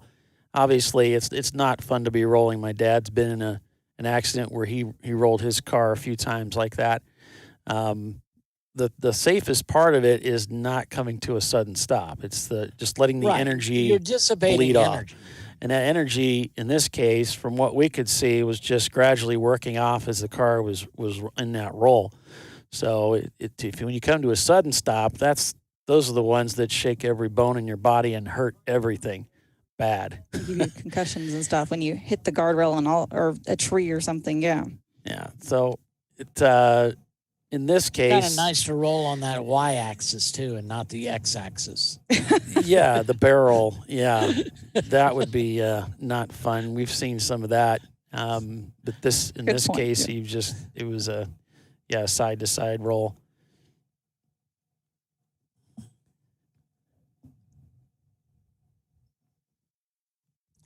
Like everybody paid attention during the driver's meeting. During a red flag, you're asked to bring your car to a controlled stop on the course. And stay in your car and on one side or the other. Mm-hmm. Yeah, so let's talk about that a little bit. A controlled stop as opposed to not slam on your brakes and come to slamming on the brakes. Yeah. Right. You'll also within view of a flag stand. So you know what to do when, so they can communicate with you. Yeah, you'll also notice that the cars they'll intentionally kind of park the race car on the side of the track, either the left side or the right side. Yeah. And they're doing that so that emergency crews can get around the racetrack and they're not having to weave through everybody. Like they do on, your normal highway when the ER, the emergency vehicles are coming through and everybody just does random things. At least here we're all doing the same thing. Yeah, and we're going to stay belted in and in the car. Yeah, nobody's to get out of the race cars. You're supposed to stay in there. And the point of the red flag, as we've been told before, is bring the racing to a stop. And this allows safety officials to get out there and attend to the driver and to the car, and they're not in any danger as a result of that. Right. Now, we're showing we've gone back to full course caution. But that's unofficial. It doesn't necessarily represent what's really happening at the racetrack.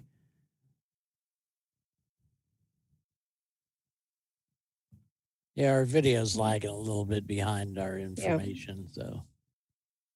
Yeah, we're a little delayed from what's going on.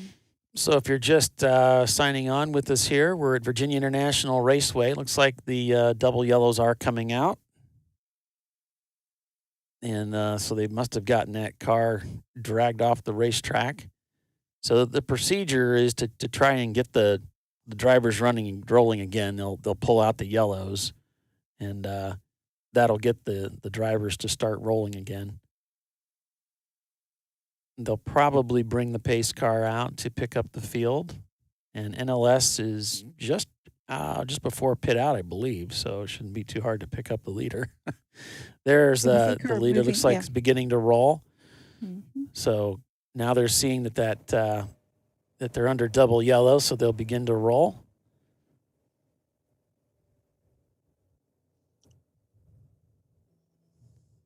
Kind of hard to tell which car went around a few times since everybody seems to be salmon at the moment.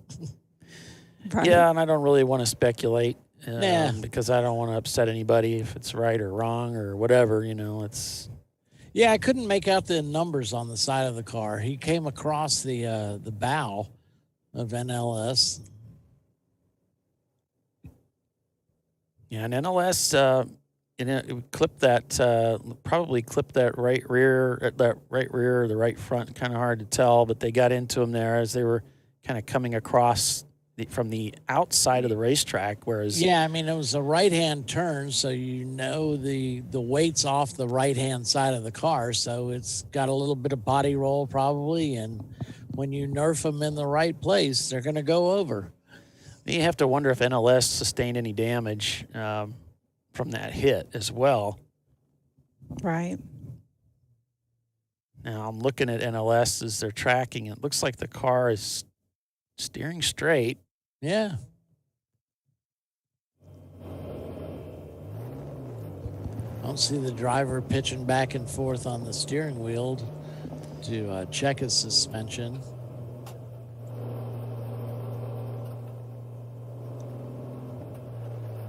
Obviously a scary moment, something that nobody wants to see, and everybody takes great lengths to protect the drivers and protect their fellow competitors to keep things, bad things from happening.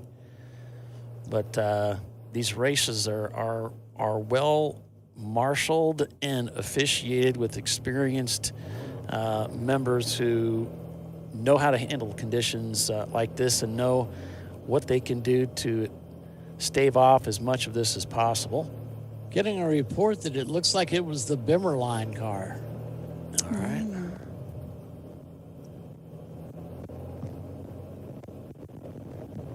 Looks like they still haven't gotten that car picked up. It's hard to tell. Rollback, yeah.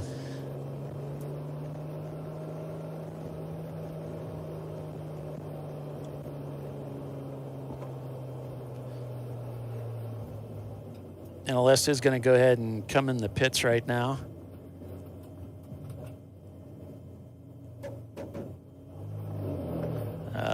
No word given to the driver there from pit in official. Probably going to come in and have that car looked traditional at. pit stop or checking the car both, Well, they would have just come in. They're looking at that front end. Not They're too definitely long working ago. on that fender there, Bill or Doc. Yep. That's what I was wanting. That's what I was Killing kind the of thinking. power. So they're taking the wheel off. It looks like they're going to do at least a wheel change. This is NLS Racing after contact on track that caused a car to turn over and roll in turn 8.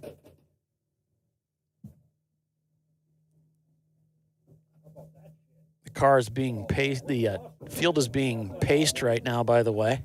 That was some crazy shit.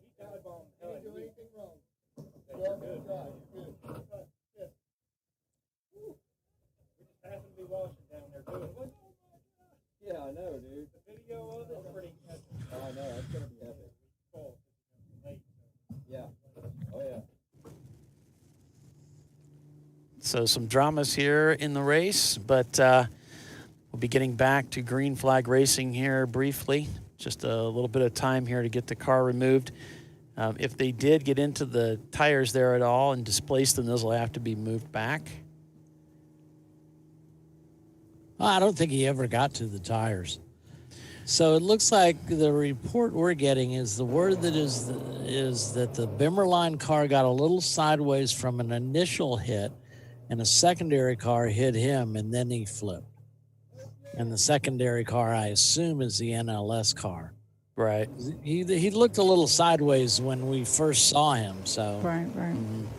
it certainly wouldn't be the normal aspect of the car hoping to make that corner, shall we say.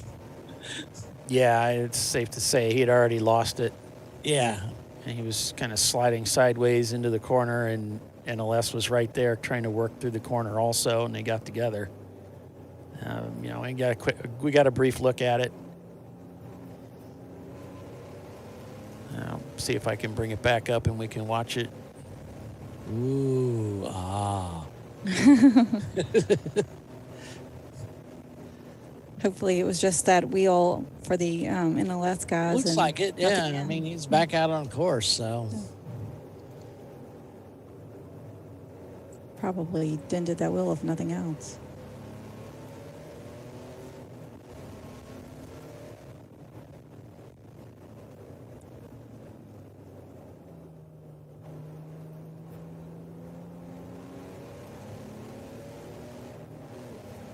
Shouldn't have cost him much time though with the yellow. No, I mean, It should have worked out okay. what, maybe they were in there maybe a minute? Right.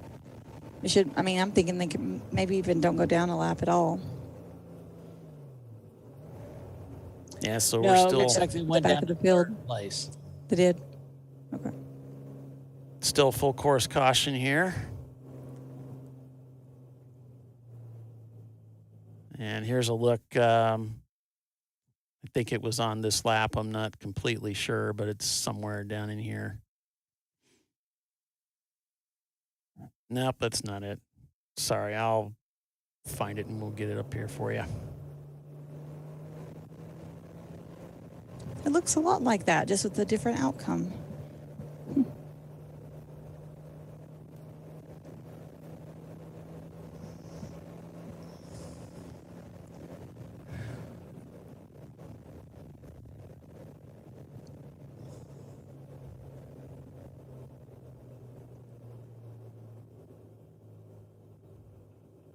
All right. I think we got it this time, folks. Fingers crossed. Here we go. So it shows red, but the contact hasn't actually happened yet. Right. You'll see it.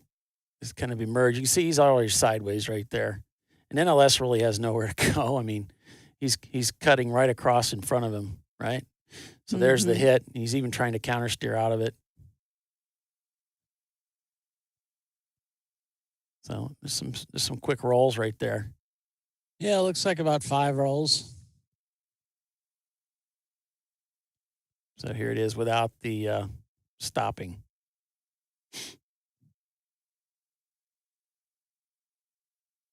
Yeah, it's obvious he's already lost some control of the car. Yeah. That'll shake him up. Yeah, that was nasty. No fun.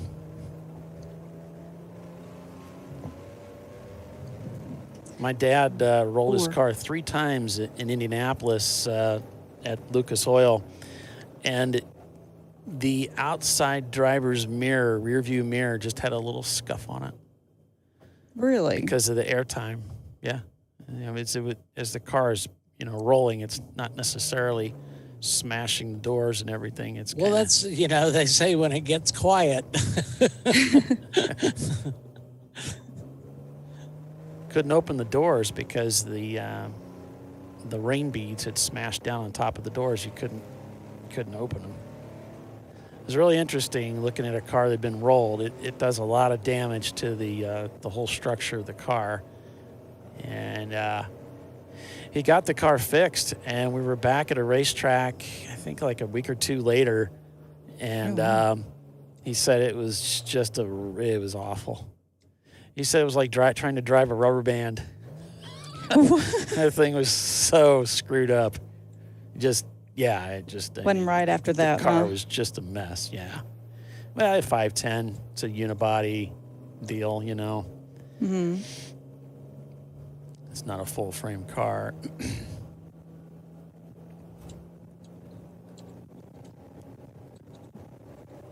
So we're still under caution here as we're on the backside of an accident that took place down at Oak Tree.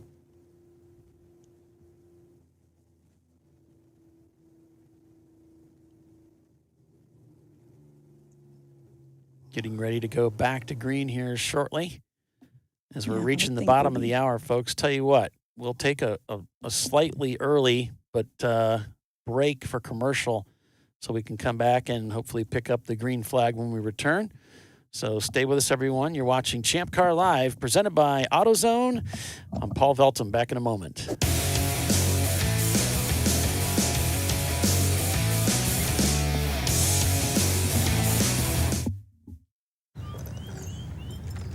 I think I'm going to try buying tires online. TireRack.com can help you with that. I guess I could buy the same ones I have. No need to guess. Our tire decision guide gives you all the right options. I mean, I am no tire expert. You don't have to be. We've tested and rated thousands of tires. Answer a few questions and you're good to go. Someone should invent a tire decision guide or something. Can he not hear us? TireRack.com, the way tire buying should be. In 1977, Bill Wood set the standard for high-performance brakes. Today, every Willwood product is born from racing technology and is proudly manufactured in the USA. Engineered, designed, rigorously tested to deliver unsurpassed control on and off the track. Whether it's for cruising or absolute performance, Willwood has an application for the ultimate stopping experience. Race-proven, street-ready, drive Willwood. At AutoZone, you get what you need when you need it. Got a today job? Pick it up free same day at your local AutoZone. More of a tomorrow project? Order as late as 10 p.m. with free next day delivery. Getting the job done just got easier.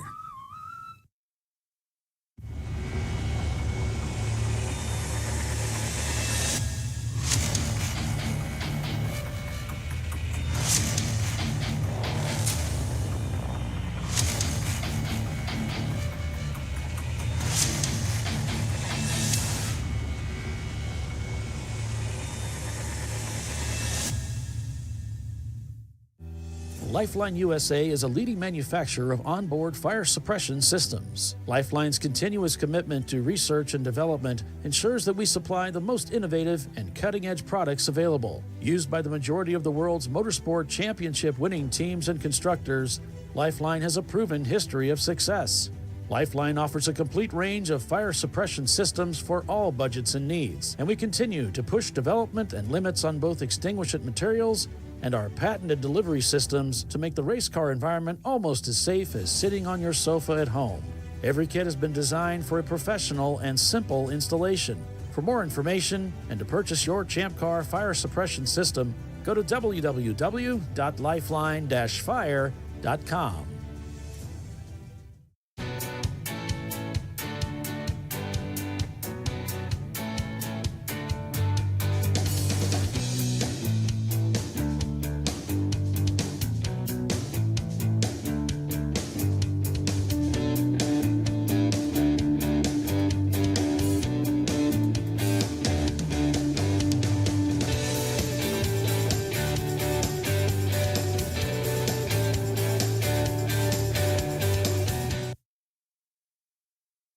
Frozen rotors from Diversified Cryogenics deliver increased performance and a higher level of safety while significantly reducing braking system costs.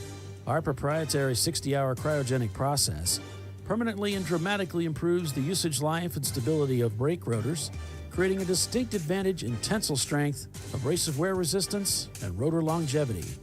Frozen rotors. It's the cost-saving solution for better braking performance. Worn shocks and struts can be dangerous, so replace them with Duralast loaded struts to restore ride control and improve brake performance. They come with a new spring installed and compressed, so installation is safer and quicker, which means less hassle, more safety. Duralast loaded struts, available only at AutoZone.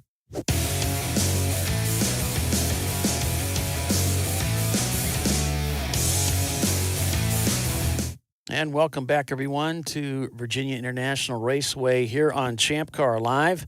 I'm Paul Veltum, joined by Doc Waldrop, Tiffany Alexander, and Bill Strong, bringing you full-length race coverage this weekend. as we're just coming down off of a red flag situation where contact took place with the NLS racing team and one of the other competitors. I believe it might have been Bemerline. Just a quick review here. We can see what happened as the car got over. And the car's been removed from the track, and from what we understand, driver seems to be okay, so we're back to racing. If we get any more information on that, we'll certainly pass it along, and you can bet we'll get something.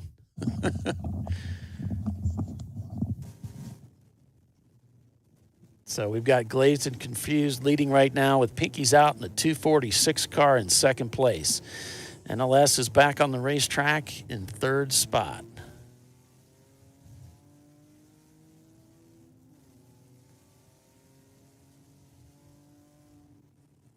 And we've got Damson Racing in fourth. Five Tails is fifth. Simon Says is sixth with Elite Motors in racing in seventh. Sparrow Speed is in eighth. The 7G Motorsport team is in ninth place with Low Bar Racing in 10th. That's at 175 laps completed with about 7.5 hours of racing remaining here at VIR.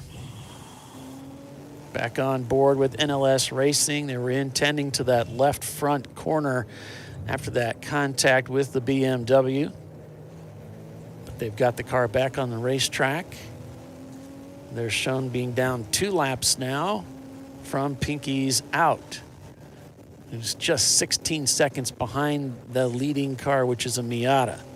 Both cars just turned in 123s. So very similar lap times with that 16-second gap. So a lot of activity out here this weekend.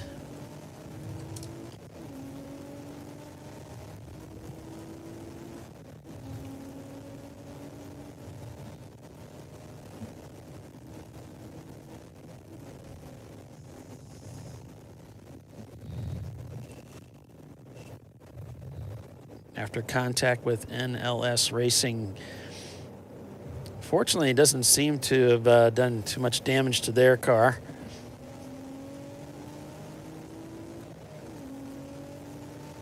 Looking at their lap times, their last lap time wasn't on pace.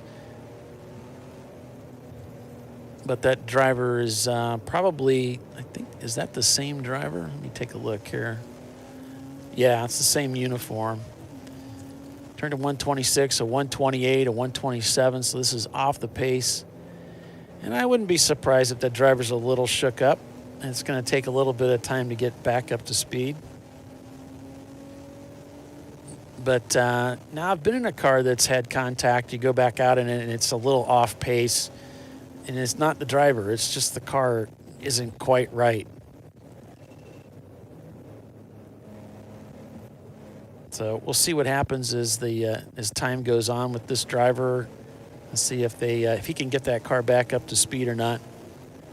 But obviously still in a great spot. Damson Racing there in fourth place. The 2019 Series Championship, champion rather. That is Damson Racing.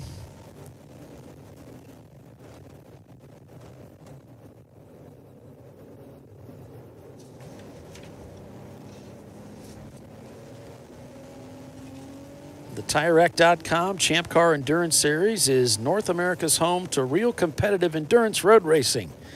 This is real wheel-to-wheel endurance road racing on America's bucket list tracks, including Sebring, Watkins Glen, Daytona, Circuit of the Americas, Road Atlanta, and WeatherTech Raceway Laguna Seca, just to name a few. Don't forget the Indianapolis Motor Speedway. Champ Car is a budget-minded endurance road racing series. Champ Car is for people like you who have always wanted to go road racing without all of the hassles, huge rule book, or obscene expense. All you need is a valid driver's license, some safety gear, and a race car, which you can rent from Arrive and Drive teams or build your own car. Champ Car is the simplest path and North America's largest endurance road racing series. While we often see new racers from outside the world of motorsports, our series is a diverse mix of automotive enthusiasts, weekend warriors, and race series veterans. But at the drop of the green flag, they're all racers participating in the challenge and thrill of real wheel-to-wheel racing. To find out more information, go to ChampCar.Live.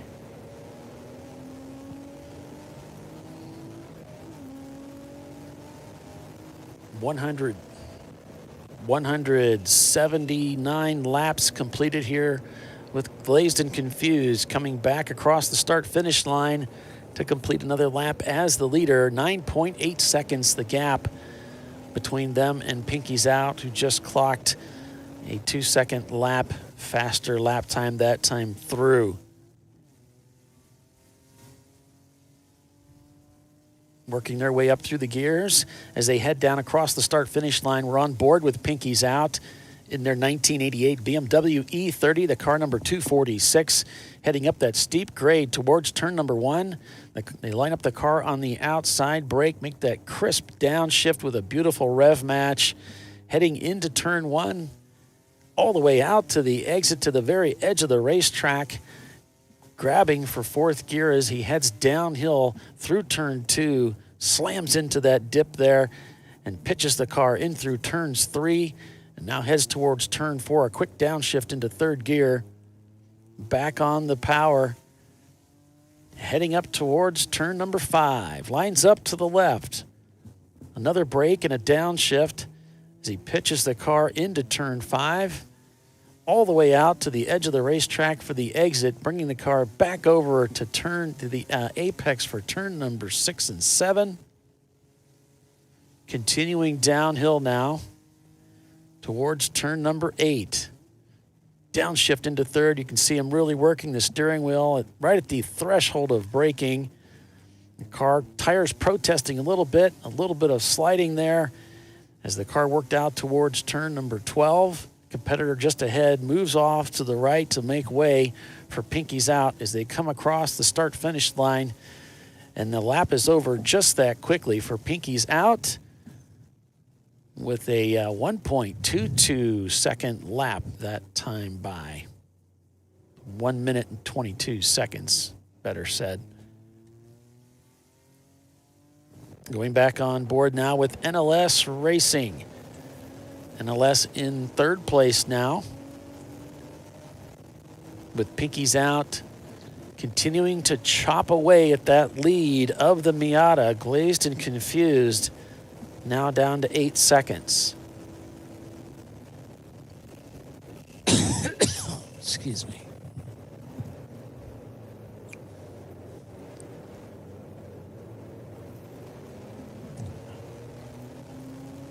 He got me back. Looks like the Mini Cooper just up ahead.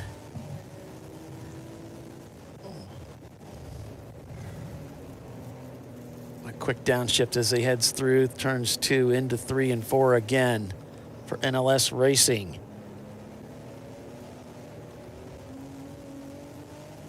Ooh, almost.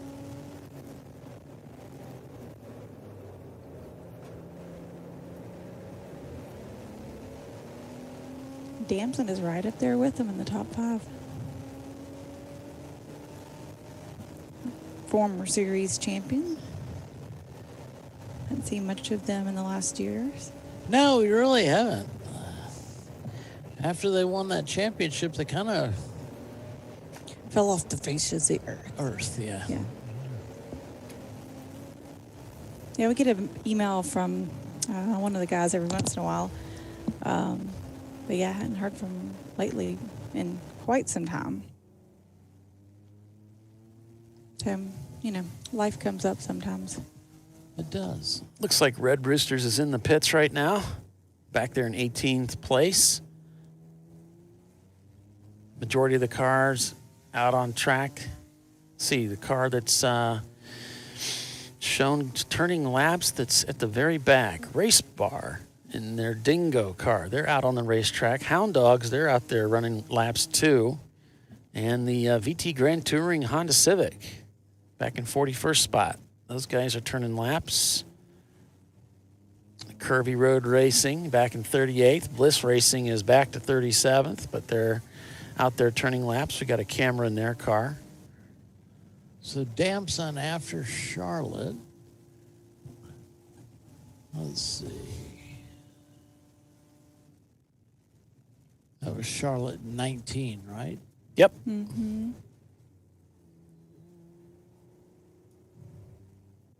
Yeah, almost a year ago. So they did the Glen right afterwards. They did VIR. Yep, they did the 24-hour. And then there was a long stretch until this race. Gotcha. So the VIR 24 was their last one.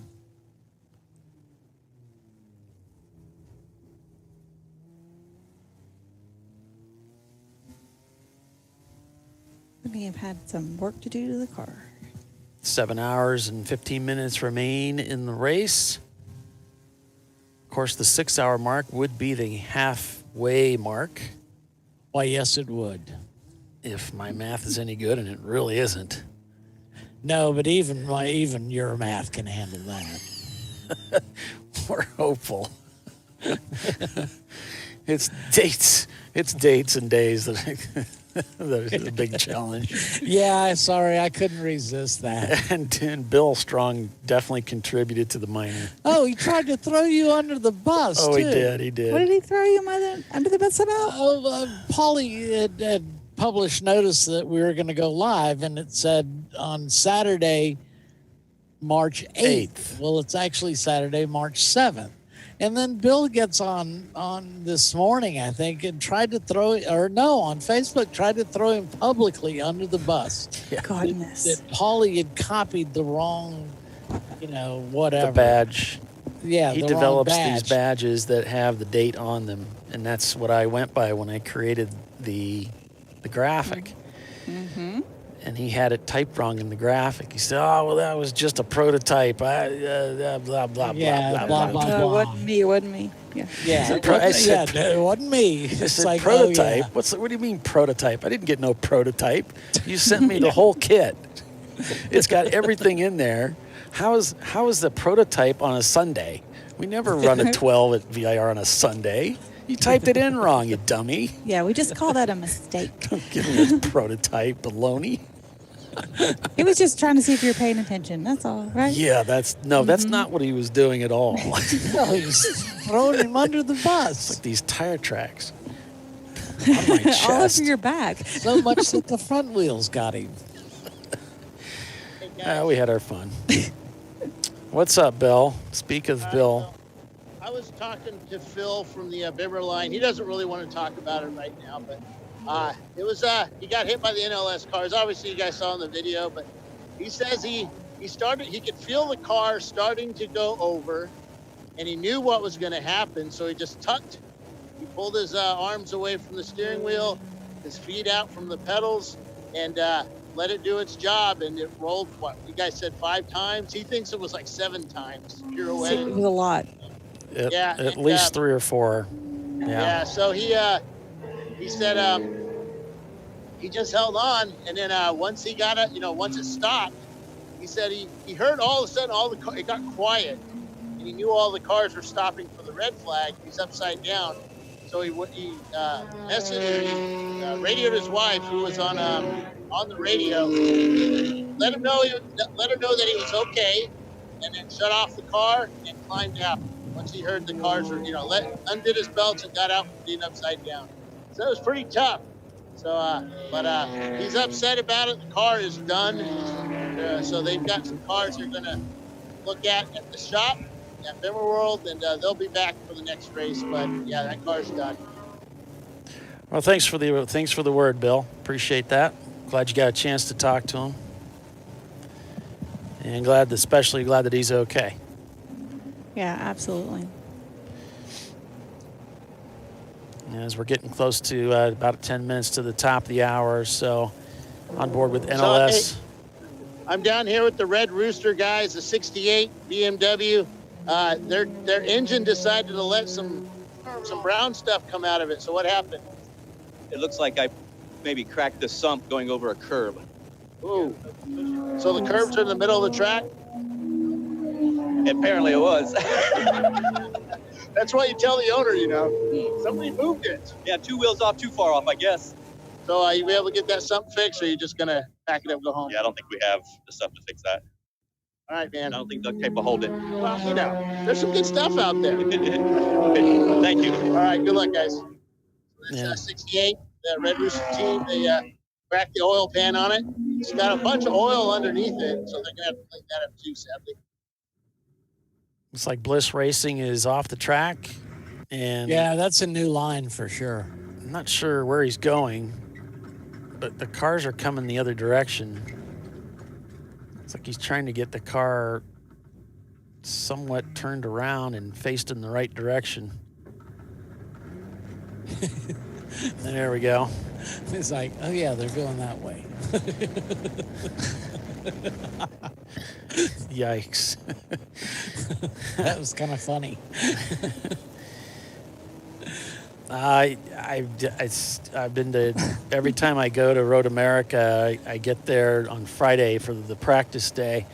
And every time I get there, I walk up to get my helmet sticker, and he says, don't go the wrong direction on the racetrack, because it happens at every event. Somebody does it. Really? Don't do it. They Yeah. beat that guy. I think, I guess guys kind of lose their bearings as to where they are or something. And maybe they're not as familiar with the racetrack and get a little confused. Well, with those long straights there, I could see that.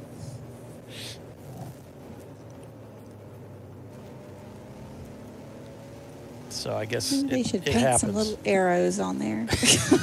Yeah. One way only. Like a video game where it's on the pavement. It says you're supposed to go this Right. way.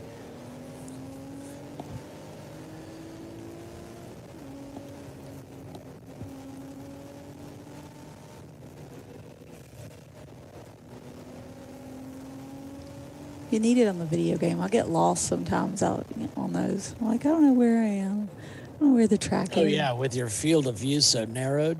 Yeah. Mhm. If you go spinning off, it's easy to get disoriented. Really doesn't take much for me to get disoriented. So, There's a look at the Damson machine. Oh, Or not man. Damson, That's this is Bimmerline. Bimmerline. not Damson, Bimmerline. Yeah, excuse me. This is the rollover that took place here a little bit earlier. Dang. So you can kind of see why that's not going to go back on the racetrack today. No. That windshield wiper's broken for sure. I hate to laugh, but that was funny. Oh, a little bit of tire lockup from up ahead there, Simon says. As we're back on board with NLS Racing. I don't think that was as much tire lockup as tire off road. It could be. Just dust he was kicking up, right? Yeah. Yeah, it looked a little brown to be tire smoke. Well, there's nobody that can make it up better than me. Yeah.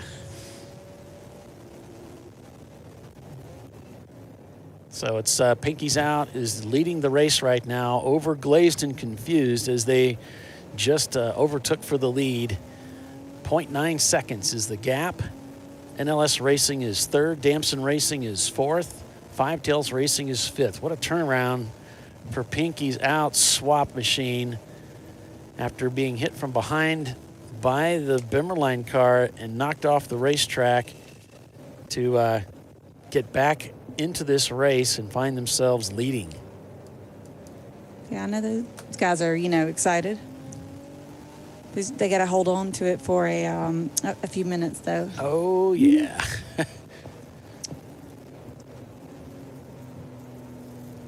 We've still got 7 hours of racing to go. That's all? That's all. We haven't got to the halfway point quite yet. On board with your new leader. So Ryan Mitten's asking, has there been many rollovers in the series? No, not really. We've had a couple. I can think of. It's only the second one I can. Well, we had a guy on his lid at Laguna Seca We had last one year. here during which race? Was it North? We had a car didn't barrel roll. He nose rolled it here. End over end. Endoed. Oh, there's a car parked. Well, he kind of pirouetted, more or less. There's a car parked off to the right side in the grass, and I think it was between turns 4 and 5. So there might be an issue there where they have to go pick up that car. We've had a couple of rollovers at Barber. Mm-hmm. But, I mean, nothing... One under yellow. Nothing really serious. I mean, if you're going to get this many cars out on track... Yeah, it's not common. It's not very common. Mm-hmm. I mean, one every 20 races or something like that. And considering the number of cars we have on track and the number of events we do, not very many at all. Now, the ones that hurt you is when you hit something that's like a bridge or something. And we've had some of that. Michael Tuttle broke up his hand a little bit. I can't remember how much damage he had when he that was at Road America. Road America. When he had a tire go down right at the wrong place. Yeah. But he didn't really roll. No. But it's the sudden stops that really it's the sudden stops that hurt. Now, we had a car roll at Nelson Ledges the first year that we ran there with Champ Car. We had, didn't we have one roll at Daytona? Oh, yeah. We had Jerry, the our bank racing car, rolled there. Yep. Not this past year, but the year prior. Right. And then, trying to think where else. The point is, not many. No, we haven't. I mean, considering we do 30 races a year, 30 events a year, and they're usually doubles, events. So you're looking at 45 to 50 races a year. And, to get one rollover every couple of years is pretty darn good. Thank you very much. So it looks like Damson is telling us after some repairs and a fuel cell rebuild, it took a little bit more time and money than they thought. So that's why they hadn't run in a little while. I don't think that 2 or 3 races a year is bad. No.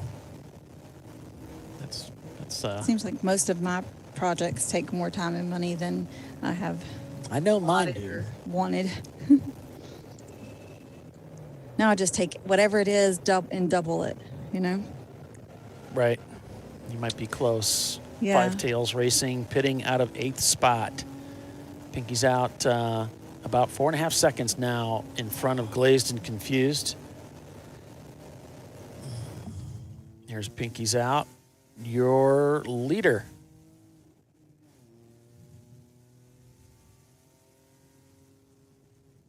Thanks for joining us, everyone, here on ChampCar.Live.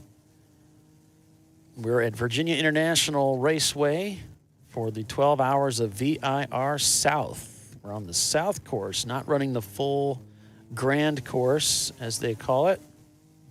1.65 miles is the distance, 9 corners. And as you'll see, as we're following along with Pinky's out, climbing the hill here towards turn 1, there's a substantial amount of elevation change on this course. For being as relatively short as it is. I was going to say, this is about the highest portion of the course, isn't it? Yes, because roller coaster is at the peak, so you're pretty close to the top of roller. You're really right there. So, pretty exciting. There's one configuration of this course that has the full course, then they do this course, and then instead of swinging to the right where they go back on those S's, they turn off to the left here and join the north course, which is what we run for the 24 hours. And it looks pretty cool. You can run it on iRacing, and it's a long. Is that the Verbergring? The longest configuration? Yeah, They call the it longest. Verbergring.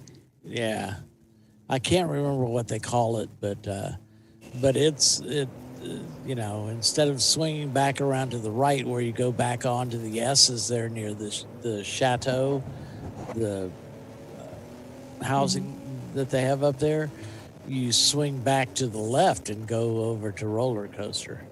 Do that Patriot course there in the middle. Yeah, exactly. And it's fun to run. It's a long lap. Yeah. Very long. Remember, folks, you get free shipping on all orders over $50 from TireRack.com. That's right. Whether it's tires, wheels, brakes, suspension, all parts and accessories, it's the way tire buying should be. It's TireRack.com. Check them out online or give one of their sales specialists a call at 888-541-1777. It's TireRack.com. And, of course, the broadcast is supported by AutoZone. And AutoZone has got some great products and services, especially their Duralast products. Duralast gets the job done right with shocks, batteries, brakes, starters, and alternators. You can also borrow some of their specialty tools. So if you don't have all the tools that you need to get that job done, like maybe it's rear brakes on a car, you have to spin in the rear pistons, they've got that toolkit available, and all you have to do is put money down to borrow it. You get your money back when you return it, so you can get that brake job done yourself. Check them out at AutoZone.com. They'll ship the parts and the borrowed tools to your door if need be. That's very useful. Yeah, they even have some tutorial how-to videos, helpful videos on their website for some of the more common types of services, like some headlight changes and things like that. Lots of great information on their website. So go visit the website. Yeah. So we're going to break for commercial here and acknowledge some of the other sponsors that we also enjoy being sponsored and supported with here in Champ Car. So stay with us, everyone. You're watching Champ Car Live, presented by AutoZone. Back in a moment. Stay with us.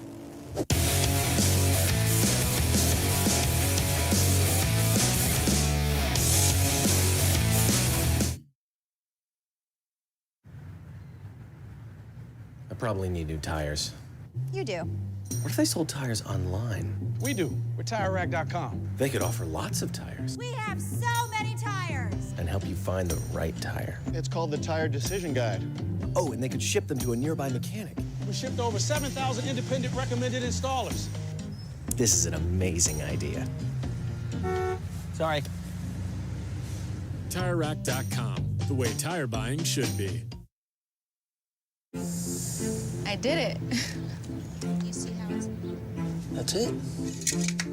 We did it. You did it. You can do it. The path to I Did It starts at AutoZone. Get in the zone. Hey guys, this is Chad Thornton, and on behalf of Racing Radios, welcome to the 2020 Champ Car Endurance Series. Since 1979, Racing Radios has pioneered communication systems for the sport of racing. With a long-running history and passion for motorsports, Racing Radios supports those who build it, run it, break it, fix it, and run it again, pushing the limits of what's possible with the resources available. We built Racing Radios on these same values. As a 2020 Champ Car sponsor, Racing Radios will provide our experienced support team and trailer at select Champ Car events throughout the year. Free gear and exclusive discounts for the winners of the Racing Radios 14 Hours of Charlotte event. And most importantly, 15% off orders for all Champ Car teams. It's time to kick off 2020 right. Build it, bring it, race it, get out there and go racing. Visit racingradios.com and click on the Champ Car registration button to get your 2020 team discount code. Lifeline USA is a leading manufacturer of onboard fire suppression systems. Lifeline's continuous commitment to research and development ensures that we supply the most innovative and cutting-edge products available. Used by the majority of the world's motorsport championship-winning teams and constructors, Lifeline has a proven history of success. Lifeline offers a complete range of fire suppression systems for all budgets and needs, and we continue to push development and limits on both extinguishant materials and our patented delivery systems to make the race car environment almost as safe as sitting on your sofa at home. Every kit has been designed for a professional and simple installation. For more information and to purchase your Champ Car fire suppression system, go to www.lifeline-fire.com.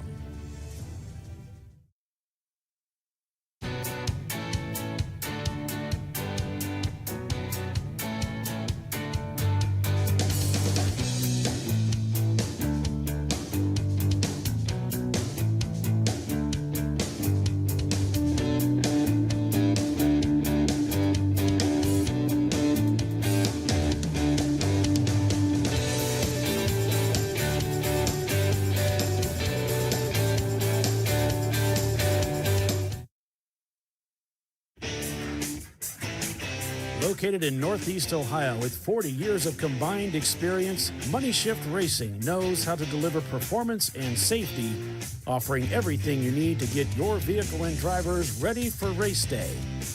From safety equipment to full engine assembly and repair, in-house fabrication, 3D design, and rapid prototyping. Money Shift Racing. Performance done right. Discovery Parts is a veteran-owned racing and safety equipment company. While we're located inside Atlanta Motorsports Park in Dawsonville, Georgia, Discovery Parts can also be found at the tracks, supporting a number of Champ Car Series events. We take pride in being a reseller of the best of the industry to Champ Car teams and drivers. We know racing, love racing, and look forward to tomorrow to even more racing. Visit us at discoveryparts.com. At AutoZone, you get what you need when you need it. Got a today job? Pick it up free same day at your local AutoZone. More of a tomorrow project? Order as late as 10 p.m. with free next day delivery. Getting the job done just got easier.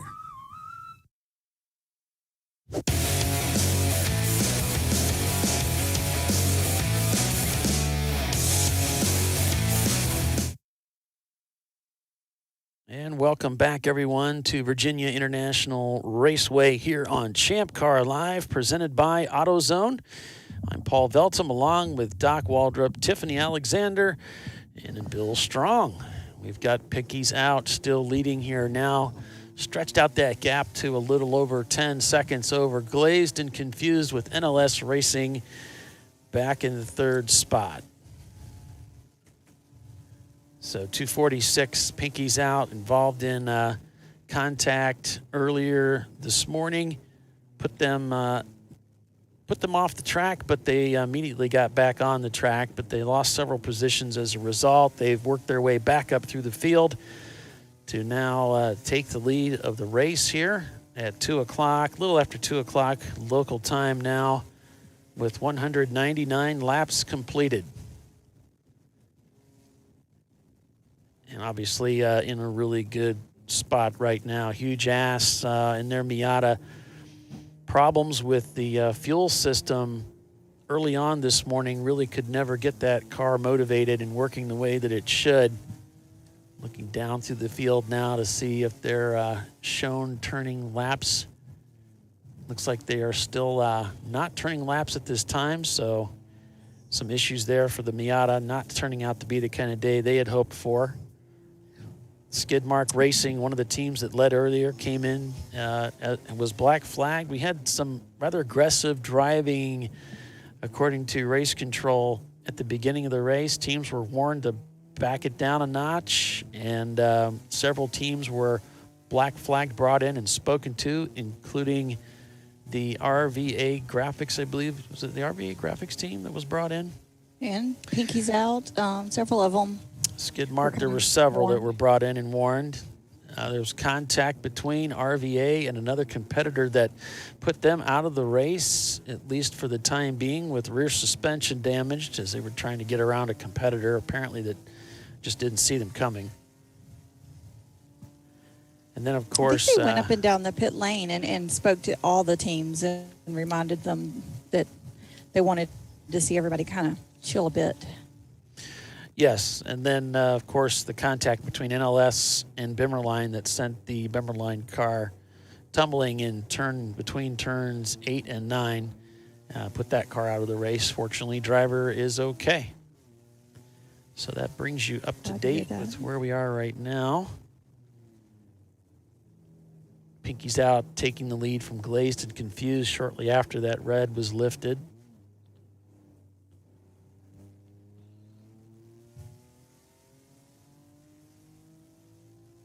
Got a report that one of the Huggins cars spun at Oak Tree, is off the racetrack. Don't know if it's this car or one of the other cars. So I think it was the 146 Pinky's out. Their last lap was a 141, which is considerably off the pace. Gotcha.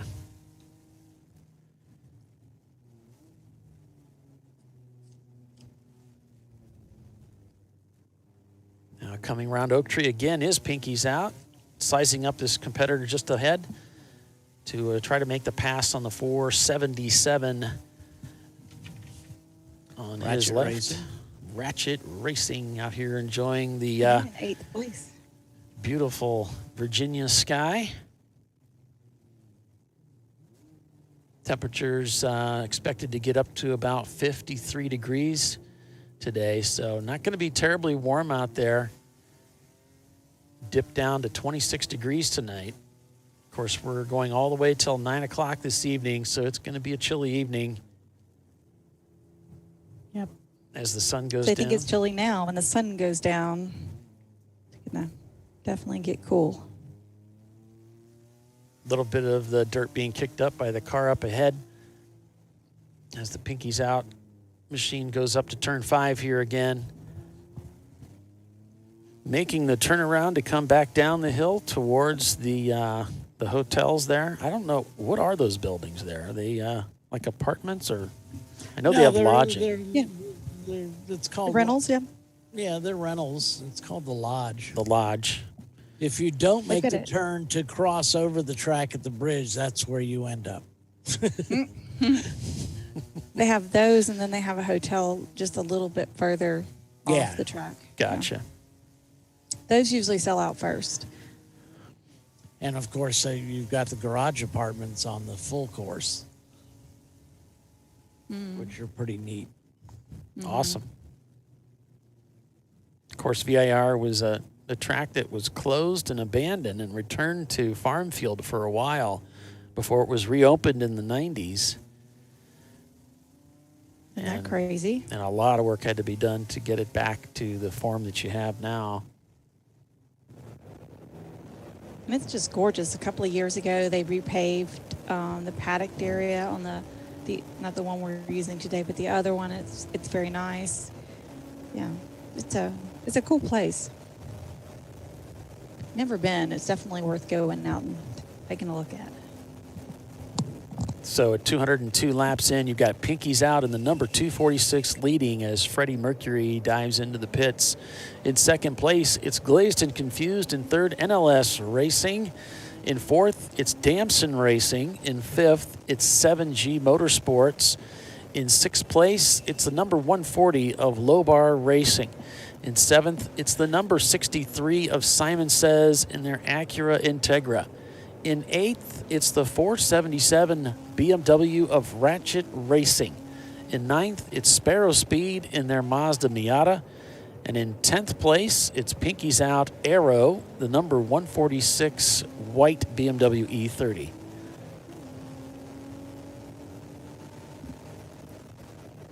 Well, we got a report of a car into the tire wall at Oak Tree. Now we're going back down to Oak Tree here, so we'll see if we can see that. Yeah, although that tire wall is quite a ways off. Yeah, that takes real momentum to get out there. There is a car out there, parked out there. You gotta want it. You gotta want it. I'm not saying you can't. We gotta work hard to get out there. Yeah. Yeah, you do. Yeah. You can't And that top 5 is a nice mix of cars. You know, we got a BMW, a Miata. Can't be Nissan. loafing and make it out there. Oh, I knew it was coming. I was trying to save you from that one. We had the dead cat. We have the loafing. We've got it all. We gotta get those in before the race is complete. Absolutely. But you're right, Tiffany. We do have a nice mixture of cars up at the front with Miatas and BMWs and Mercedes and Acura. It's kind of all over the map there. It's pretty cool. Yeah, we got all our classes represented nicely.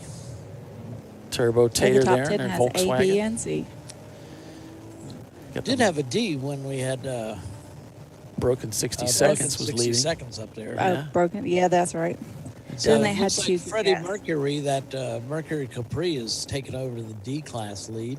Which they're in the pits right now, yeah. 60 seconds. Yep. Those two guys are actually right classed. They're also running, right behind each other, one another. They're right together. So Nice little battle there. Team Our Tidy top Whitey. 3 cars are all on the same lap 204. All turning about the same amount of times, too, so. Glazed and It was confused the now. 141 that hit the wall. Team Tidy Whitey, BMW. Oh, okay. Could be because I noticed they're not turning laps, Tidy Whitey. And the gap between Glazed, Confused, and Pinkies is just 5 seconds. They turned almost identical lap times their last time through. Yeah. Yeah. The last two. 122s. The previous laps, they were 123s. I mean, they're right together in performance. So pretty exciting up at the front here of the racetrack, up at the front of the race, rather, between Pinkies Out and Glazed and Confused and a Miata. Two very different race cars. I think Glazed and Confused, aren't they based out of Florida, I believe? Could be, because they showed up. Wasn't it them that showed up at Daytona with all the Krispy Kreme donuts? Yeah, exactly. In the They bus? did bring, yeah. Yeah. I don't know where they're based out of, but yeah, I know that they were there at Seems to Daytona. me they're based out of Florida. They had this really sweet Volkswagen bus that they brought out boxes and boxes of donuts for us, which I had no time to get to because I had to get to the race car to get on the racetrack. Which I nearly missed leaving the pits on time. I barely got buckled in before they waved me out. Well, you weren't feeling all that great either. I was fine until after the race. Okay.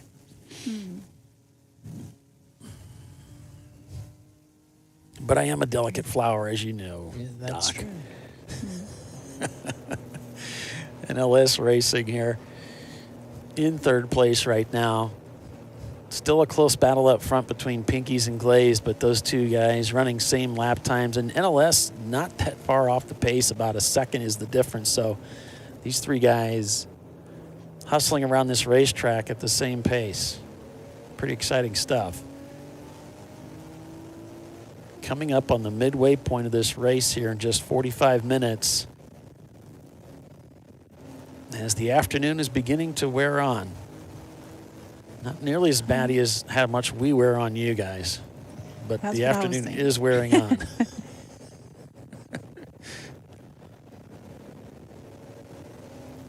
We can put some wear and tear on your mind. Yeah.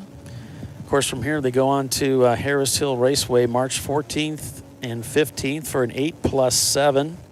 Yeah, that's next weekend. We're not going to be broadcasting that race. And then we'll be at NCM Motorsports Park March 21st and 22nd. We'll be broadcasting that race. And there will be a broadcast on that. It'll be kind of it'll be at the track, and I probably won't be too involved in that. So No, you got other duties. I'll be driving, so I'll be busy. But expect to get some kind of a broadcast from that. That means we'll Some be kind of suffering at the hands of Bill. Yeah, I think we're all going to be there. So. And then the big race at Daytona, April 11th. So that'll be pretty exciting. It's a 14-hour big That's race. always a big race. Oh, yeah. It's already got a lot of cars lined up. 120 already. Yeah. Yeah, and there's other people still trying to get in. I think it's 120. Let's see. I know it's intense when you head into turn 1 off the high banking down onto the road course with all 120 or 30 cars all packed up together. Well, there's 120 lines through there. Right? 120 official cars, and I know people are lobbying to get in. You can't even see the track anymore because it's covered in cars. Cars, yeah. And it's on. Hold your hole. The pit stalls are 30 feet long, and there's 3 cars per stall. Don't even try and get. Yeah, I'd like to pit by myself. Nice try. Nope. Because there's only 40 stalls now. NASCAR, of course, when they downsized from 43 cars, cut the number of pit stalls down to 40. So, Right. and of course, we have a pit in and pit out take up some room.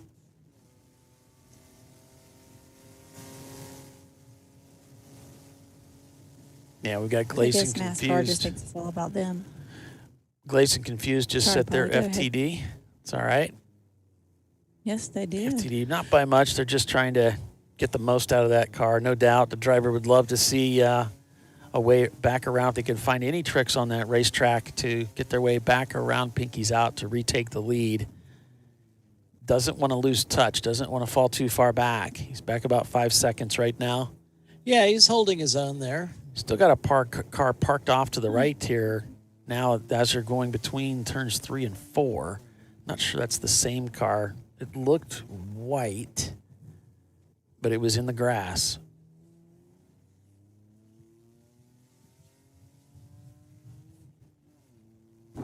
Looked like a Miata, didn't it? Yeah, it's a white Miata. Quick look at it. I'm looking at the YouTube feed and delay, and I can see it's there. So, yep. Good eye, good eye.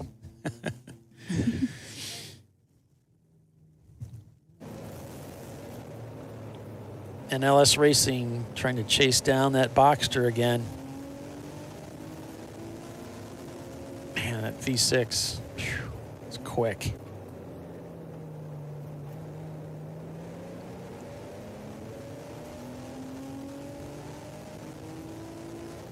Man, that car pulls. Yes, it does. And LS Racing crosses the start-finish line with a 123 on that last lap. Glazed and Confused a 125 just ahead of them by 30 seconds. And then Pinky's out a 125. So again, same lap times for those first and second place teams. 209 laps turned so far. We're going all the way to 9 p.m. tonight.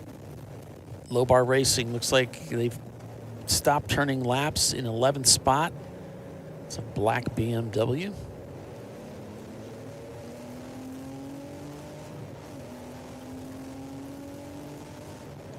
Yeah, it looks like the top 3 is all pretty close together. Barely. It looks like that BMW, or excuse me, that Miata is no longer there, so they must have got themselves going somehow.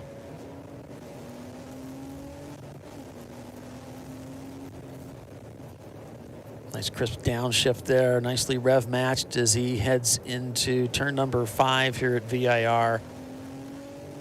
Up at one of the high points of the track, he'll come down the hill now into turn 7.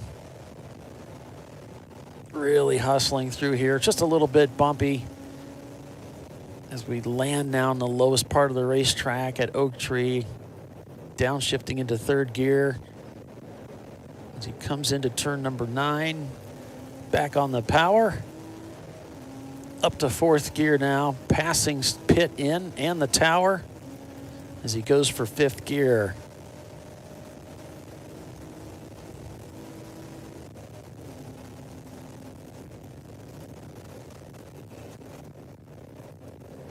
Zoom, zoom.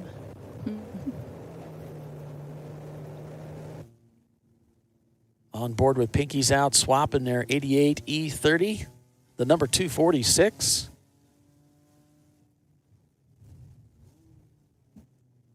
They've taken over the lead of this race around, well, let's see, I've got my notes here. You're not going to Would just have been guess like right the rest of us? around one, I will guess. It's around 135, somewhere in that time frame. I was going to say 137. Were you? Hold on. I was just going to pick a number close to yours. That's good. I'm with you guys. I'm riding on your coattails, Molly. Are you? Always have. I got to thank HSM for sponsoring the race recaps that I do. That's going to be great having them supporting us in that way as well. Maybe we'll try to get it right for them. Just for them, though. There you go. I miss doing the written race recaps. Those were a lot of fun to do. You say that. I say that now, but I remember cursing him at the Yeah, time. you say that because you don't have to do it. But once Right, if exactly. if you were I look tapped to back do at it, with fondness now. yeah, if you were tapped to do it again, you'd be hating life all over again. Yeah. I do like rereading them, though. Yeah.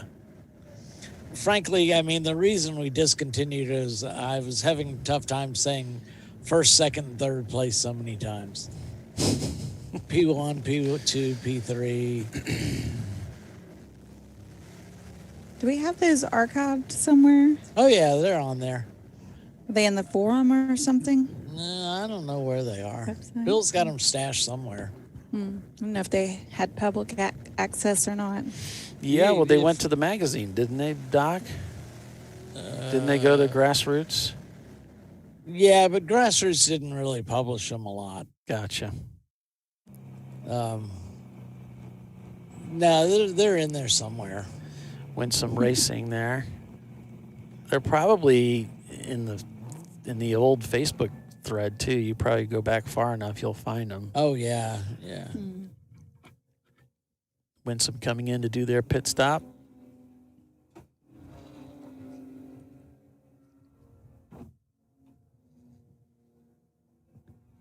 We dropped something. What did he drop? I Yeah. don't know what that was all about. Looks like a. Oh, he's trying to get something stuck to the windshield. Oh, it's like a phone, like some kind of a. It might be like for For a timer predictive or something? 'Cause timing, you would that kind of want thing. something right there in front of you while you're driving. I wouldn't put it right there. I wouldn't want it right there, but I don't know.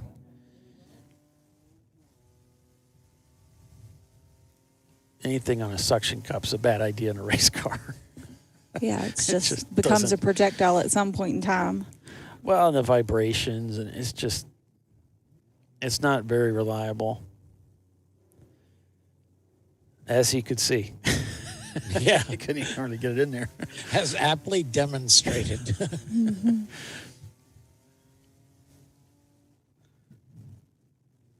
Most Somebody of us have trouble getting things stuck, without suction cups.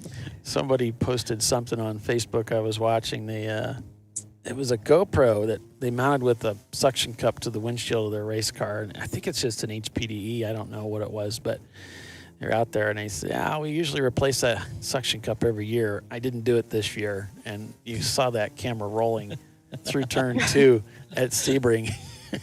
It was pinwheeling in the air. It was really pretty interesting. I'm just glad he got the thing back.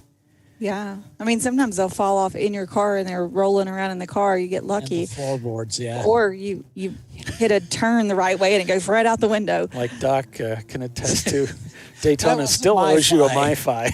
MiFi. Yep. Daytona never has returned that to me. How rude. I tell you. I set a phone on the top of the car, just having it in my hand, not thinking, set it on the top of the car. Car went out. Obviously, phone came off the top of the car and got ran over it by every single car leaving pit out. That one was done after At least that. you knew where it was. I knew exactly. Yeah. It's here, there. Doc is still upset because he doesn't even know where it's at. It's in there somewhere. So, I'm sorry, I looked at that wrong.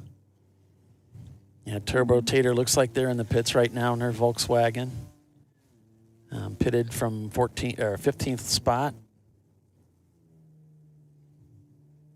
Got 100 people watching on our YouTube feed. Nobody's saying nothing. Yeah, y'all talk to us. They're asleep. We've put them asleep. This is Yeah. nap time. It's Probably Saturday. a good point. We got Probably two. doing something interesting, right? They're probably just stunned by our brilliance. That's it. Speechless might be the Their word. mouths are agape. Oh, they're gaping all right. 215 laps turned. Pinky's out as your leader with Glazed and Confused in second. NLS Racing is third. Damson Racing in fourth place. Then it's 7G Motorsport. Simon Says. Pinky's out in seventh in the 146. Then it's Ratchet Racing, Elite Motors Racing, and Where's John? That's your... We've rendered them speechless. Yes. So we'll give them something interesting to listen to. We're going to break for commercial, folks. So stay with us. We'll be back here shortly. You're watching Champ Car Live, presented by AutoZone. Back in a moment.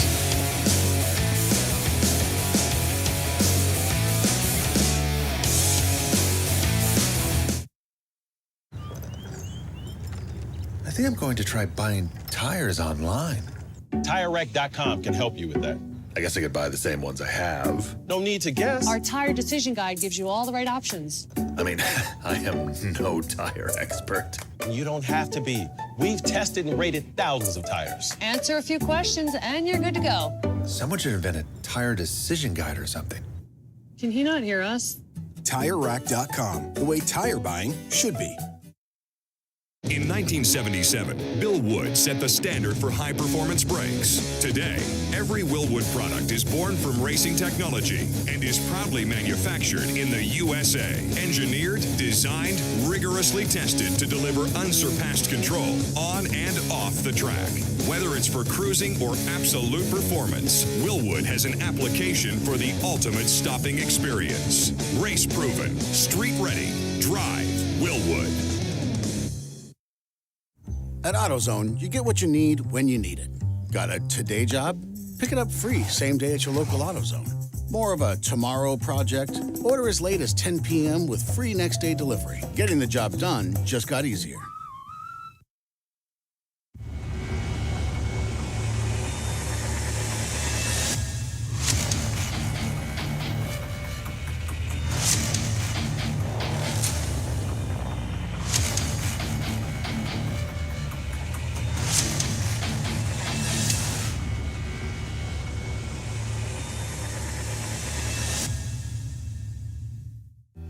Lifeline USA is a leading manufacturer of onboard fire suppression systems. Lifeline's continuous commitment to research and development ensures that we supply the most innovative and cutting-edge products available. Used by the majority of the world's motorsport championship-winning teams and constructors, Lifeline has a proven history of success. Lifeline offers a complete range of fire suppression systems for all budgets and needs, and we continue to push development and limits on both extinguishant materials and our patented delivery systems to make the race car environment almost as safe as sitting on your sofa at home. Every kit has been designed for a professional and simple installation. For more information and to purchase your Champ Car fire suppression system, go to www.lifeline-fire.com.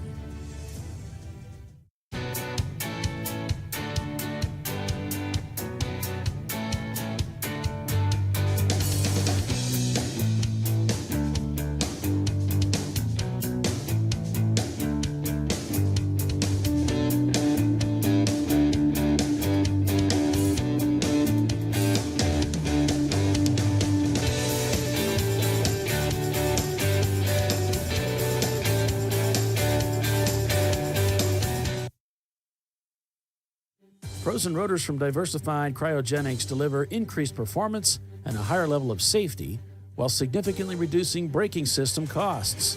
Our proprietary 60-hour cryogenic process permanently and dramatically improves the usage life and stability of brake rotors, creating a distinct advantage in tensile strength, abrasive wear resistance, and rotor longevity. Frozen Rotors. It's the cost-saving solution for better braking performance.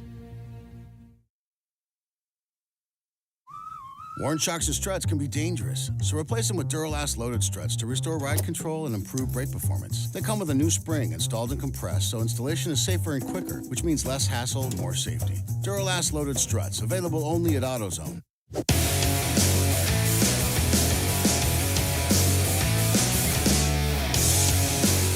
Yeah, welcome back, everyone. Welcome back to Virginia International Raceway. Looks like Winsome Racing getting pushed back out of the way, maybe into their pit stall. Not sure exactly what's going on there, but obviously they just plugged the new driver in, and they're having some trouble with that car. Remember, they were having some issues getting out of the pits the last time they were in, having to push start the car, and maybe they're having trouble getting the push start button to work. So, get you guys unmuted. Here we go. So 218 laps have been turned so far here at Virginia International Raceway, and Pinky's Out is your leader over Glazed and Confused in there. Miata, that was a team that led a little bit earlier. Hey, Bill. Glazed and Confused slowly giving up some time to Pinky's Out. Yep. The gap was down to about 5 seconds, up to about 10 seconds now. And there's a look. You can see how the sun's coming down and how nice it is out there this weekend. About 75 degrees, nice and warm and comfortable. Everybody's loving it. More and more lies coming from the microphone. Can you guys hear me? Yeah. Okay, yeah. So who just said it was warm and comfortable? Because it's not. It's cold. Oh. It's windy. You know what I found really? What is it? It's not nice. No, it's not nice. So I found it really cool. You know what you do? You have your microphone and your whole camera set up, and you walk behind everybody in their pit, and here comes one of the cars. The 600 just came in pit lane. What's wrong with their car? I don't know. We're coming in for a driver's change. This is routine. Oh, okay. Our other car went out, so they're rotating drivers for two cars through one car. That's the 986. Yes. So 986 just pulled in. They've got a little bit of damage to the front nose of this car. Looks like they hit a tire of some sort. They're popping the hood up on it. They're going to put a new driver in. I don't see any fuel ready to go. That's they're Flat top 6 up the water. Racing. That's Flat 6 Racing. Yep, out of Virginia Beach. So, yeah, it's pretty cool to walk behind the pit lane. You can see all kinds of cool stuff, all the tools the guys have, telemetry, all kinds of cool stuff. These guys brought van seats to sit in, nice leather recliners. Other guys have the camping chairs, which aren't as comfortable as somebody's old van leather seats. They're probably heated too. Lots of fuel being moved around back here. Wow, we got a car That's super hilarious. slow on the front straightaway, guys. Really slow on the front straight, almost to a stop towards pit in. Let me look here. I don't know what's going on there, but wow, that was scary. Well, there's two cars in. I know it looks like the looks like one of Huggins' cars, actually. They're looking at the front nose of it. Let me head back down that way. I have to get off the wall here. I'm going to get yelled at. Wouldn't be the first time. Yeah, here comes the green Camaro. The green Camaro just pulled in. Bliss Racing. Bliss Racing in their 85 Chevy Camaro. Yeah, it looks like they're going to do a driver stop and fuel. It's a 141 that's in doing a quick change. They were working at the right front of that car. Yeah. So they're back out. The Virginia Tech car, the 165, they're doing a fuel and driver change. So I don't know who was going slow out there, but some of these guys checking their lights. I don't know what time it is. Lights are required at 5 o'clock. So whatever time it is now. It's about 2:40, almost 2:40. So 5 o'clock, they're going to require everybody have their lights on and they're on so that we can do a visual check before it actually gets dark. Because if you've ever raced here at VIR, dark really doesn't describe how dark it gets here. Well, that makes sense. We've used the term city dark and country dark.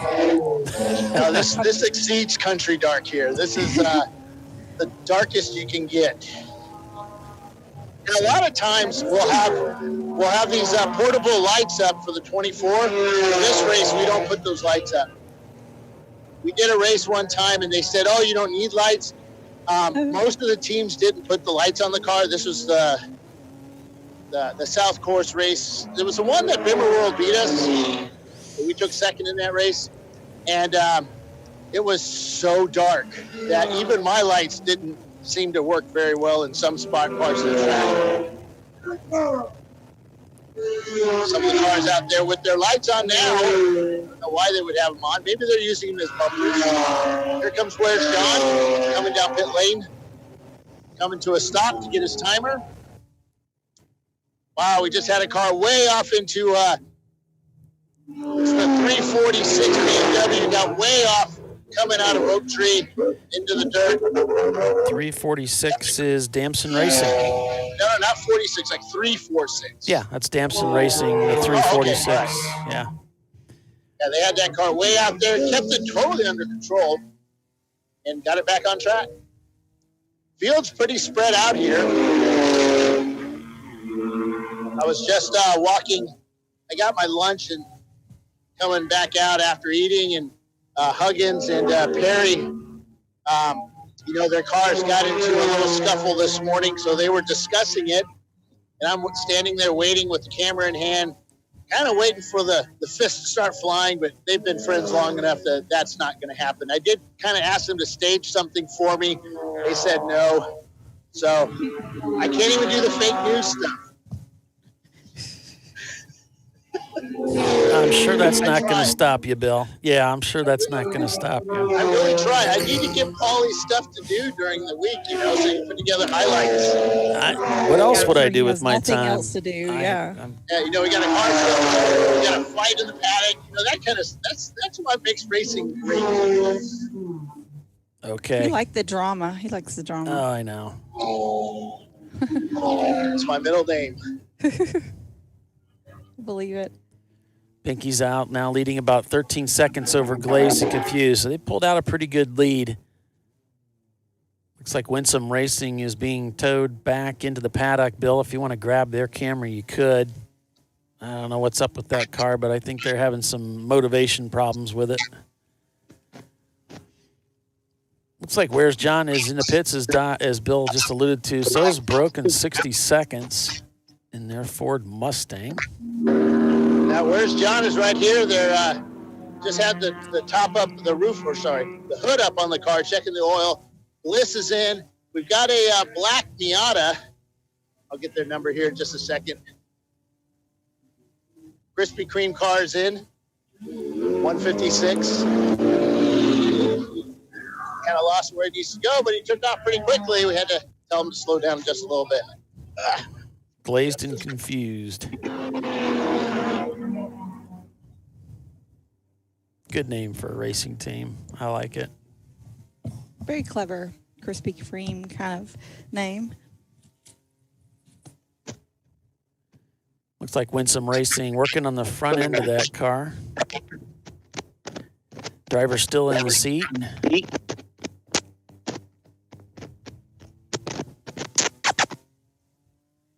That's a weird sound. Yeah, sorry about that. Some feedback coming back from Bill's microphone is all. So Pinky's out, swap, chasing down that Boxster, and easily navigates around there. I was going to say, not outside. much of a chase. Now heading downhill through 7 towards turn 8. Nice crisp rev match downshift there. I can respect that. Mm-hmm. At the exit now, coming up through the gears. As they come by the start-finish line, completing another lap here at VIR. 1:23 that time through. As second-place team, Gleason Confused, is now in the pits. I'm back here with Winsome Racing. You guys are having some problems with that? Yeah, we started having some fuel delivery issues during the stints. The car would kind of break up and stumble, especially coming out of left-handers, and it sort of degrades over the stint. And we've been having to kind of push start it. And this last time trying to get out, we were not able to push start it. So tried a few times, brought it back to the pit, see if we can get it running again and get back out there. Cool. That was Winsome Racing. Sorry, I was thinking. I heard you thinking. It's good. That's rare. What was the deal with the car going on its lid? Oh, we were getting gas. What was that? What was the deal with the car going on its lid? All right, so there's a thank you there from Pinkies Out as they go by. Back on board with NLS Racing. Sorry, we don't have much for in-car cameras. If you know of any other feeds that are being sent, let me know, and we'll be happy to get them into the show. I think I'll check with Huggins. I think he had another one for the other car. Yeah, if you can find out what the other feed is, that would be good. Let me look. Where's John? Still shown in the pits right now at 226 laps completed. Look. Where's John? Still shown in the pits right now at 226 laps completed here at Virginia International Raceway.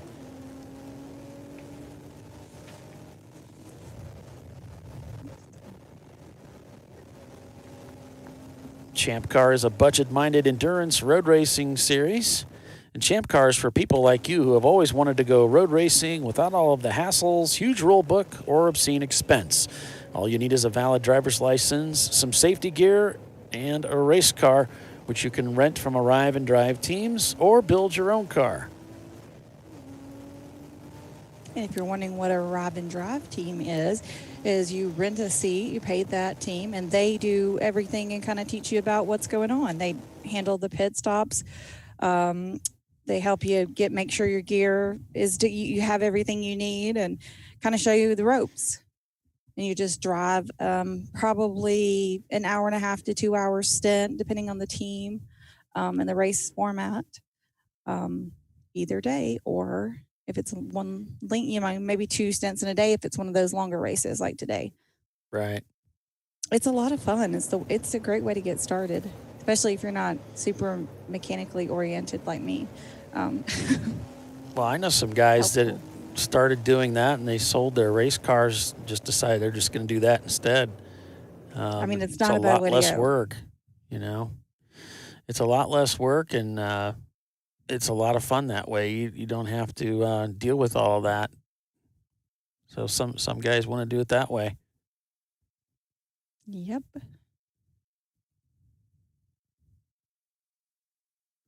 Thanks for that link there, Tiffany. Appreciate that. You're welcome. It says Sebring, but it's not. I just checked it. Make sure. Gotcha. Back on board with NLS Racing. Moved into second place with Gleason Confused coming in the pits there. Or at least I don't think it is. We'll know pretty quick. About time for pit stops. No, it's definitely VIR. Okay. Coming up on about 6 hours into the race, so in other words, about halfway in. So we're on an even hour. And that means most of these cars are going to be needing fuel. Starting to get a little thirsty.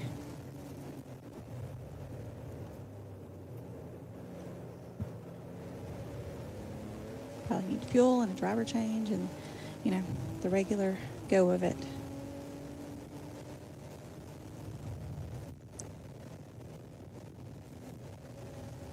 Is Indy already sold out? Oh, yeah. Okay, that's what I thought. I thought it went pretty quick. Yeah, Indy's sold out. Daytona's sold out. Watkins Glen's sold out. Harris Hill's sold out. NCM, if it's not sold out, it's got like one opening. Are we doing the sunshine? I'm gonna mess it up now. Sunshine. I can't do it now that I mess with Polly. The sunshine challenge. Sunshine challenge. Yeah, I don't think we've officially called it anything yet. Okay. But yeah, all these early spring races are sold out. Road America's still got entries open. Charlotte, I believe, has entries open. Like I said, I think Watkins Glen's sold out. Charlotte is a fun race. That is awesome. If you think it's a Roval, that's not going to be interesting, that is the most interesting Roval I've ever seen, and driven on. It's crazy and fun. It's not like Daytona at all. No.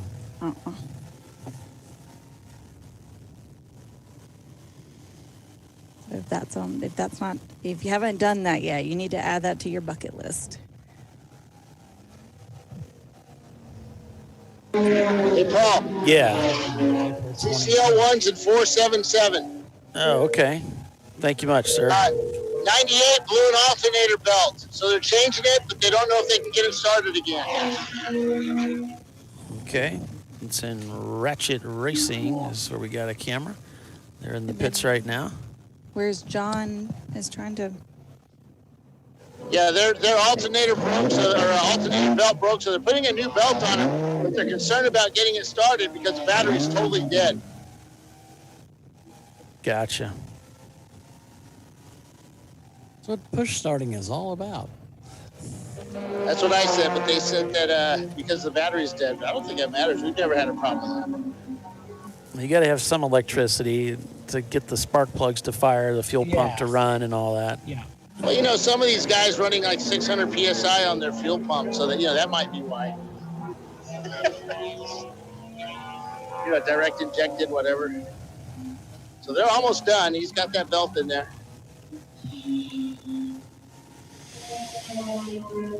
Running Bulls Racing is on the chat, giving some props for Go Pinkies Out. Yeah. That's likely Michael Bowles. So Simon says, we got our car that we just put the camera in has stalled at the end of pit out. Yeah. ChampCar.Live, Kiss of Death. I was just... Stop it. Stop it, Doc. He almost got it. Not helping. Picky's Out is in the pits right now.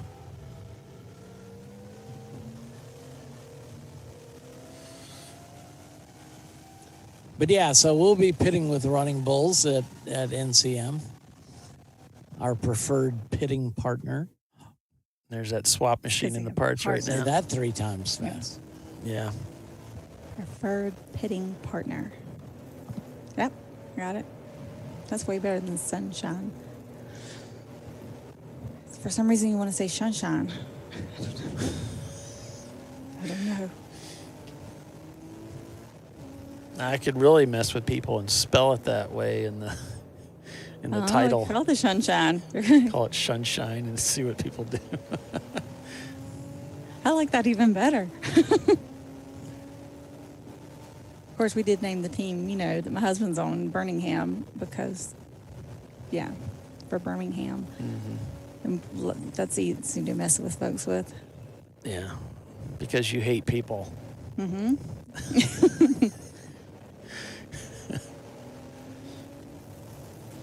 I like my dog, so.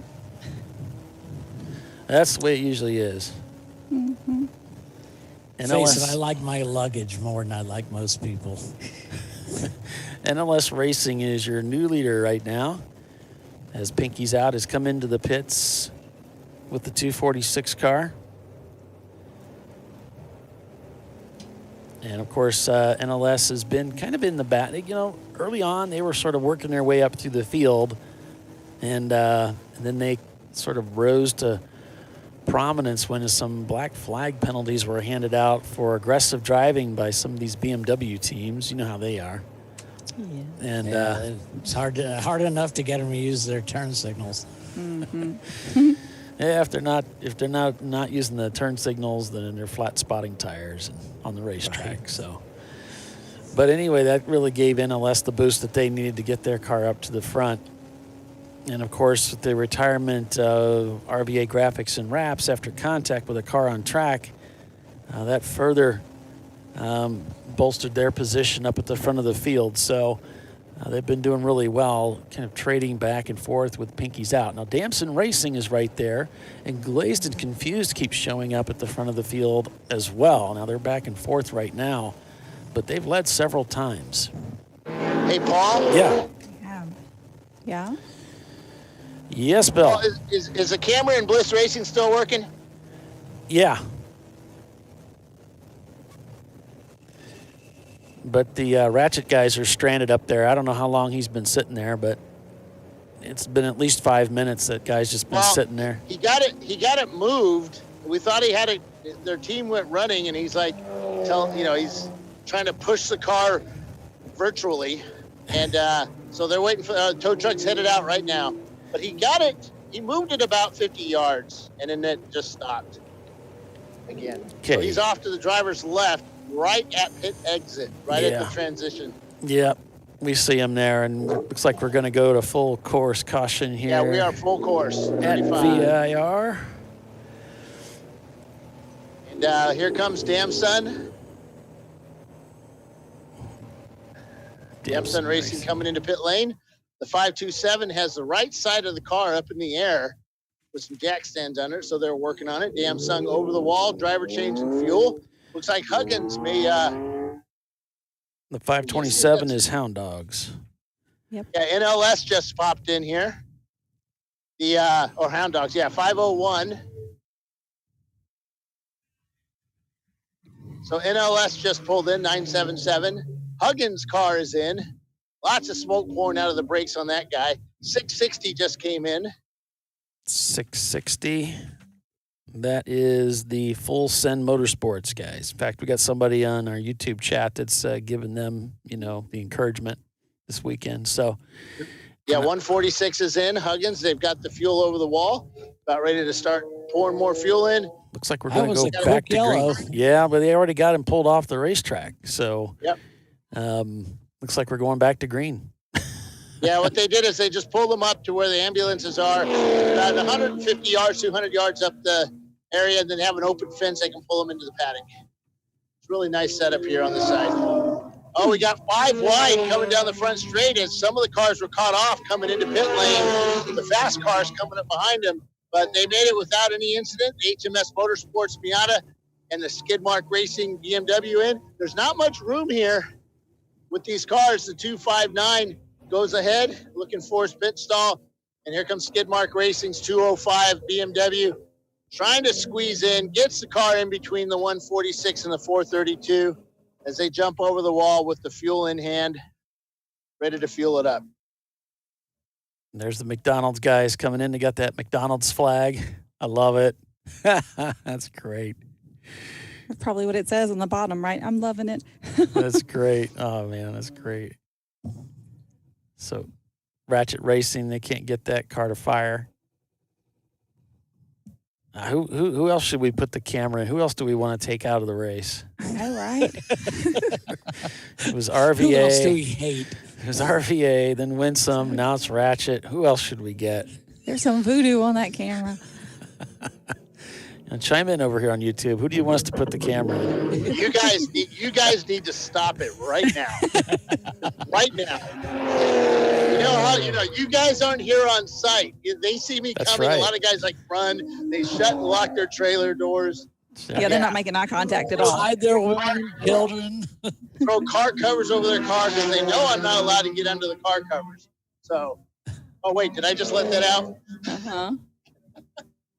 Yeah. Hate you guys. Got another BMW coming down. It's the 287 Black E30, looking for his pit stall. Can't find it. So the number 246 goes back onto the racetrack. And they're currently in third spot. Any idea where that camera went to? Because Where the car is? Well, they pulled him in through that fence, and then he's in the paddock area. They've got somebody looking underneath the dash. Head over there. Their tow vehicle is still in front of them. The emergency vehicle, tow vehicle, is still in front. Yeah, I see it now. He's Okay. down here, fit out. All right.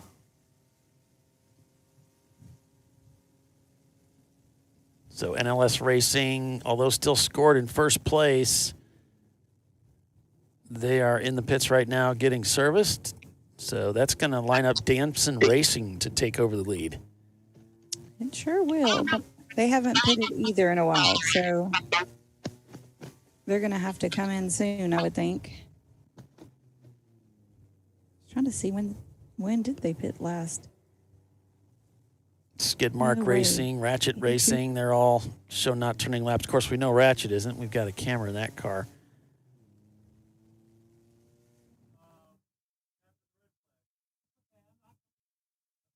I don't know what happened. Just because we driving. Oh, is that what it is? Okay. Okay. Pinky's out. Team members talking there as they're putting some oil in that machine. As their sister car is on the racetrack and in a great spot for this race as the driver reaches for one of the switches on the dashboard. The heated seats, probably for sure. Probably not the cool shirt, yeah. Probably not. NLS Racing still being shown in the lead, even though they're in the pits right now. Damson Racing queued up to take over the lead here for the first time today in just moments as they work their way around this 1.65 mile racetrack.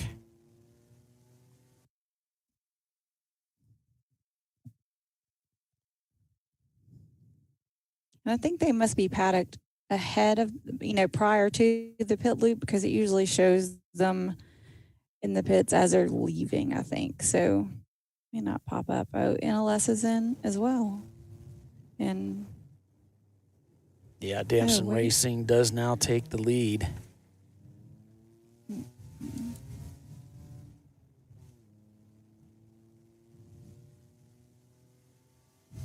There it goes. Moves Pinky's out in the second.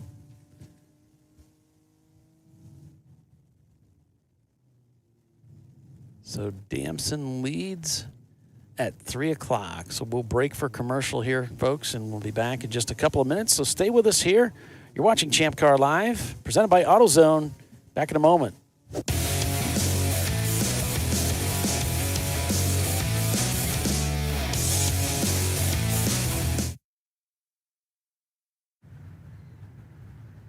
I probably need new tires. You do. What if they sold tires online? We do. We're TireRack.com. They could offer lots of tires We have so many tires. and help you find the right tire. It's called the Tire Decision Guide.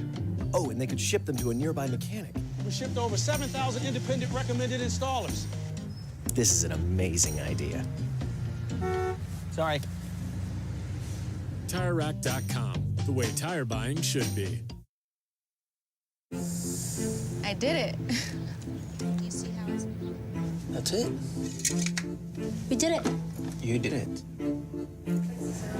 You can do it. The path to I Did It starts at AutoZone. Get in the zone. Hey guys, this is Chad Thornton, and on behalf of Racing Radios, welcome to the 2020 Champ Car Endurance Series. Since 1979, Racing Radios has pioneered communication systems for the sport of racing. With a long-running history and passion for motorsports, Racing Radios supports those who build it, run it, break it, fix it, and run it again, pushing the limits of what's possible with the resources available. We built Racing Radios on these same values. As a 2020 Champ Car sponsor, Racing Radios will provide our experienced support team and trailer at select Champ Car events throughout the year. Free gear and exclusive discounts for the winners of the Racing Radios 14 Hours of Charlotte event. And most importantly, 15% off orders for all Champ Car teams. It's time to kick off 2020 right. Build it, bring it, race it, get out there and go racing. Visit racingradios.com and click on the Champ Car registration button to get your 2020 team discount code. Lifeline USA is a leading manufacturer of onboard fire suppression systems. Lifeline's continuous commitment to research and development ensures that we supply the most innovative and cutting-edge products available. Used by the majority of the world's motorsport championship winning teams and constructors, Lifeline has a proven history of success. Lifeline offers a complete range of fire suppression systems for all budgets and needs, and we continue to push development and limits on both extinguishant materials and our patented delivery systems to make the race car environment almost as safe as sitting on your sofa at home. Every kit has been designed for a professional and simple installation. For more information and to purchase your Champ Car fire suppression system, go to www.lifeline-fire.com.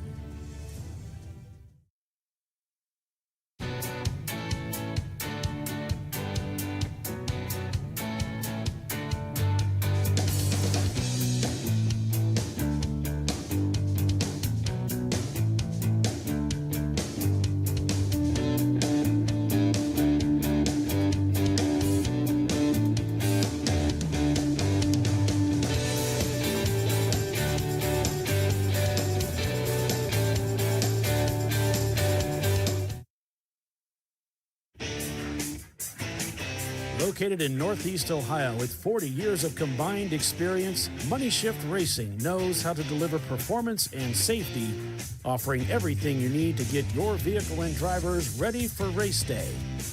From safety equipment to full engine assembly and repair, in-house fabrication, 3D design, and rapid prototyping. Money Shift Racing. Performance done right. Discovery Parts is a veteran-owned racing and safety equipment company. While we're located inside Atlanta Motorsports Park in Dawsonville, Georgia, Discovery Parts can also be found at the tracks, supporting a number of Champ Car Series events. We take pride in being a reseller of the best of the industry to Champ Car teams and drivers. We know racing, love racing, and look forward to tomorrow to even more racing. Visit us at discoveryparts.com. At AutoZone, you get what you need when you need it. Got a today job? Pick it up free same day at your local AutoZone. More of a tomorrow project? Order as late as 10 p.m. with free next day delivery. Getting the job done just got easier.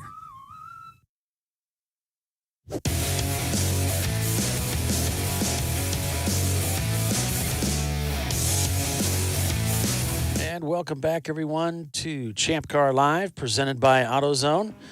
I'm Paul Veltum, along with Doc Waldrop, Bill Strong, and Tiffany Alexander here for the 14 hours of VIR South. And our latest victim is CMP Racing, who now has the same camera that's been passed around to a variety of teams. We'll see what this does to their chances. We should look for them to fail soon. We're kidding. There is no curse of, there is no, Although Tiffy and I got $10 on this, so we're kind of, we have an ulterior motive. There's no death sentences assuming with one of our cameras. It just seems to happen. But race car drivers are very suspicious. I mean, and very superstitious, all of the same. So, yeah, there are reports that our teams that will not let one of our cameras go in their cars. I don't know why not. What could possibly go wrong? Yeah. Anything. That's the problem. Yeah. So CMP Racing in their Honda Prelude. Come on, guys. Prove us wrong. Yeah, sounds like car's running pretty good. Right now we got 238 laps turned with Damson Racing leading over Pinky's out. Clayson Confused is third. I imagine Damson's going to have to come in and pit before too long. We got NLS in fourth. We got Simon Says in fifth place. Then it's Elite Motors. Theoretically, they should have already pitted. In sixth place, it's Elite Motors. Seventh, it's 7G Motorsport. In eighth, it's Low Bar Racing. Ninth, it's After Dark Speed. And 10th, it's Sparrow Speed. I only show Damson Racing has pitted once. Yeah, I think it didn't. I think they're pitted on the other side of the loop, so it's not showing up. If you look Could back, be. I think on lap 168 is a 7.5 minute That stop. should be I about think right, that's because them. their last stop, their first stop was lap 83. But I mean, I still think it's due any moment now. Yeah, it would make sense because this is the first time they've led, and I mean, they're turning similar lap times, but they're not crushing the field now. They just had a really off lap time. They might be, I don't know if they wouldn't be coming into the pits on that lap, although turning a 134. So 160 and 80 would be 240. Right, they should be doing now. Ish. Right? So I'm looking through the field here, trying to catch up with CMP Racing, and we're on board right now to see where they shake out in the field here. Oh, they're back in 36th spot.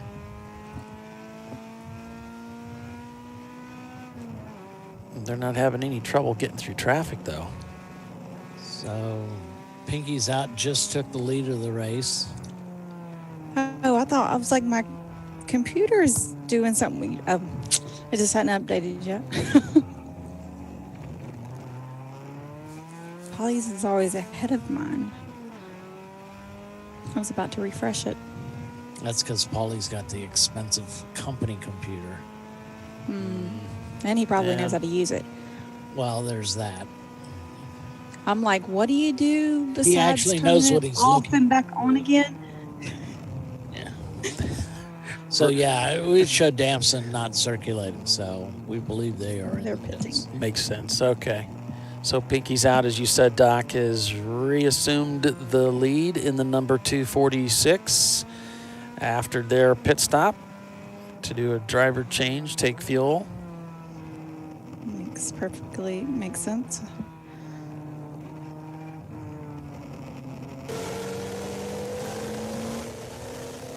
I wonder when Simon says. Oh, Simon says is in the pits too. I was like, do they need to pit? Yep.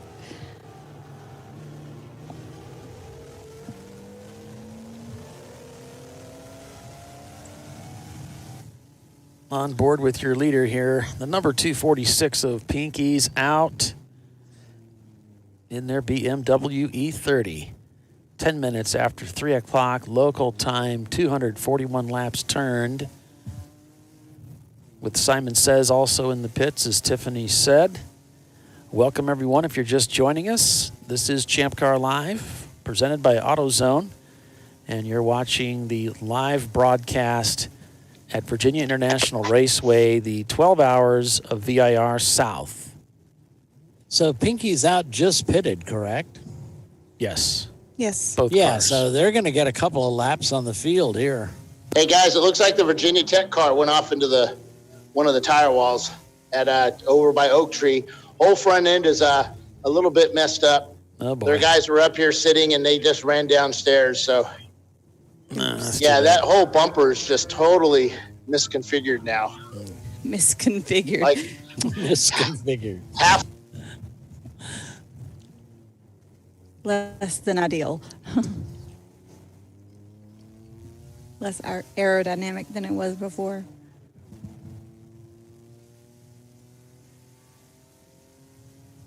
Hopefully it's something zip ties can fix. Let's see if we see them. Should be coming up here on the left. See the yellow. It seems like there's a lot of guys that end up going off down there in between 8 and 9. That's the popular spot to go off track. Turd 1's another one.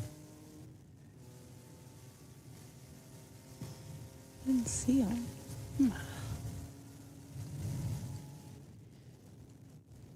And the Ron H911 guy over here on YouTube says it's absolutely the camera. You know who that is, right? Can you guys hear me? That's Visceral Is it Racing. Visceral if I'm Ron? not Yeah, okay. mistaken. Yes, Bill, we can Can you always hear me? Always.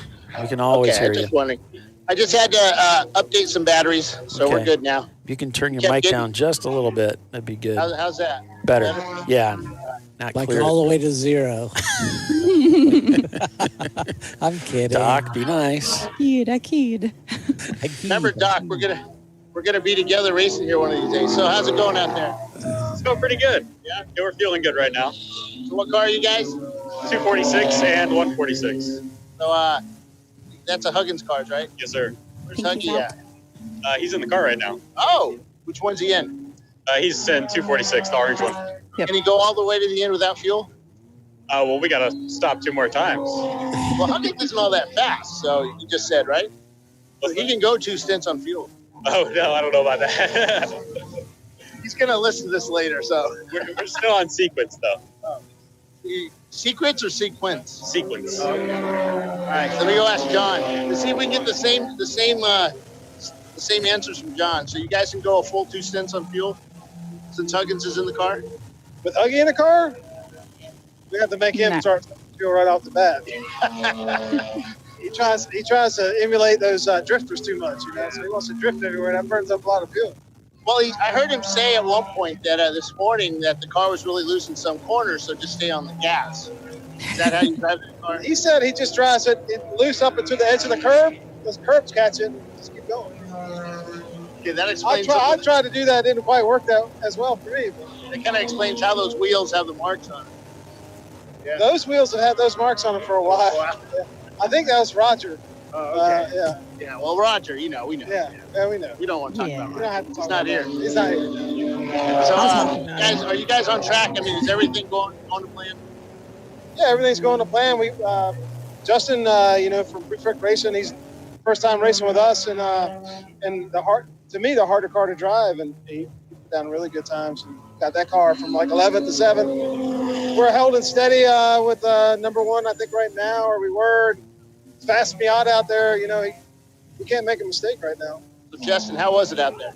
Oh, man, I mean, this is the first time I've driven an E30 since 2014, my first time with Champ Car. And, man, it was such a different experience. First time out, I ran like 3 laps, and the car broke. So this time, actually running a competitive car, the car is so neutral. It's a great time. I'm freaking happy to be out here for sure. So do you steer with the throttle on this car? That's what somebody told me once. You do in a couple of the turns just because it's so off camber or whatever, and that's how you can get the back end to come around and steer you in the right direction. So, yeah, but you can get a little ahead of yourself, too, with that. So you got to kind of watch it, So on the E30, is the limit, kind of defined, or is it kind of loose, or does it, surprise you? I'll let you know later today when I find it. There you go. All right, guys.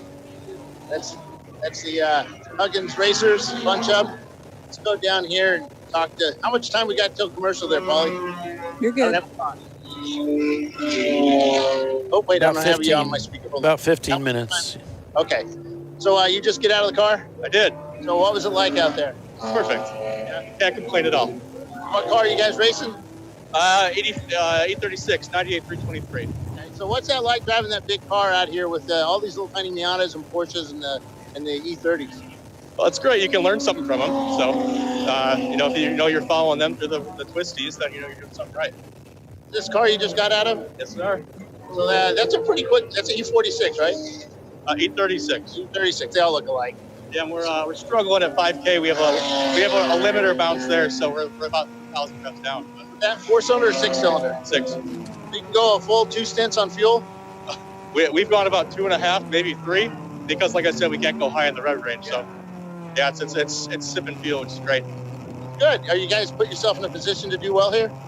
We had a clutch replacement early on in the race. Oh, yeah, that one. Yeah, but I think it's the first outing for the car, so it's a great learning experience for it. This is your home track? My home track's Road America. Team's track is here. I'm from Chicago. So comparing Road America to here, what do you think? Road America, you don't turn. Here you have turns. Yeah. Road America, it's just a lot of straights, a lot of fun, but they're each their own, so they're both a lot of fun in their own ways. So what's it like in the traffic out there? Everyone's playing nice, being fair. I mean, everyone understands if you give them space, they take it. So I can't complain. Everyone's behaving nicely. All right, good luck out there. Absolutely. Thanks. Hey, what's your name? Jimmy Critchfield. All right. Good luck, man. So we'll walk up and down pit stalls here, see if we know anybody else. Disconnected my power, of course. On board with Pinky's Out, your leader here. Anything happening on track there we should know about, boys and girls? No. Yeah, we got Pinky's Out leading, and they've got Simon Says just off to their left here as they're heading up the hill to turn 1. Anything I should know about?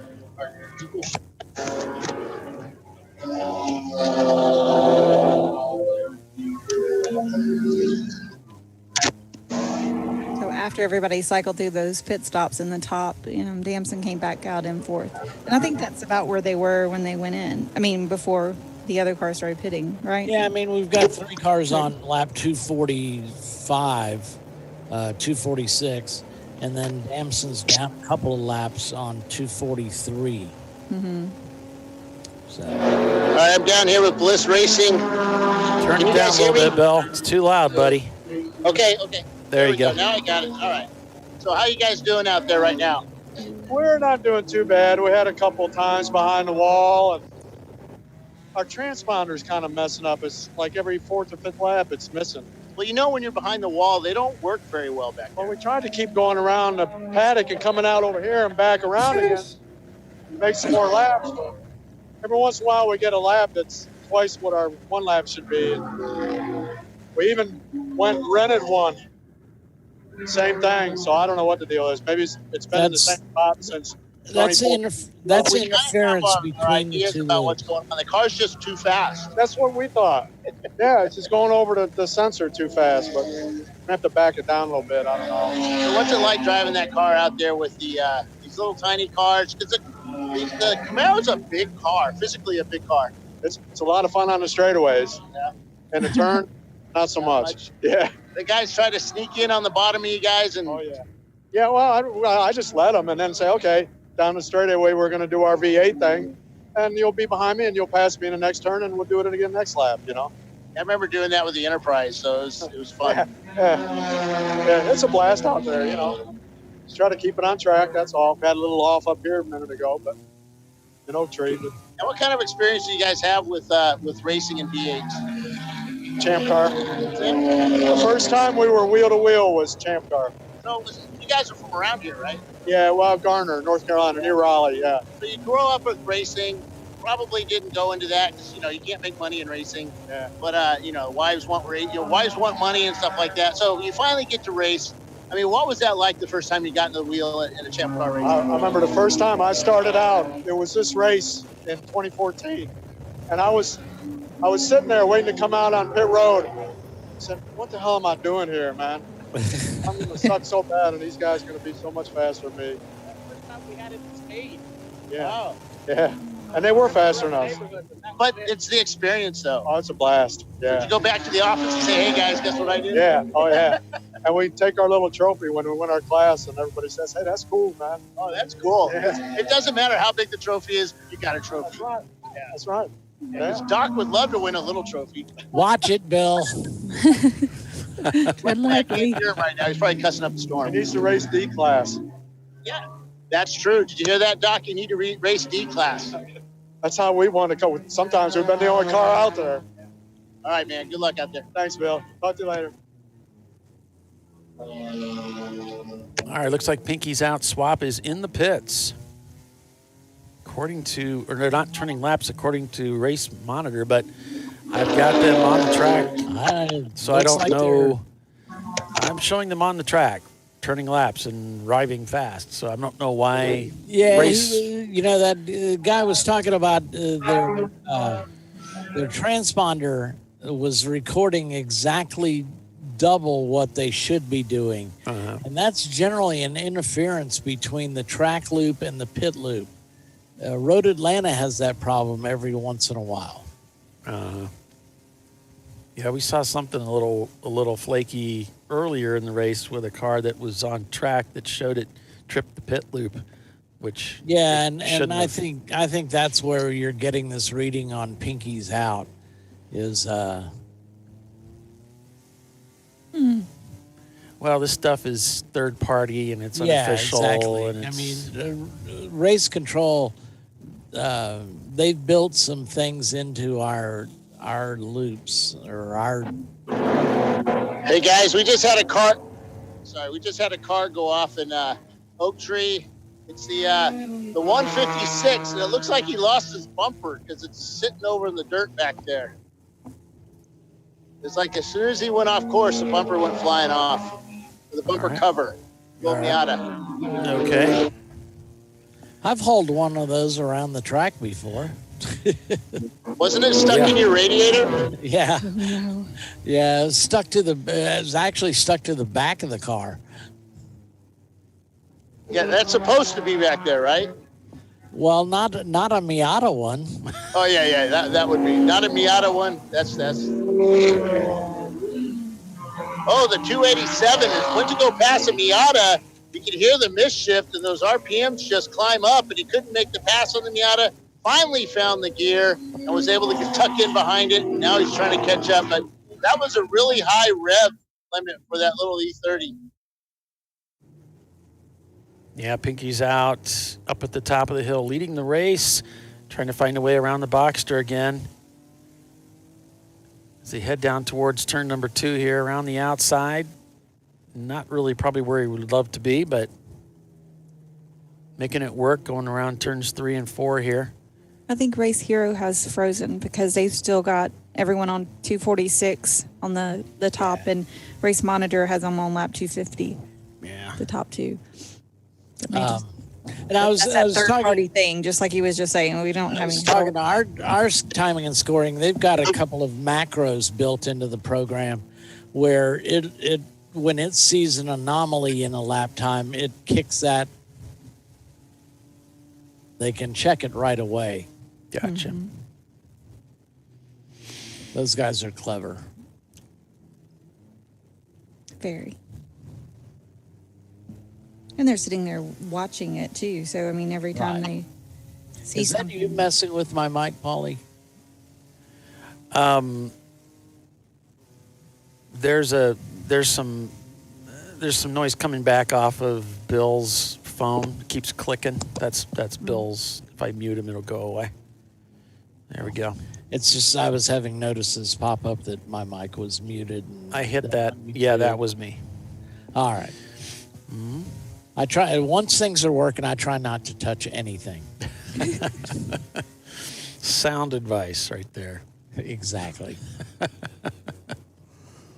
So 246 laps turned so far. We've got Pinky's out, leading with Glazed and Confused in second. NLS Racing is third. Then it's Damson Racing, 7G Motorsport, Low Bar Racing, Elite Motors, After Dark, Simon Says, and in 10th place, Sparrow Speed. And between the two, it looks like the NLS drivers really got their hands full. They're working at steering wheel a lot more than the E30 team as they work their way around the twisty parts of the racetrack.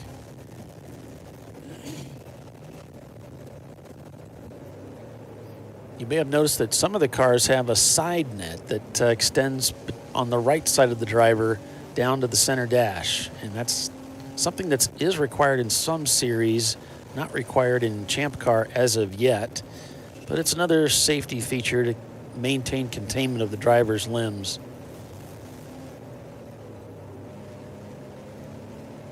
Yeah, worst case scenario, you don't want your limbs flying around. Yeah, like, that's why we put roll cages in cars in case they roll over. And if they do roll over, having containment helps avoid injury. Racing is a dangerous sport, but we try to make it as safe as possible.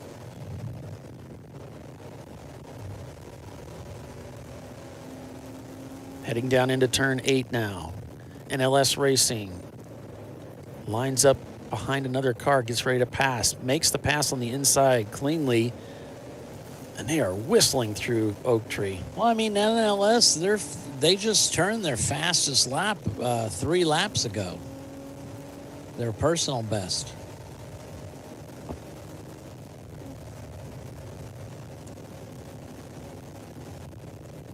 Yeah, they're killing it. So is the Pinkies Out swap car. Those top 3 cars are moving. Top 4 cars, actually top 5 cars. They're all putting down good laps. Yeah, all 7G. of them in the 122s, like top 6. 7G had a 120. not too long ago.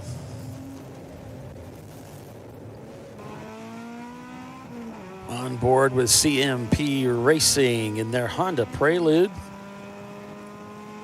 It's a good sounding engine there. I know you can hear it too?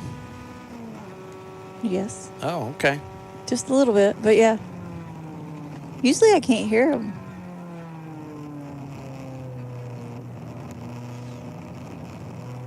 Hey, you managed to get me a little bit of engine sound. I appreciate it.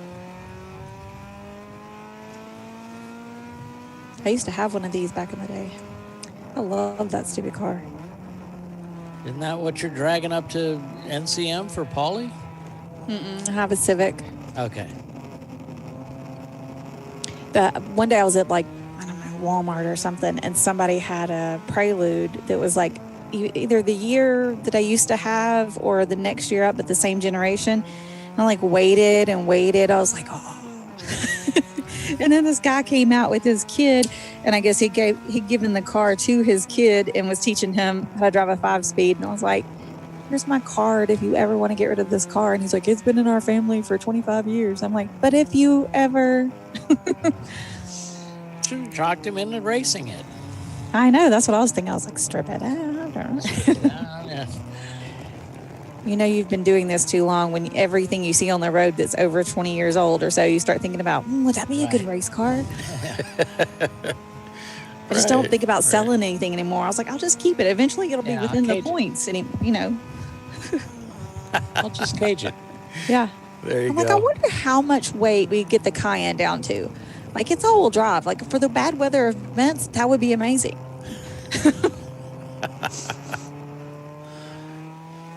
But it's not quite in the points yet. My husband thinks I'm crazy when I say stuff like that. No. Just lobby Mike. No. There you go. You have to we'll get that into it in the your VPI head. table for you. Uh-huh. If otherwise, what good is being a board member? I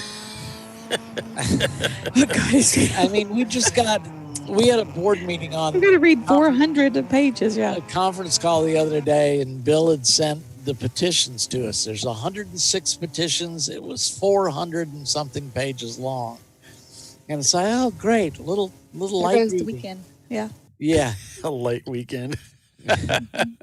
So, 106 petitions. So, congratulations. There's several of you not going to get a Christmas card. I'd like to thank everybody that used no formatting, with the exception of Huggins and Trulio, who like to use formatting, and to Huggins and Trulio for putting in the most petitions. There's a big surprise. Yeah, nah. I don't think they put in the most petitions. I think maybe Huggins did. Of course, they haven't heard last year. They haven't heard what the board has in mind.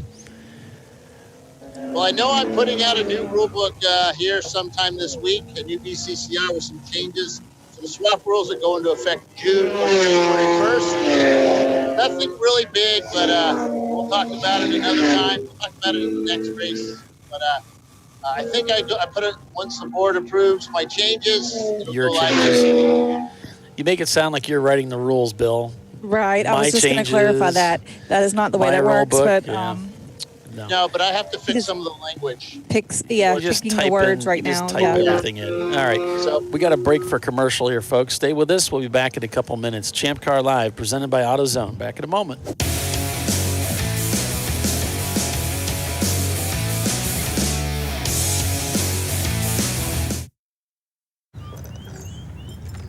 I think I'm going to try buying tires online. TireRack.com can help you with that. I guess I could buy the same ones I have. No need to guess. Our tire decision guide gives you all the right options. I mean, I am no tire expert. You don't have to be. We've tested and rated thousands of tires. Answer a few questions and you're good to go. Someone should invent a tire decision guide or something. Can he not hear us? TireRack.com, the way tire buying should be. In 1977, Bill Wood set the standard for high-performance brakes. Today, every Willwood product is born from racing technology and is proudly manufactured in the USA. Engineered, designed, rigorously tested to deliver unsurpassed control on and off the track. Whether it's for cruising or absolute performance, Willwood has an application for the ultimate stopping experience. Race-proven, street-ready, drive Willwood. At AutoZone, you get what you need when you need it. Got a today job? Pick it up free same day at your local AutoZone. More of a tomorrow project? Order as late as 10 p.m. with free next day delivery. Getting the job done just got easier.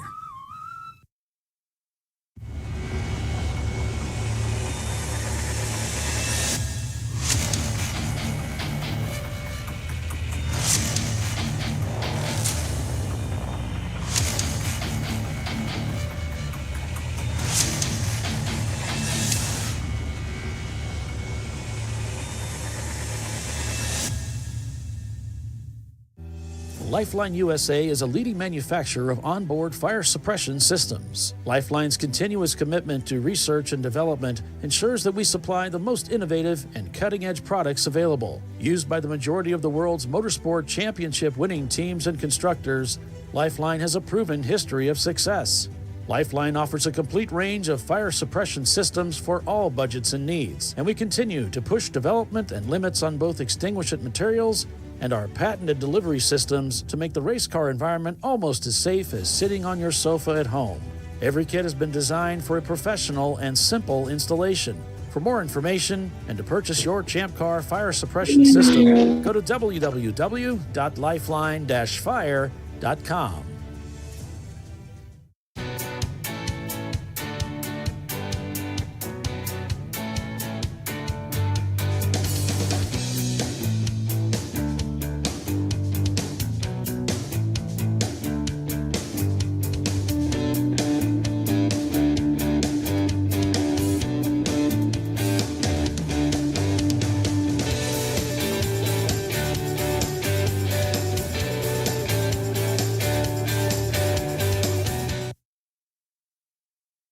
Frozen rotors from Diversified Cryogenics deliver increased performance and a higher level of safety while significantly reducing braking system costs.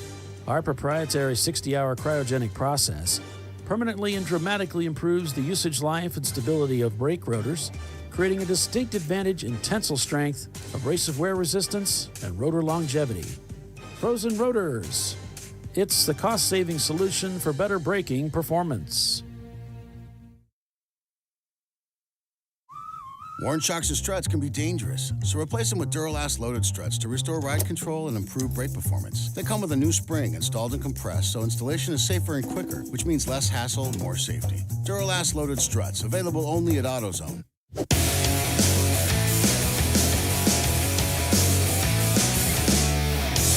And it's Champ Car Live. We're back live. Guess who's broken down on the racetrack? No. Okay, somebody's got to go burn some sage over that camera or something. Sprinkle some holy water on it. I don't know. You can't write this stuff. It's too funny. I feel sorry for them. I mean, it's not funny for them. It's just ironic. They're looking under the right front corner of the car. Okay, that means we're gonna have to pick a new victim. Right side. He's talking to his crew. You guys have me? Yes. Yeah, we do. So what? Don't sound like so upset there, Tiffany. So, did you see what card is off? Yeah, it's the CMP car. It's a CMP car. So there was so what happened? CMP car lost it, went off track, and when he tried to get back on track, he collected somebody. I don't know who that somebody is. Maybe Ian will let us know. So it's not the camera's fault. Well, is what you're saying. Yeah. You're gonna have to do some anti-reversal voodoo on that thing. So it looks like the car that just went on track, I think it's the Tater car. Basically, the CMP car went off track, and came back on. And when he came back on, the Tater car had nowhere to go, but into him. Had nothing to do with the camera. Where are they? You're anyway? like 4 for 4, I think now, right? 3, 4? Yep. 3. 3? Okay. Well, it was, RVA, yeah. Ratchet, Winsome, and now CMP. See, I was correct. 4 for 4. So where are they on track? Turn 2, 1? I can't tell. Somewhere near tires. Oh, we have a car completely spun. Oh, the little Chevy Sonic is completely spun around under yellow at the turn 4 mark. Now he gets it back on track after getting passed by a bunch of cars. Yeah, there's not much ground clearance with those little 12-inch or 10-inch tires on there. So he was bouncing all around. He got it back on. So we're under caution, everybody, just so you know, even though it shows green. Our timing and scoring is a little bit skewed. We're not quite sure how accurate this stuff is. So, all right. So timing and scoring said that they refreshed everything that it's you, Paul. Yeah. Nice try, No, Bill. that's what Dana said. Dana said that. He said it's me. It's you. Well, if you show him Race Hero and it shows that Pinky's out, the leader is not turning laps. I'm not sure how that has anything to do with lap me. 246. No, I refreshed mine for Race Hero and it's still the same. Race Monitor has it correct, I think. Well, Race Monitor that might be what the issue is. Maybe Race Monitor is accurate, so I better take down this pylon. Yeah. And so give me a few minutes to do that. Oh, there they are right there. That's turn 1, isn't it?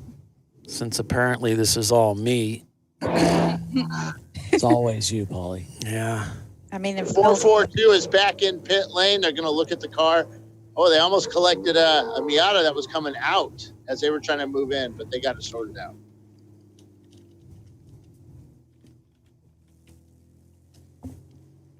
Oh, Doc, your favorite team is in 25th. What? Yep. My favorite team is mine. Your other favorite team. I thought it was 79's not in the race. 25. This is waiting for data. Oh, yeah.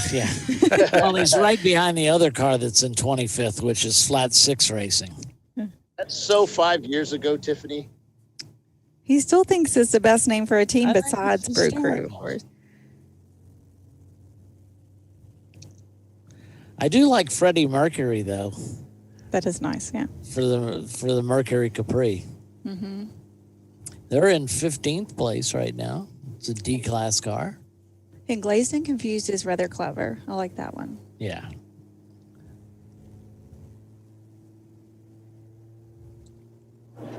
So the Pinky's the out Ronald- is pretty funny. The Ronald's Racers guy, that's not Ronald, Skidmark Racing, they're signaling their guy to come in. And yeah, I don't know what they were doing. They were signaling the flag at him. And he just drove by. The guy holding the flag wasn't too happy. 141 is in pit lane. 820 is in pit lane. 986, 531. And that's it for cars on pit lane right now. I still Green flag racing. I still think my favorite name on a team that races in our series is Occam's Racer. Not Acme. Maybe I've already been pronouncing it incorrect. Occam's Racer, yeah, that's a. I do like the McKibben's McKibben's Irish Pub Biohazard. See how I segued McKibben's Irish Pub into there for free? In Montreal. Transitioning into an MR2. No, McKibben's is in a pub in Montreal. Of course, we're allowed to talk about pubs because they're the favorite thing in the whole world, other than racing. It's the best thing to do after racing. The night before. Much better. Usually after. We're back to green flag racing here at Virginia International Raceway. Blue sky as far as we can see. We do have a little bit of a breeze, which makes it feel like minus 20 out here. But other than that, it's the perfect day. a nice day. Lots of cars that kind of stacked up a little bit. This yellow flag that was coming out of. And the skid mark racing pulls into pit lane. There's really no place for them to go. Oh, there they are. I need to go yell at those guys that they need to be over the wall when their car comes in. So I'm going to head over there right now and yell at them. This is fun.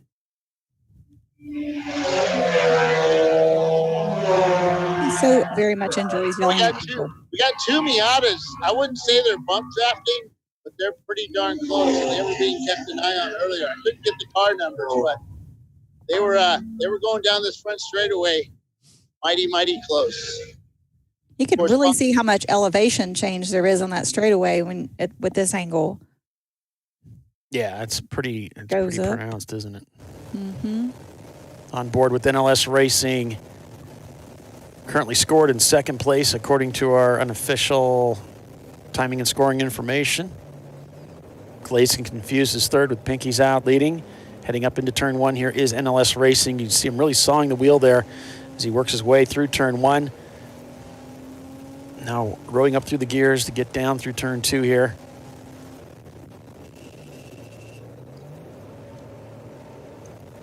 And quick downshift as he works his way through the S's here.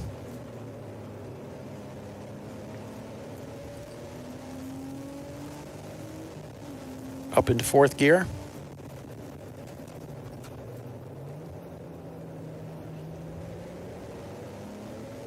Mikey got that done. Okay.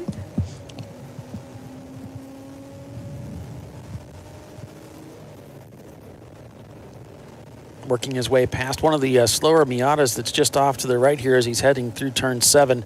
Now down to turn 8, the lowest part of the racetrack. This is Oak Tree, where the old Oak Tree used to stand off to the right here, and that was knocked down in a storm that came through Virginia a few years back, and they subsequently planted a new tree to the left side of the racetrack using an acorn, I believe it was, that was discovered from the original tree. That's exciting. Yeah, the very first race we went to at VIR, the oak tree was still there. Then subsequently did not continue. And every year we come back to VIR, I always ask Bill to go down and get pictures and interview the new sapling, and he won't do it because he says it isn't hard hitting enough. I went there one year with him. Yeah, he never sent me the video. Figures. Probably forgot to turn his microphone on anyway. Talking to the wrong one.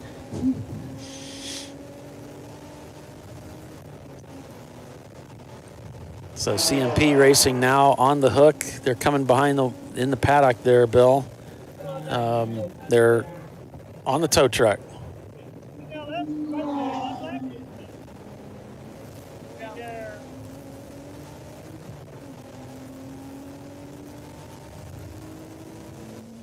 I'm going on board with Pinky's out in that machine. Remember, Tire Rack offers free shipping for orders over $50. We often think about them when we're buying our tires, but they also offer a lot of other parts and components, such as wheels, brakes, suspension parts, and all of that stuff, the parts and accessories, the tires, everything. Free shipping if over $50. Yep. The tires I bought some Pirellis, and there was a Visa gift card rebate with them. So, yeah, if you look at their specials page, I took a look at that, and just like what Doc is saying, sometimes you buy, say, 4 tires from a certain manufacturer. The specials page will have the different types of coupons and gifts and things you can get. And Pirelli does do that, so make sure you check out their specials page at TireRack.com before you make your purchase, so you can take advantage of that. Yeah, I decided to throw Pirelli a bone. They, when they opened, there were Pirelli Scorpions, and when they opened their Scorpion plant, it was here in Georgia, and we had a nice 5-day event with them. First day was a presentation at the Ritz-Carlton, and the second day was a tour of the factory, and it was their Mears plant, which is their fully automated plant. And then the third day was a ride and drive up to Road Atlanta. So nice. And that was basically a 5-day show. Guests came in the first day. Second day was the presentation. Like I said, third day was the factory. Fourth day was the ride and drive at Road Atlanta. And the fifth day they left. And it was a rotating show. So we had 4 groups, I think, came in. So it was a nice long run at the show. So it lasted about, 15 days or something. Yeah. Wow. NLS just set their fastest time of the day, 1:20.7. They do have some fancy uniforms. I'll give them that. Overachievers.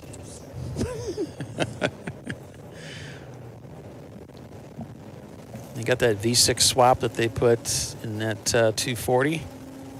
Hell, we had gone 4 years without T-shirts. Those last T-shirts you just bought, you mean? Yeah. That was for the rebuild, too. That was... Yeah, they came in handy. I still got a bunch of them. Project Phoenix. Yeah. Rise from the ashes. Simon I think says we're just gonna up ahead. turn Kenny, the original Kenny, I think we're going to turn him into an EC car. Oh, yeah? You're going to keep racing it? Hell yeah, turn him into an arrive and drive EC car so we can kind of straighten out the body with bushings, as it were. Oh, I see. Cool. But no, he's still in great shape. Just a few little grill marks in there. Yeah, there might be a body panel off a little bit here and there. NLS Racing on board with them, and they're out braking, and Simon says going up into turn 5 there. Nice job down the inside by NLS. Now down into turn 8, does it again on another competitor. Nice job at the apex there. As he comes through turn 9, heading down the front straightaway. Another slow Miata just off to the left there. Almost looked like he was nearly stopped there trying to get into the pits. He's trying to look for a way by now. Yeah, trying to decide whether to go for this or not. He's right on the quarter panel. He's like, does he see me? Does he see me? Probably not. I don't know. Yeah, thinks the better of it. Decides to not stick his nose in there. Car passes him back on the left that he just got done passing as they're heading down into 2, and he's down on the inside. The 246 of Damson Racing is right there, and it's a close call again as NLS trying to find their way around some of these other cars. NLS shoots to the left to try to go around the outside here. Damson in a fight. We got 5 cars going into turn 5 here. It is busy. The Honda Fit just off to the left. It looks like a Fit there. Boxster also getting passed by multiple cars here as NLS is following a train of 2 cars just up ahead around other traffic. Down into turn 7, Damson Racing right on the tail of a white BMW as they go down into turn 8. The white BMW holding up on the right side as they come through turn 9. The cars are 1, 2, 3 heading down the front straightaway. Damson Racing pulls to the right, looking for a way by. Trying to get the draft comes NLS, and Damson throws in the block as they're coming up on yet another competitor, these 3. And now the train heads into turn 1 with a slower competitor just off to the left. NLS trying to sneak in underneath that same car. The 3 of them all go by that slower competitor through turn 1. Now Damson goes to the advantage on the inside as they head down into turn 1 to get by the white BMW, and NLS follows him right through. NLS Racing following Damson Racing through turns 3 and 4, through the S's, as they head up back towards turn number 5 again.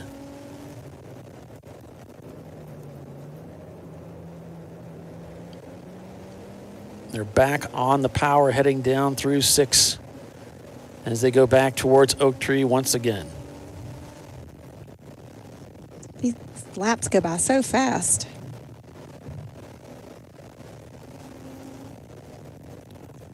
Yeah, it's one of the, along with Nelson Ledges, it's one of the quicker laps in Champ Car for sure.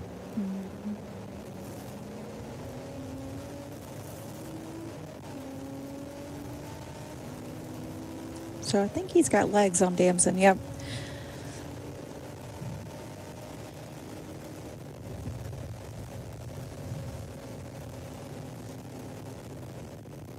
So gets that pass done.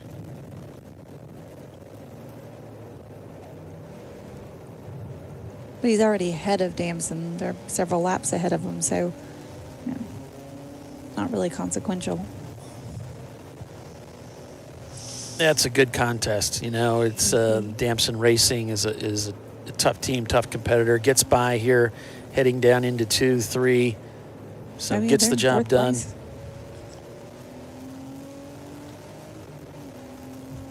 Now heading back up the hill to turn 5. And Damson Racing is now behind. Pinky's out. Their best lap was just 8 laps ago on lap 262 with a 1:20.026. NLS, their best lap was on lap 265 5 laps ago, and it was a 1:27.02. Yeah, back on board with your leader and their sister car. Pinky's out, Arrow. Both these cars having a pretty good run of it. The Arrow car we're on board with in 9th place overall.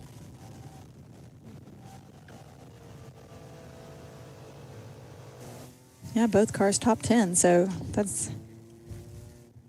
Yeah, that's good. Here's your leader. Pinky's out, and NLS they're both on their own lap 270. So they're on the same lap, then it drops down to 3 laps. Behind them is Glazed and Confused with Damson Racing also on the same lap, 267. So Pinky's out and NLS have slowly started to eke out a lead here.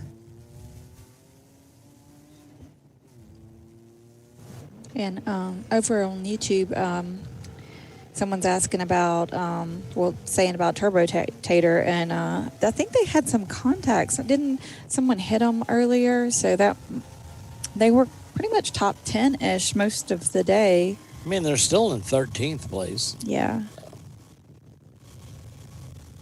And they had, didn't they set the fastest time of the day early on this morning? The car was quick.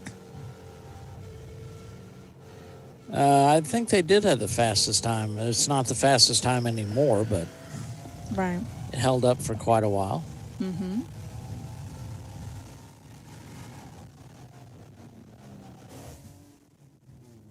It was a 1:25.82. That was fairly early in the race on lap 37. Mm-hmm.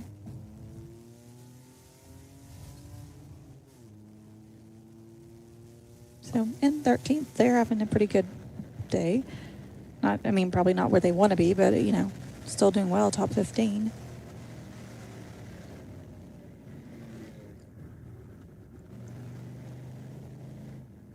The point and shoot car, as one of the drivers referred to it here in Bliss Racing in their Camaro.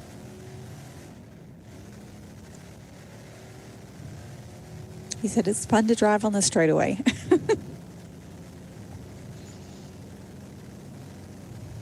You can see the shifter hopping up and down as he applies power. You can see those rubber mounts in place in the drive line. Is that what that is? Now, if they were solid, it wouldn't be moving at all. It wouldn't be hopping up and down like that. You'd hope not anyway.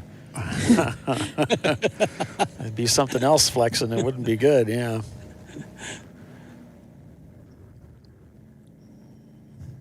That Damson just comes flying past him.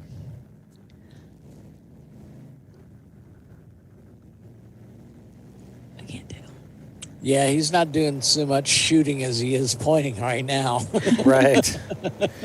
Right. There's pointing and then there's shooting. Yeah, I get seasick trying to watch it. I'm like, Never the twain shall meet.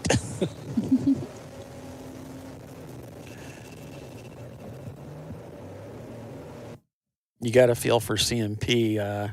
Must have had some contact out there on the racetrack with somebody, and it's done some damage to that right front corner.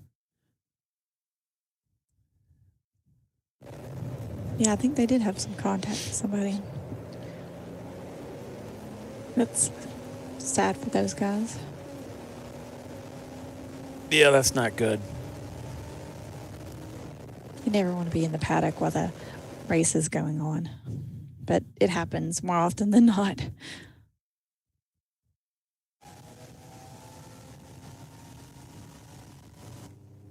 Back on board with the leader here.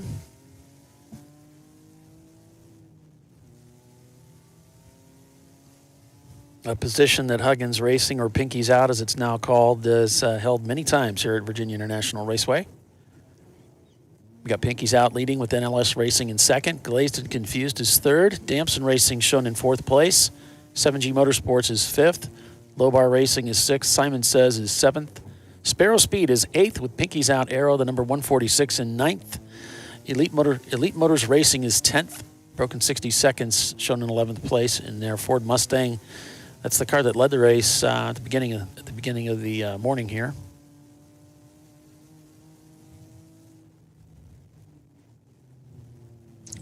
And we're coming up on 4 o'clock here, so we've already eclipsed the halfway point at 3.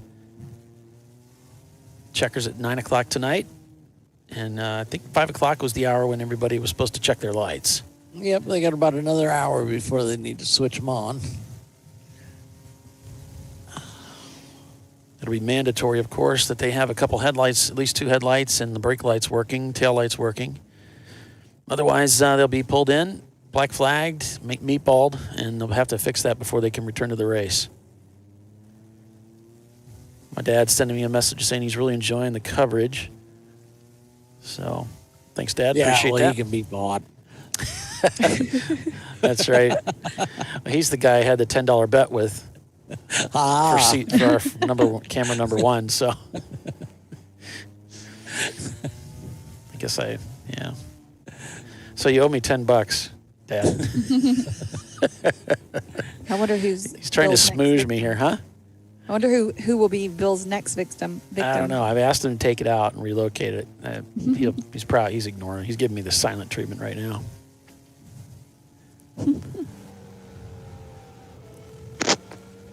Hobnobbing with the rich and famous, no doubt. What? I asked you to remove that camera from CMP and relocate it. Oh, where are they now? Well, they're in the paddock. They got the car up in the air. You know exactly in the paddock? No, I've never even been to VIR. I'm afraid I wouldn't be of much help to you. Oh, no. I can see there's a black pickup truck nearby. Okay, that's helped out a lot.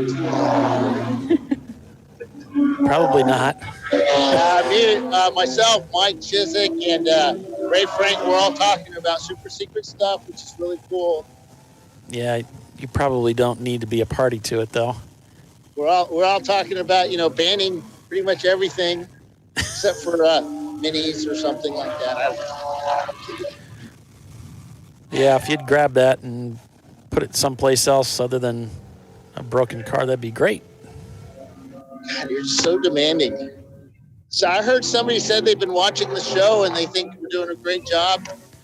Well, I think they meant us, but sure, you too. Yeah, I don't think they're really paying close attention to the show then. Apparently neither are you, if you haven't got my message about the camera. Paul, you need to come to my office on Monday morning, please.